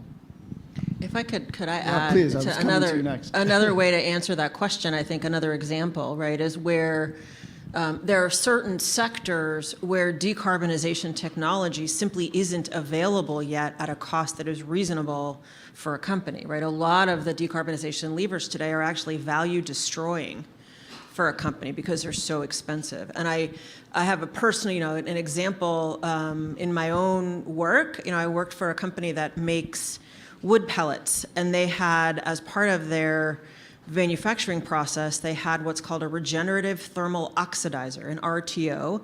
And these RTOs, as they sound, they destroy air pollution so that you're not emitting sort of VOCs into the atmosphere as a result of the processing of the wood. So they run on gas, right? They run on natural gas. It's a thermal process, okay? You're not going to be able to create the kind of heat you need in that process using electricity. So, imagine, right, maybe it's a two-year-old facility, right? And now you're in this process of trying to build your net zero goal. The only Scope 1 emissions we had were from these RTOs. And so we were, faced with the decision, like, how do we manage? We can't just retire this big multi-million-dollar piece of equipment. One, its useful life has just begun. And two, our air permits are dependent on using this technology. We're going to have to shut the entire facility down if we try to sort of swap them out. Three, the technology to destroy these air pollution, constituents does not exist except in this thermal sort of process, right? So we simply we would have to go into an experimental phase to try to figure out another chemical way to destroy the VOCs if we wanted to have a sort of a non-emissive way to do that, right? And it's simply not possible, right? And so in that case, just to end the story, we didn't actually buy offsets. In that particular case, we ended up purchasing renewable natural gas instead of regular sort of, traditional natural gas to run as many of those facilities as we could cost effectively. But it was also in a rural environment, so you're not always on the pipeline, So, it wasn't kind of that easy. But I think that's not the only, just one example, right? But there are so many sectors. There's the chemical sector, steel, cement, right? These are huge portions of our economy, very emissive, and the technology to decarbonize them in a reasonable and cost-effective way simply does not exist. And that's, I think offsets can sort of buy you time while you watch and learn and experiment about how do you bring down the cost of these technologies so they can be adopted in a widespread way. Yeah, that's awesome. I was about to ask you how that varies by sector and institution, but you just answered, so perfect. Tracy, I'd love to ask you to weigh in, and I think from two perspectives, if I can ask you to wear two hats. So you've already talked about your work, sort of on the ground in offset projects, and I'd love for you to say more about the project that you just developed if you're able. But I'd also love to hear how the UC system, if you're comfortable talking about it, is thinking about offsets versus emissions reductions, because you're in California where things are much more regulated. Also, you're much bigger. So if you could weigh in on sort of institutional choices around offsets, and then also maybe tell us a little bit about the project. Yeah, sure. So the UC, University of California, 10 campuses. In 2013, had a goal to be carbon neutral by 2025. And it was one of the first universities to take on, at the time, an ambitious goal. Over the next few years, the UC also recognized, a lot of what we've been talking about. There are a lot of problems with carbon offsets. There's the integrity issues, particularly around forests. And so offered, researchers and faculty seed funding in order to develop UC-initiated projects. I'll say more about the project in Ecuador, which was funded through, received seed funding from the UC. Last year, in 2023, in the summer of 2023, the UC decided to move away from the goal of carbon neutrality, given a lot of the issues we've been talking about, and to take on a more ambitious goal of decarbonizing the institution. And so it's an incredibly expensive process, as you can imagine. It's like something like $6 to $10 billion. But the idea is to decarbonize by 2045, and that's aligned with the state's goals as well. And they're also moving away from offsets altogether. So, as part of this process, there will be no offsets. It's obviously a much longer process to get to decarbonization, but that was the decision that was made because of all of the issues we've been talking about. So, in terms of, and I've seen this in, the UC is one of the largest public institutions. We receive support from the state as well. Not all institutions are going to be able to decarbonize their entire, all campuses or the institution. It's just not economically possible. So while certainly we've got to applaud the UC for taking this action, it's not necessarily a model for other institutions. So I'll say a little bit about the project in Ecuador because, again, it was seed funded from the UC with the potential that project could support the UC in meeting its carbon neutrality goals. So I have as I mentioned, I've been working on carbon offset projects, carbon markets in tropical forests for some time, particularly with local communities. I'd had a longer-term relationship with this Ecuadorian community in the Ecuadorian Amazon, a large area. They had a very clear sort of worldview about their sort of relationship with the forest, a very sort of sacred relationship with the forest that was very coherent in how they manage the forest, sort of their cultural relationship, their the way in which they it's kind of the ecology and the way that which they manage the biodiversity. And so based on this sort of worldview, we began early conversations with them. We worked with them in the very early stages to develop the PDD, the project design document. They were part of like every decision-making process, a part of the process. They were deeply involved. We ended up working with an NGO, another large environmental organization, to support the MRV process, so the monitoring. We're monitoring for forests, for carbon, also for biodiversity. There also has a really strong social dimension. So the revenue from the project will support their life plans. So it's communally determined plans for well-being. And these are things like solar energy across the communities. These are also things like educational systems or educational centers that are both based in their own indigenous language as well as in Spanish. It's like health centers that are both, that include sort of more Western forms of medicine as well as indigenous knowledge. And I think also the idea was that we wanted to support them, to provide them the capacity and the capacity building to better monitor their forests against external threats. There are a number of oil leases on those lands. There are oil blocks on those lands. And so while as part of the project, we use an established certifier, and we go through all of the steps that are required for the project to be certified as a carbon offset. However, because the Ecuadorian state does not allow for the buying and selling of environmental services, we've actually pivoted. And also because of some of the deep concerns around offsets, we've actually pivoted toward what's called a carbon contribution model. And so a carbon contribution is also recognized under the Paris Agreement, under Article 6, but the buyer cannot actually claim carbon neutrality. So you can claim that you are contributing more broadly to climate change mitigation, but you can't actually claim it as a carbon offset toward your carbon neutrality goals. So, I mean, I think one of the major lessons here is that, first of all, this allowed for an indigenous group that had been fighting to keep their land intact. We now have given them the technology and the capacity to better monitor their forests from any external threat.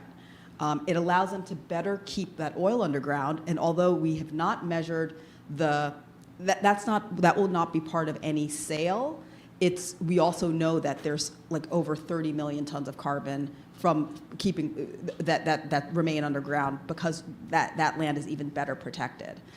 And I think that I also want to say that this project goes above and beyond, FPIC, free, prior, and informed consent. It's not like the communities have just given their consent to this project. They were deeply involved in the design and the development of the project. And I think that it means that it's going to be better. The sort of the permanence of this of the benefits are going to be into the long term. It will be held into the long term. But I think also I want to say that, just going back to your point about additionality, we have an expanded view of additionality. Indigenous peoples are often left out of carbon projects, out of carbon finance because of their land use practices and their management seen as non-additional.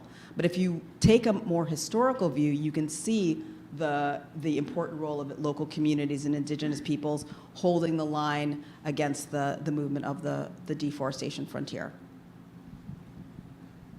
Yeah, I mean, certainly you can, where I work in Mato Grosso, for example, you can see the Xingu Reserve sticking out into the soybean fields, right, very, very clearly from satellites. It's the only forest left.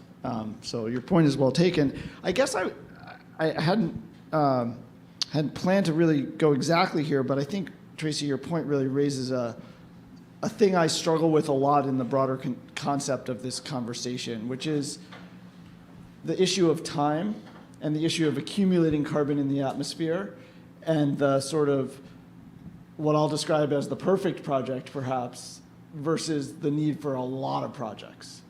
And I'd love for you all to weigh in on, but maybe I'll start with you, David, in terms of verifying that this is doing whatever it's claiming to do. It seems like verifying a whole lot of projects, such as the one that Tracy just described, is almost, to me, it sounds like inconceivable to do in any sort of time frame that gets gigatons out of the atmosphere. Like Vera's already strapped. And so I'm just curious how everybody thinks about this trade-off between getting a lot of money flowing and having a lot of projects that aren't nearly as holistically designed as the one that you just described, Tracy, versus the alternative. So we'll start with you, David, and then anyone else who wants to weigh in. Thank you. That is exactly part of the challenge. I think you nailed it on the head. And so what I think we need to do is, yes, get a lot more finance to play in this sector. And what I think we need to do is we need to streamline the approval process. Like, as I mentioned, we already have, the development of models that are doing digitalized MRV, right? And that's great because that's helping to streamline. I'm sorry, can I just interrupt? Can you just define MRV? We've used those initials a lot of times, but just in case. So MRV is monitoring, reporting, and verification. It's the process you go through to actually measure and report and verify the carbon that you've been able to either remove from the atmosphere or prevent from going to the atmosphere. Thanks. Thank you. And so what I think the big bottleneck to me is the entry point. Like, how do you accept projects into the system? And that's where I think we've got a real problem with the system that requires you to prepare, again, a 200-page PhD-type document that has to be defended multiple times.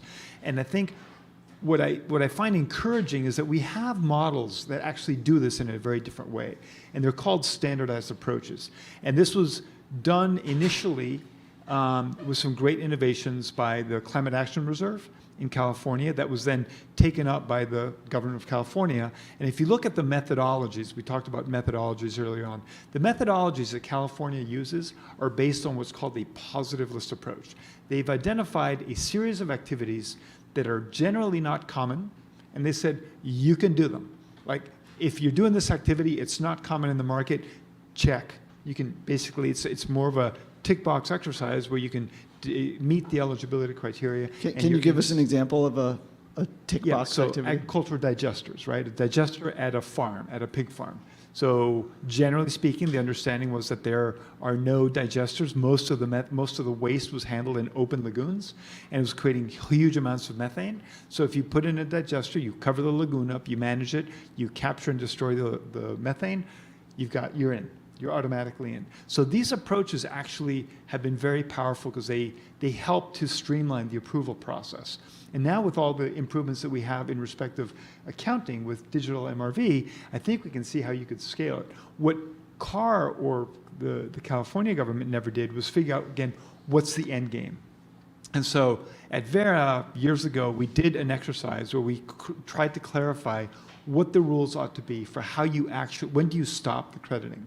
And we settled on some numbers that were very preliminary. And if you think of, just take you one very simple example, if you think about market penetration for certain activities that you can actually measure on a market penetration basis, we said, well, you can go no more than 5%. And we settled on that number because we ran out of time. We were, and we really didn't have any basis for understanding how do we set these threshold penetration levels in a way that makes sense. What I think we can do now, and this is, I invite the academic community to think about this, is how do we set penetration thresholds that actually ensure or give us a greater likelihood that that sector is going to be transformed. And if you can get to that positive tipping point, right, you can credit up until that point, and then the benefit isn't just the reductions that you're paying for, but the real benefit is you get all this other stuff. And so just back to the streamlining point, there's some great research done by Everett Rogers. I'm not sure if you guys have heard Diffusion of Innovations, right? Where he kind of studied how American corn farmers adopted new corn seed.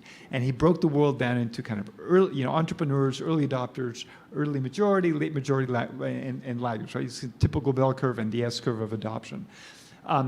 We need to unpack and understand from an academic, practicality perspective, what are appropriate market penetration thresholds that are going to get to us. If we can identify those, then we can streamline the approval process. And we could just say, take the regenerative ag sector, say, oh, look, for farmers in this particular region, we've assessed that you need to get 17% of them to transform, to switch over. The other thing, that the reason this is important, by the way, is that research, subsequent research has validated not only the concept, but that the challenge is called the chasm. The real challenge in getting sectors to flip doesn't start at 2% or 5%, which is where the current limit is. It starts at 16%, right? So you need to get to at least the 16% where you can really actually flip an entire sector.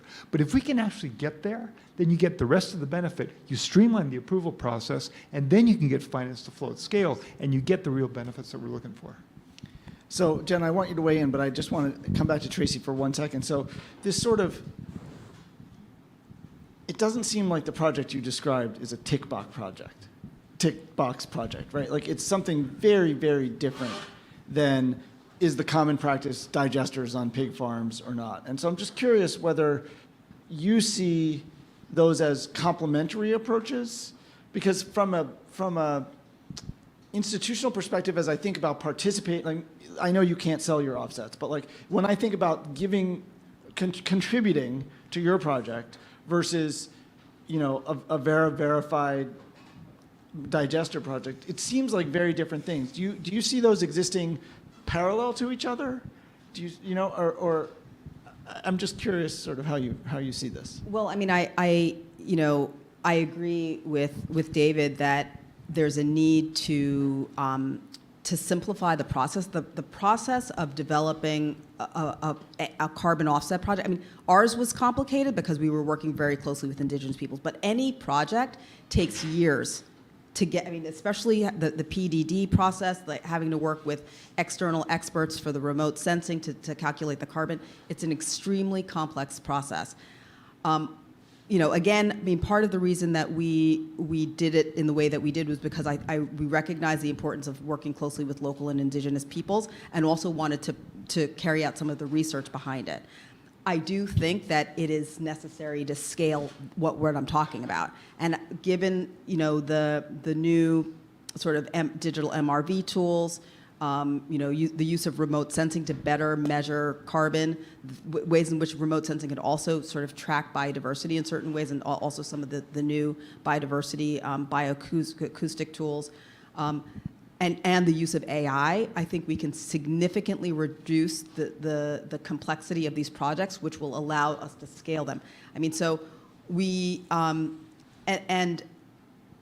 you know, again, the project in Ecuador, it started out as a carbon offset project.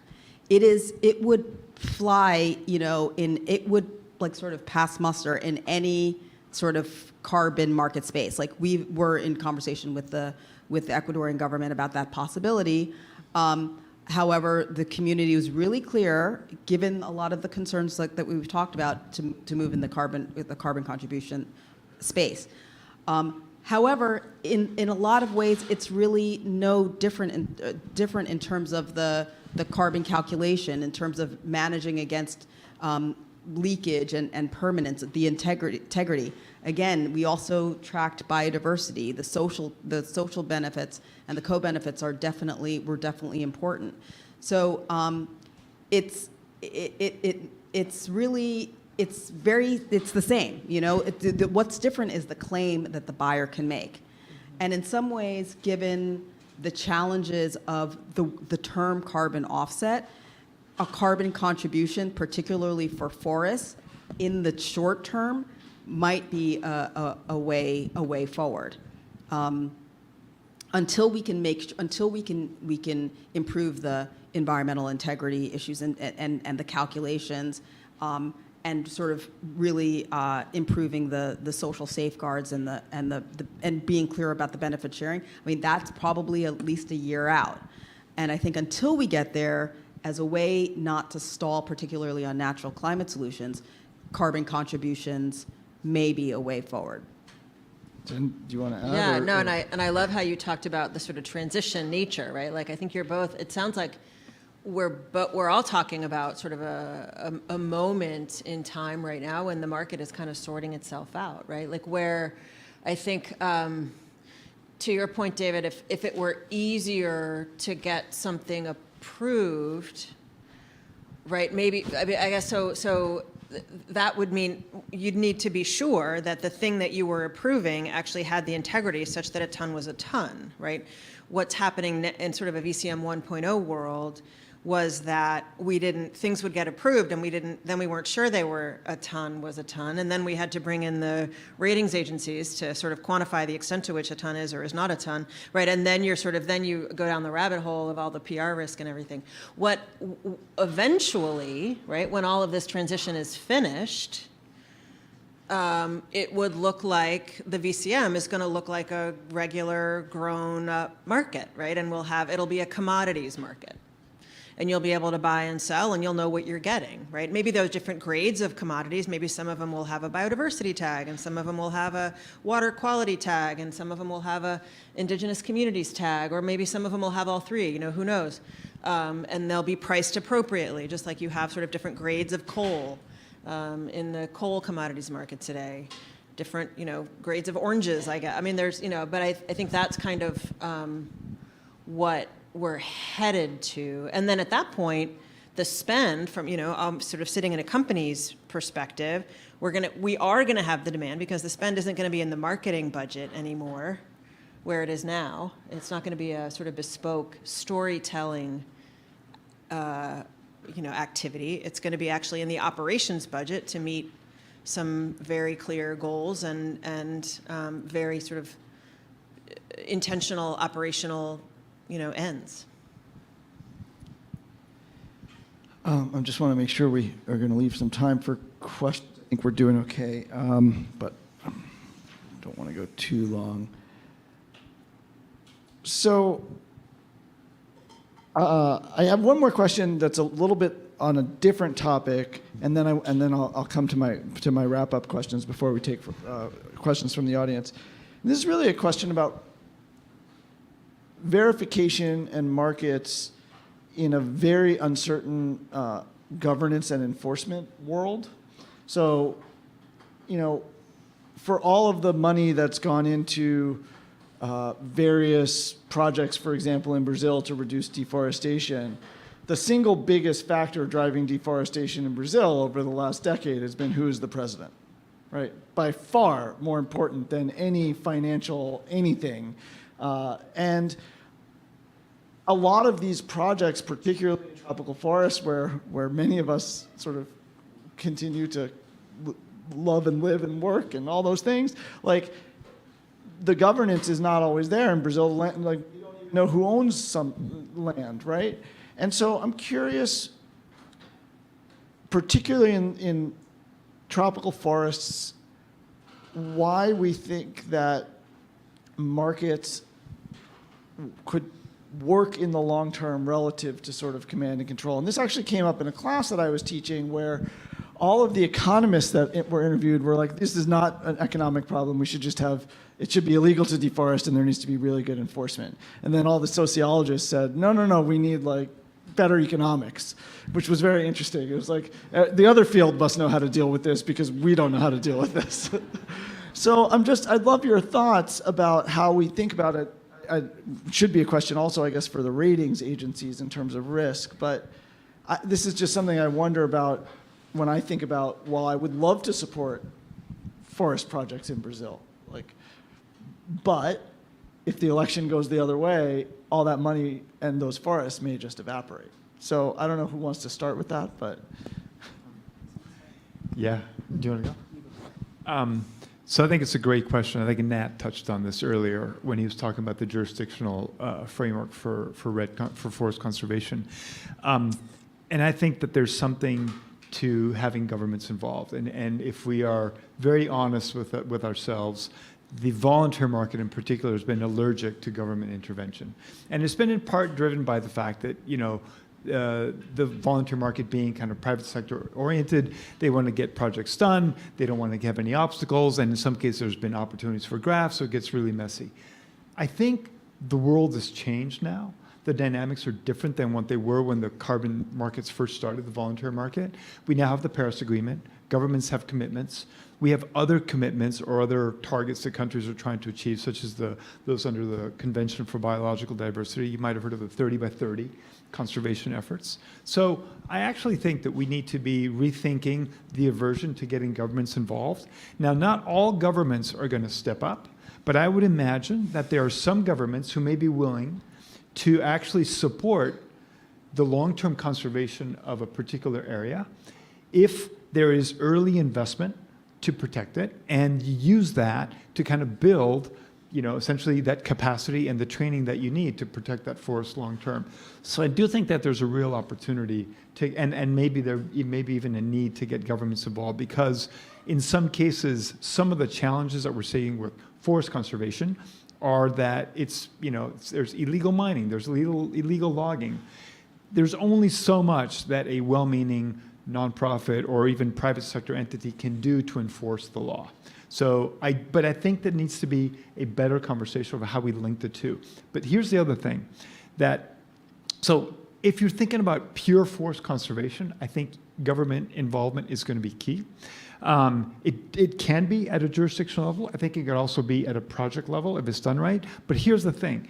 There's another way of threading the needle, meaning that one of the problems that we have, or the challenges we have with AFLU projects or nature-based projects, is that we've created silos. Again, back to the complicated nature of these projects. We've created silos. So if you want to do a red project, that's one 200-page PhD thesis. If you want to do reforestation, that's another 200-page PhD thesis. Agroforestry, guess what? Another 200-page PhD thesis. If you want to do regenerative ag, that's a separate one. That's crazy. That doesn't allow us to manage the landscape, right? And doesn't allow us to really kind of leverage the opportunities that exist, especially when many of those are going to enable the creation of economic agricultural products. And that is where I think we need to rethink how we're crediting these activities. Because to me, the solution is either government intervention, or you create models that allow you to create value, economic values that can sustain these activities, and you use the carbon finance to kind of ramp up the activity, get to the level that you can, but then you don't need carbon finance anymore, answering the question of what do we do when the end game comes. Either Jen or Tracy want to jump in? I guess on your tier, just had two things, right? One is sort of related to your question about when the end game comes, and I is that world, maybe a question, I hate to answer a question with a question, but it's sort of like, if isn't the point of what we're trying to accomplish that we will get to a net zero state? And so is that not the end game, such that we would no longer require the climate finance? Or are you saying that we will somehow need to continue investing in forest protection? I guess I'm not, so that's kind of my question about the end game. So again, back to net zero, right? We reached net zero in 2050. All we're investing in from a carbon perspective is removals, right? Because we've decarbonized the entire economy. So there's no more money for avoided emissions. Right. So in that case, we have to have built the systems that actually enable these forests to be protected through the economic activity that they're producing, maybe in areas that are nearby, and it's you know, sort of a kind of an approach that's protecting the area because it's providing kind of ecosystem services to the agricultural production nearby, or you have a government commitment, or you create throughout time, you create, say, a trust fund over time that enables the government to step up over time to protect the forest. But I think ultimately, when we reach 2050 or net zero, we have to, or just generally from a carbon crediting perspective, I think we have to contend with the fact that at some point the money ends. And if we don't plan for that, then we're going to be left holding the bag.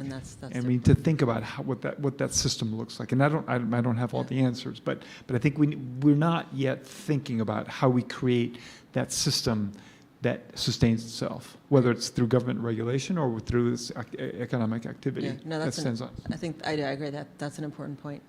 I mean, I'm sorry if I could just jump in. I think it's incredibly optimistic to think that we won't still need a lot of carbon removal by 2050. Net zero is so called because it's netting out, you know, 10 gigatons plus of CO2 in 2050, right? So I think if we get to the place where it's a real problem because we've really zeroed out all of our emissions everywhere, that's a good problem to have. Let me just be clear. We're going to need plenty of removals, right? That's what net zero is. But in a perfect world, we're not paying for avoidance reductions. I see. Right? Yeah, that's right. And that's the point. I see. That avoidance. So actually, forest conservation has a bit of a shelf life issue on it. Yeah. Like we need to drive as much finance to protect the forest now, because although if we don't do that, we're toast. I understand. But it's the avoidance part that we need to really focus on. Yeah, so, and I just want to add that, and something that David said earlier, I mean, the carbon market has a potential to transform our economic systems if we do it correctly. If we invest in the projects, programs, and initiatives that can really sort of change the way in which we manage those forests. And I think, I mean, you mentioned Brazil, that things, obviously deforestation rates under Bolsonaro were drastically different than it is under Lula and Lula before that. I mean, I think ultimately we want to get to a place where we don't care who is in office. I don't care if it's Bolsonaro in office because he's going to make make the same choices because that's the best economic value of those forests. And that's kind of what I hear, like David's been speaking to, and what I think is the potential of the carbon market. I have been someone who studied this for a very long time from a climate justice perspective, and I've come to a position to really understand that there's indigenous and local communities that are managing those forests, and they're doing it in ways that we need to pay attention to. And actually, I do agree we need a jurisdictional approach. We need sort of state actors involved, but it needs to be bottom up, because we've seen what the sort of the top-down version of conservation, what that looks like, and fortress conservation, and that's not what we're talking about. That's also not the kind of the transformative potential. That doesn't reflect the transformative potential of what a VCM 2.0, maybe even 3.0, like really looks like. Wow, I was going to ask another question, but I feel like I kind of just stopped there. So, I guess I think, Tracy, you just answered my last question about what your ideal vision looks like. So that's really wonderful. I think, in the interest of time, let's ask the audience if there's any questions. Please come up to the microphones and ask. Quick question. I'm understanding the certification process and the rating process.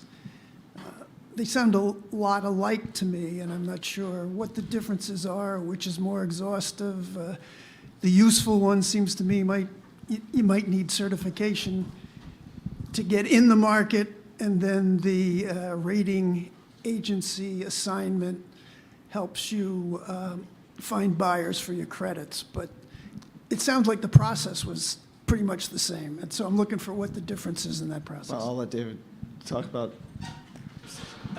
Yeah, it's a great question, because I think they've now become somewhat equal, but I think they are very different. And I think it's really important to consider the fact that the certification process is a process that's been designed through a public consultation process and kind of a regulatory-like approach. So if you look at most of the greenhouse gas crediting programs, the VCS program, the gold standard, the climate action reserve, they follow essentially a regulatory approach to creating the rules that govern that system. Now, the rules aren't going to be perfect, and they need to be changed over time and improved. That's fine. But I mean, I'd ask, maybe curious to know what Spencer had to say about this. But I think the ratings agencies are folks who believe that they have the science and the credibility to make their own determinations about projects. But I think it's a very different thing, and we need to make sure that we differentiate between the two, because I think one of them is, question to you, Spencer, is your ratings process open to the public? Is that all open? Because I'd be curious to know what that looks like. We have all our methodologies on our website. They're all public documents. They did not go through the process that you just described to be created, but they all are publicly available.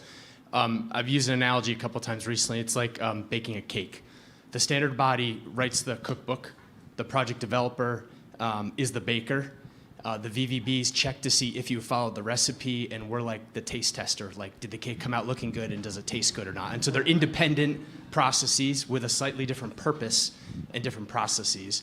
And just to be clear, nobody has to submit new PDDs to us. We use all the information that comes from the registry, so we are reliant on what the registries do from an information perspective. So hope that it. Is that true for all the ratings agencies, that all the information is available publicly, like all the processes and the methodologies?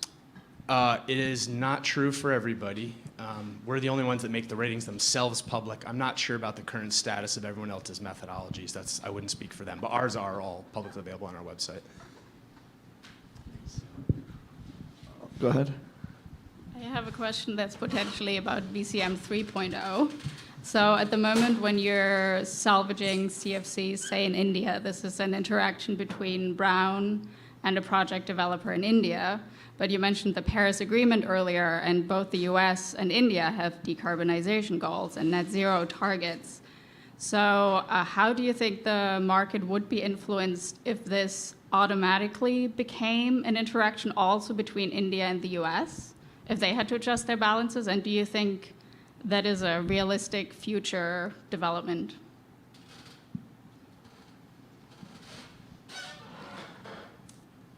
I mean, I think we're mainly talking about sort of the voluntary market space, carbon market space, as opposed to the kind of the NDCs, nationally determined contributions. So I don't think, I think ultimately obviously, voluntary carbon markets are international. And so, if the ICVCM and some of these like standards that are really working on integrity are going to have an impact on the global market. So, and I think like what's needed right now are some really clear examples of high quality projects with standards that back those. Because I think right now, the standards are evolving. We've been actually also working on a standard that sort of draws lessons from community-based projects. And so I think there's a lot of work that's being done right now to improve all aspects of voluntary carbon market space. Because I think ultimately we need significant, and it's been said earlier, we need significantly more climate finance to go toward natural climate solutions. I mean, if deforestation in the Amazon continues, that's like we're reaching a tipping point, and that has massive ramifications. So forests are needed, and we need more funding to go there. But the standards, the higher integrity, and the sort of carbon calculations, but also the social dimensions need to be operating at a very high level. And so I think with examples and with backing from clear standards and sort of and transparency, that can have an impact on the global market, where other countries who also are buying carbon offsets, it will ultimately influence the larger space. I hope that answers your question. Yeah. Hi, I'm Ned Abelson, class of '78, when at least a few of you probably were not yet born, and this certainly was not a major topic of discussion. I'm glad things have progressed a bunch since then. One of the things that's sort of been a theme with all the panels is the status of the market and tipping points and whether or not we're there yet. And I guess that my question is more for Jen, but I'm interested in everybody's reaction in terms of whether the market has critical mass. Is Rubicon's thinking not yet, and we want to get in before that happens so we can capitalize on it, which would make sense? I'm really just curious in terms of where people think we are in terms of the market really taking off, for whatever reason. Yeah, no, we believe the market is inevitable, like I said. It's just so obvious, right, that there are so many companies out there that have the need to reach their net zero goals, and it's also equally clear that many of them are going to have trouble internally decarbonizing to the extent that they will need to in order to meet those goals in a timely way. So where's the market right now? It's been very slow. Right, it's been really slow since early. It was beginning to pick up in 22, and then the Guardian articles hit in January 23, and the bottom dropped out. Right, it's been very, very slow. Buyers are reticent. They're holding back. They know they're going to need credits. They might have net zero targets, but they're not yet stepping in because they're afraid. Right. Furthermore, right, I could not get off of this stage without describing the chilling effect that SBTI's October 21 net zero standard had on the market, right? Because what SBTI did with that standard was they basically said offsets were off limits for any company trying to meet its decarbonization goals unless they were meeting only their residual emissions. And even then, they were limited to permanent removals, which do not exist in the market today. I can't say that enough, right? Those credits are right now cost between $500 and $1,000 a ton, if you can get them at all, right? Because they're just not available at scale right now.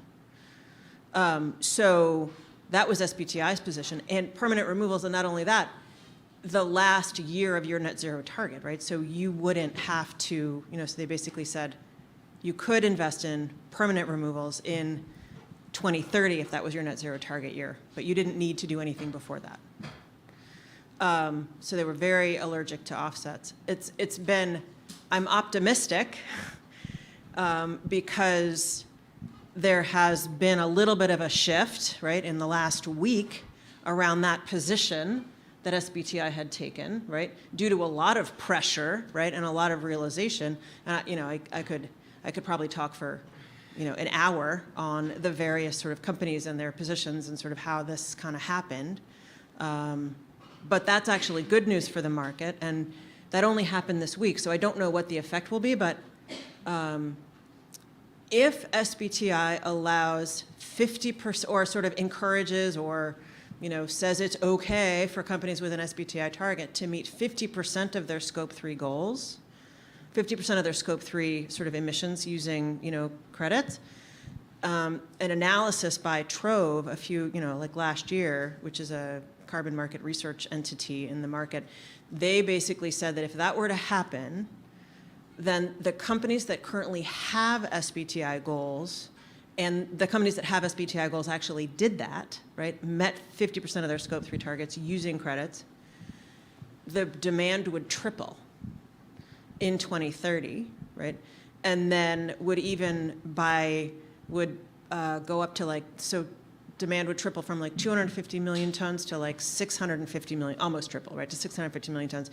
And then it would reach 2 gigatons, just a few years after that. So that's sort of, the jury is out, right? We don't know what they're eventually going to say or how it's going to pan out. But that's a very, from my perspective, a very positive signal, right, from this quasi-regulatory body that holds a lot of sway and a lot of people listen to.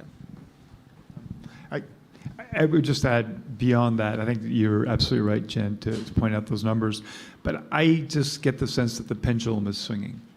And we've gone to a very kind of, bad spot where we were in the market when the Guardian article came out and the John Oliver piece and those. I think we're coming back and we're starting to see a resurgence of this market, which I do think is somewhat inevitable. But it's because there's been some really important work being done. So, you heard from Annette this morning from the Integrity Council for Voluntary Carbon Markets. That's really, really important. They're going to provide that confidence that gives corporates the ability to say, okay, I'm not going to get called out for this. Then you've got the work that Rachel was talking about, right? The VCMI, to be able to have a credible claim. Now, in a perfect world, we would have had these institutions 10 years ago, quite frankly.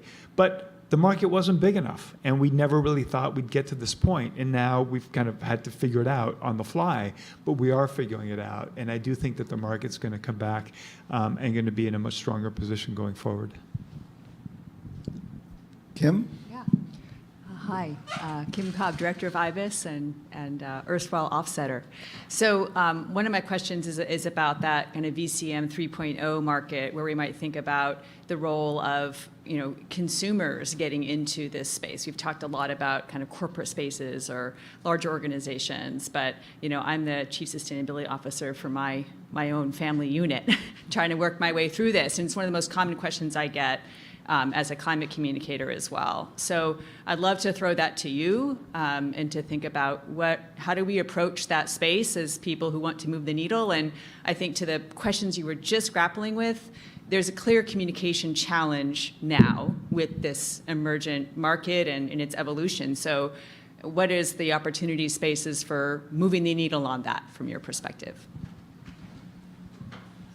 So I'll just start off by saying that I think until we have more clarity from the ICVCM, from VCMI, until we've got sort of clearer and stronger rules around what integrity looks like in the carbon space, there's obviously the ratings. I think the rating agencies I think are make a lot of sense. They've done that due diligence for us. And as I mentioned before, I think another option is what's called the carbon contribution model. I mean, it's a lot, especially for families. I mean, an institution might be different. You've got a certain set of goals. But again, I mean, you still calculate your carbon footprint.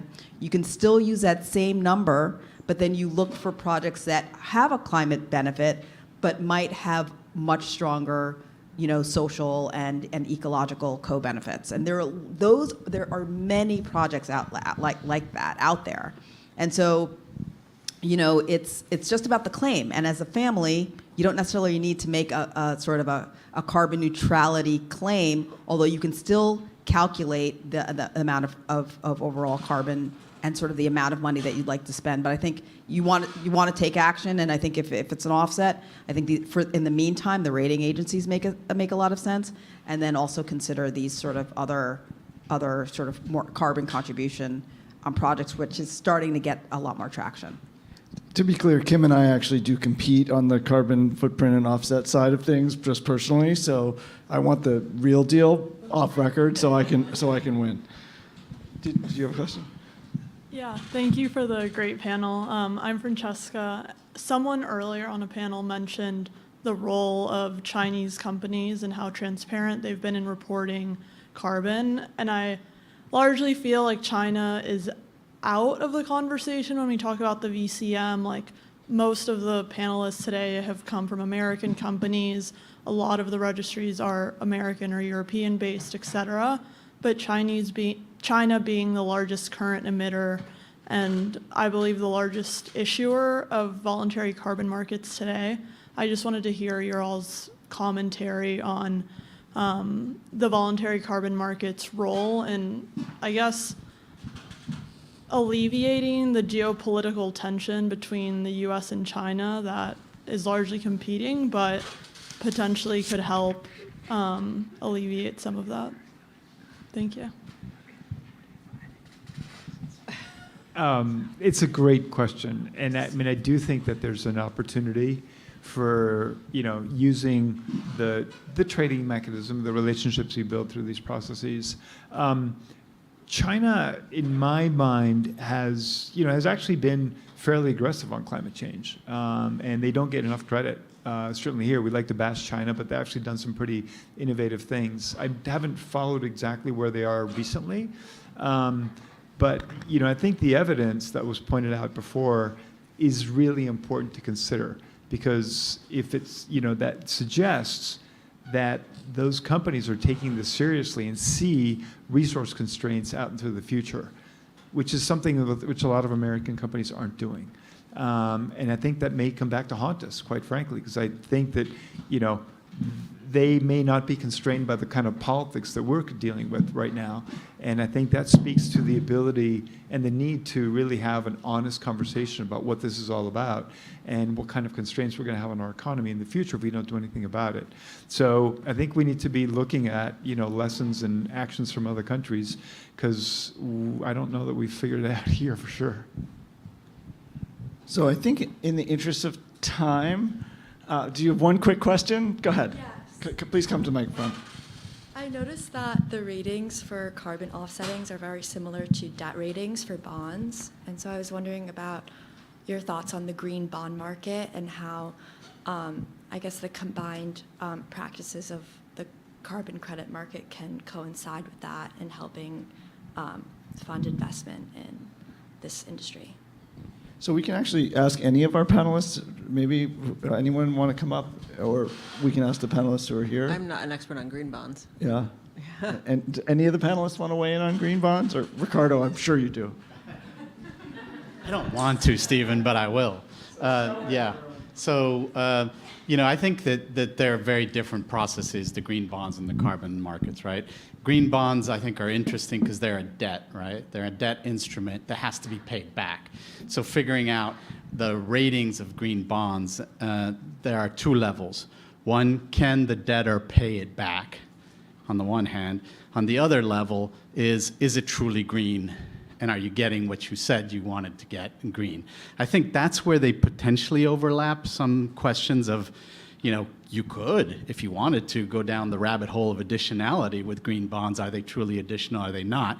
I don't think we should, because I think what we want to do is, like we've talked about on carbon, is encourage more activity that looks green, that is that sort of thing, and having bonds as a way to pay for it, I think is a useful question. I think what's interesting in the green bond markets is that you get the financiers, understand the debt side of this equation. They don't understand what makes it green. The sort of environmental groups say, green bonds, billions and billions of dollars, we should tap into that.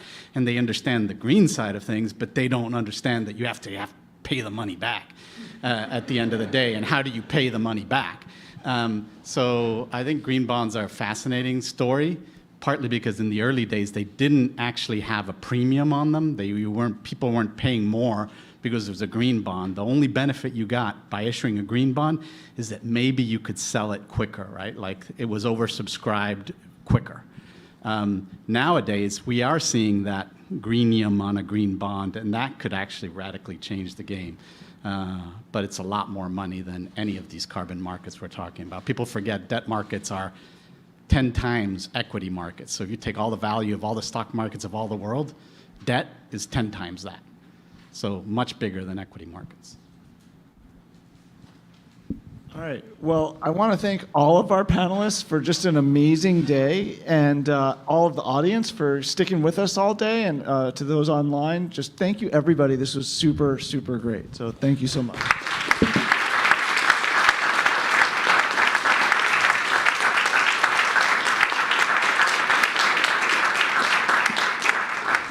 I believe we have some sort of snacks and treats outside for everybody who stuck it out throughout the day. So it's a chance to accost panelists with further questions if you want, or talk amongst yourselves. So let's step out into the foyer.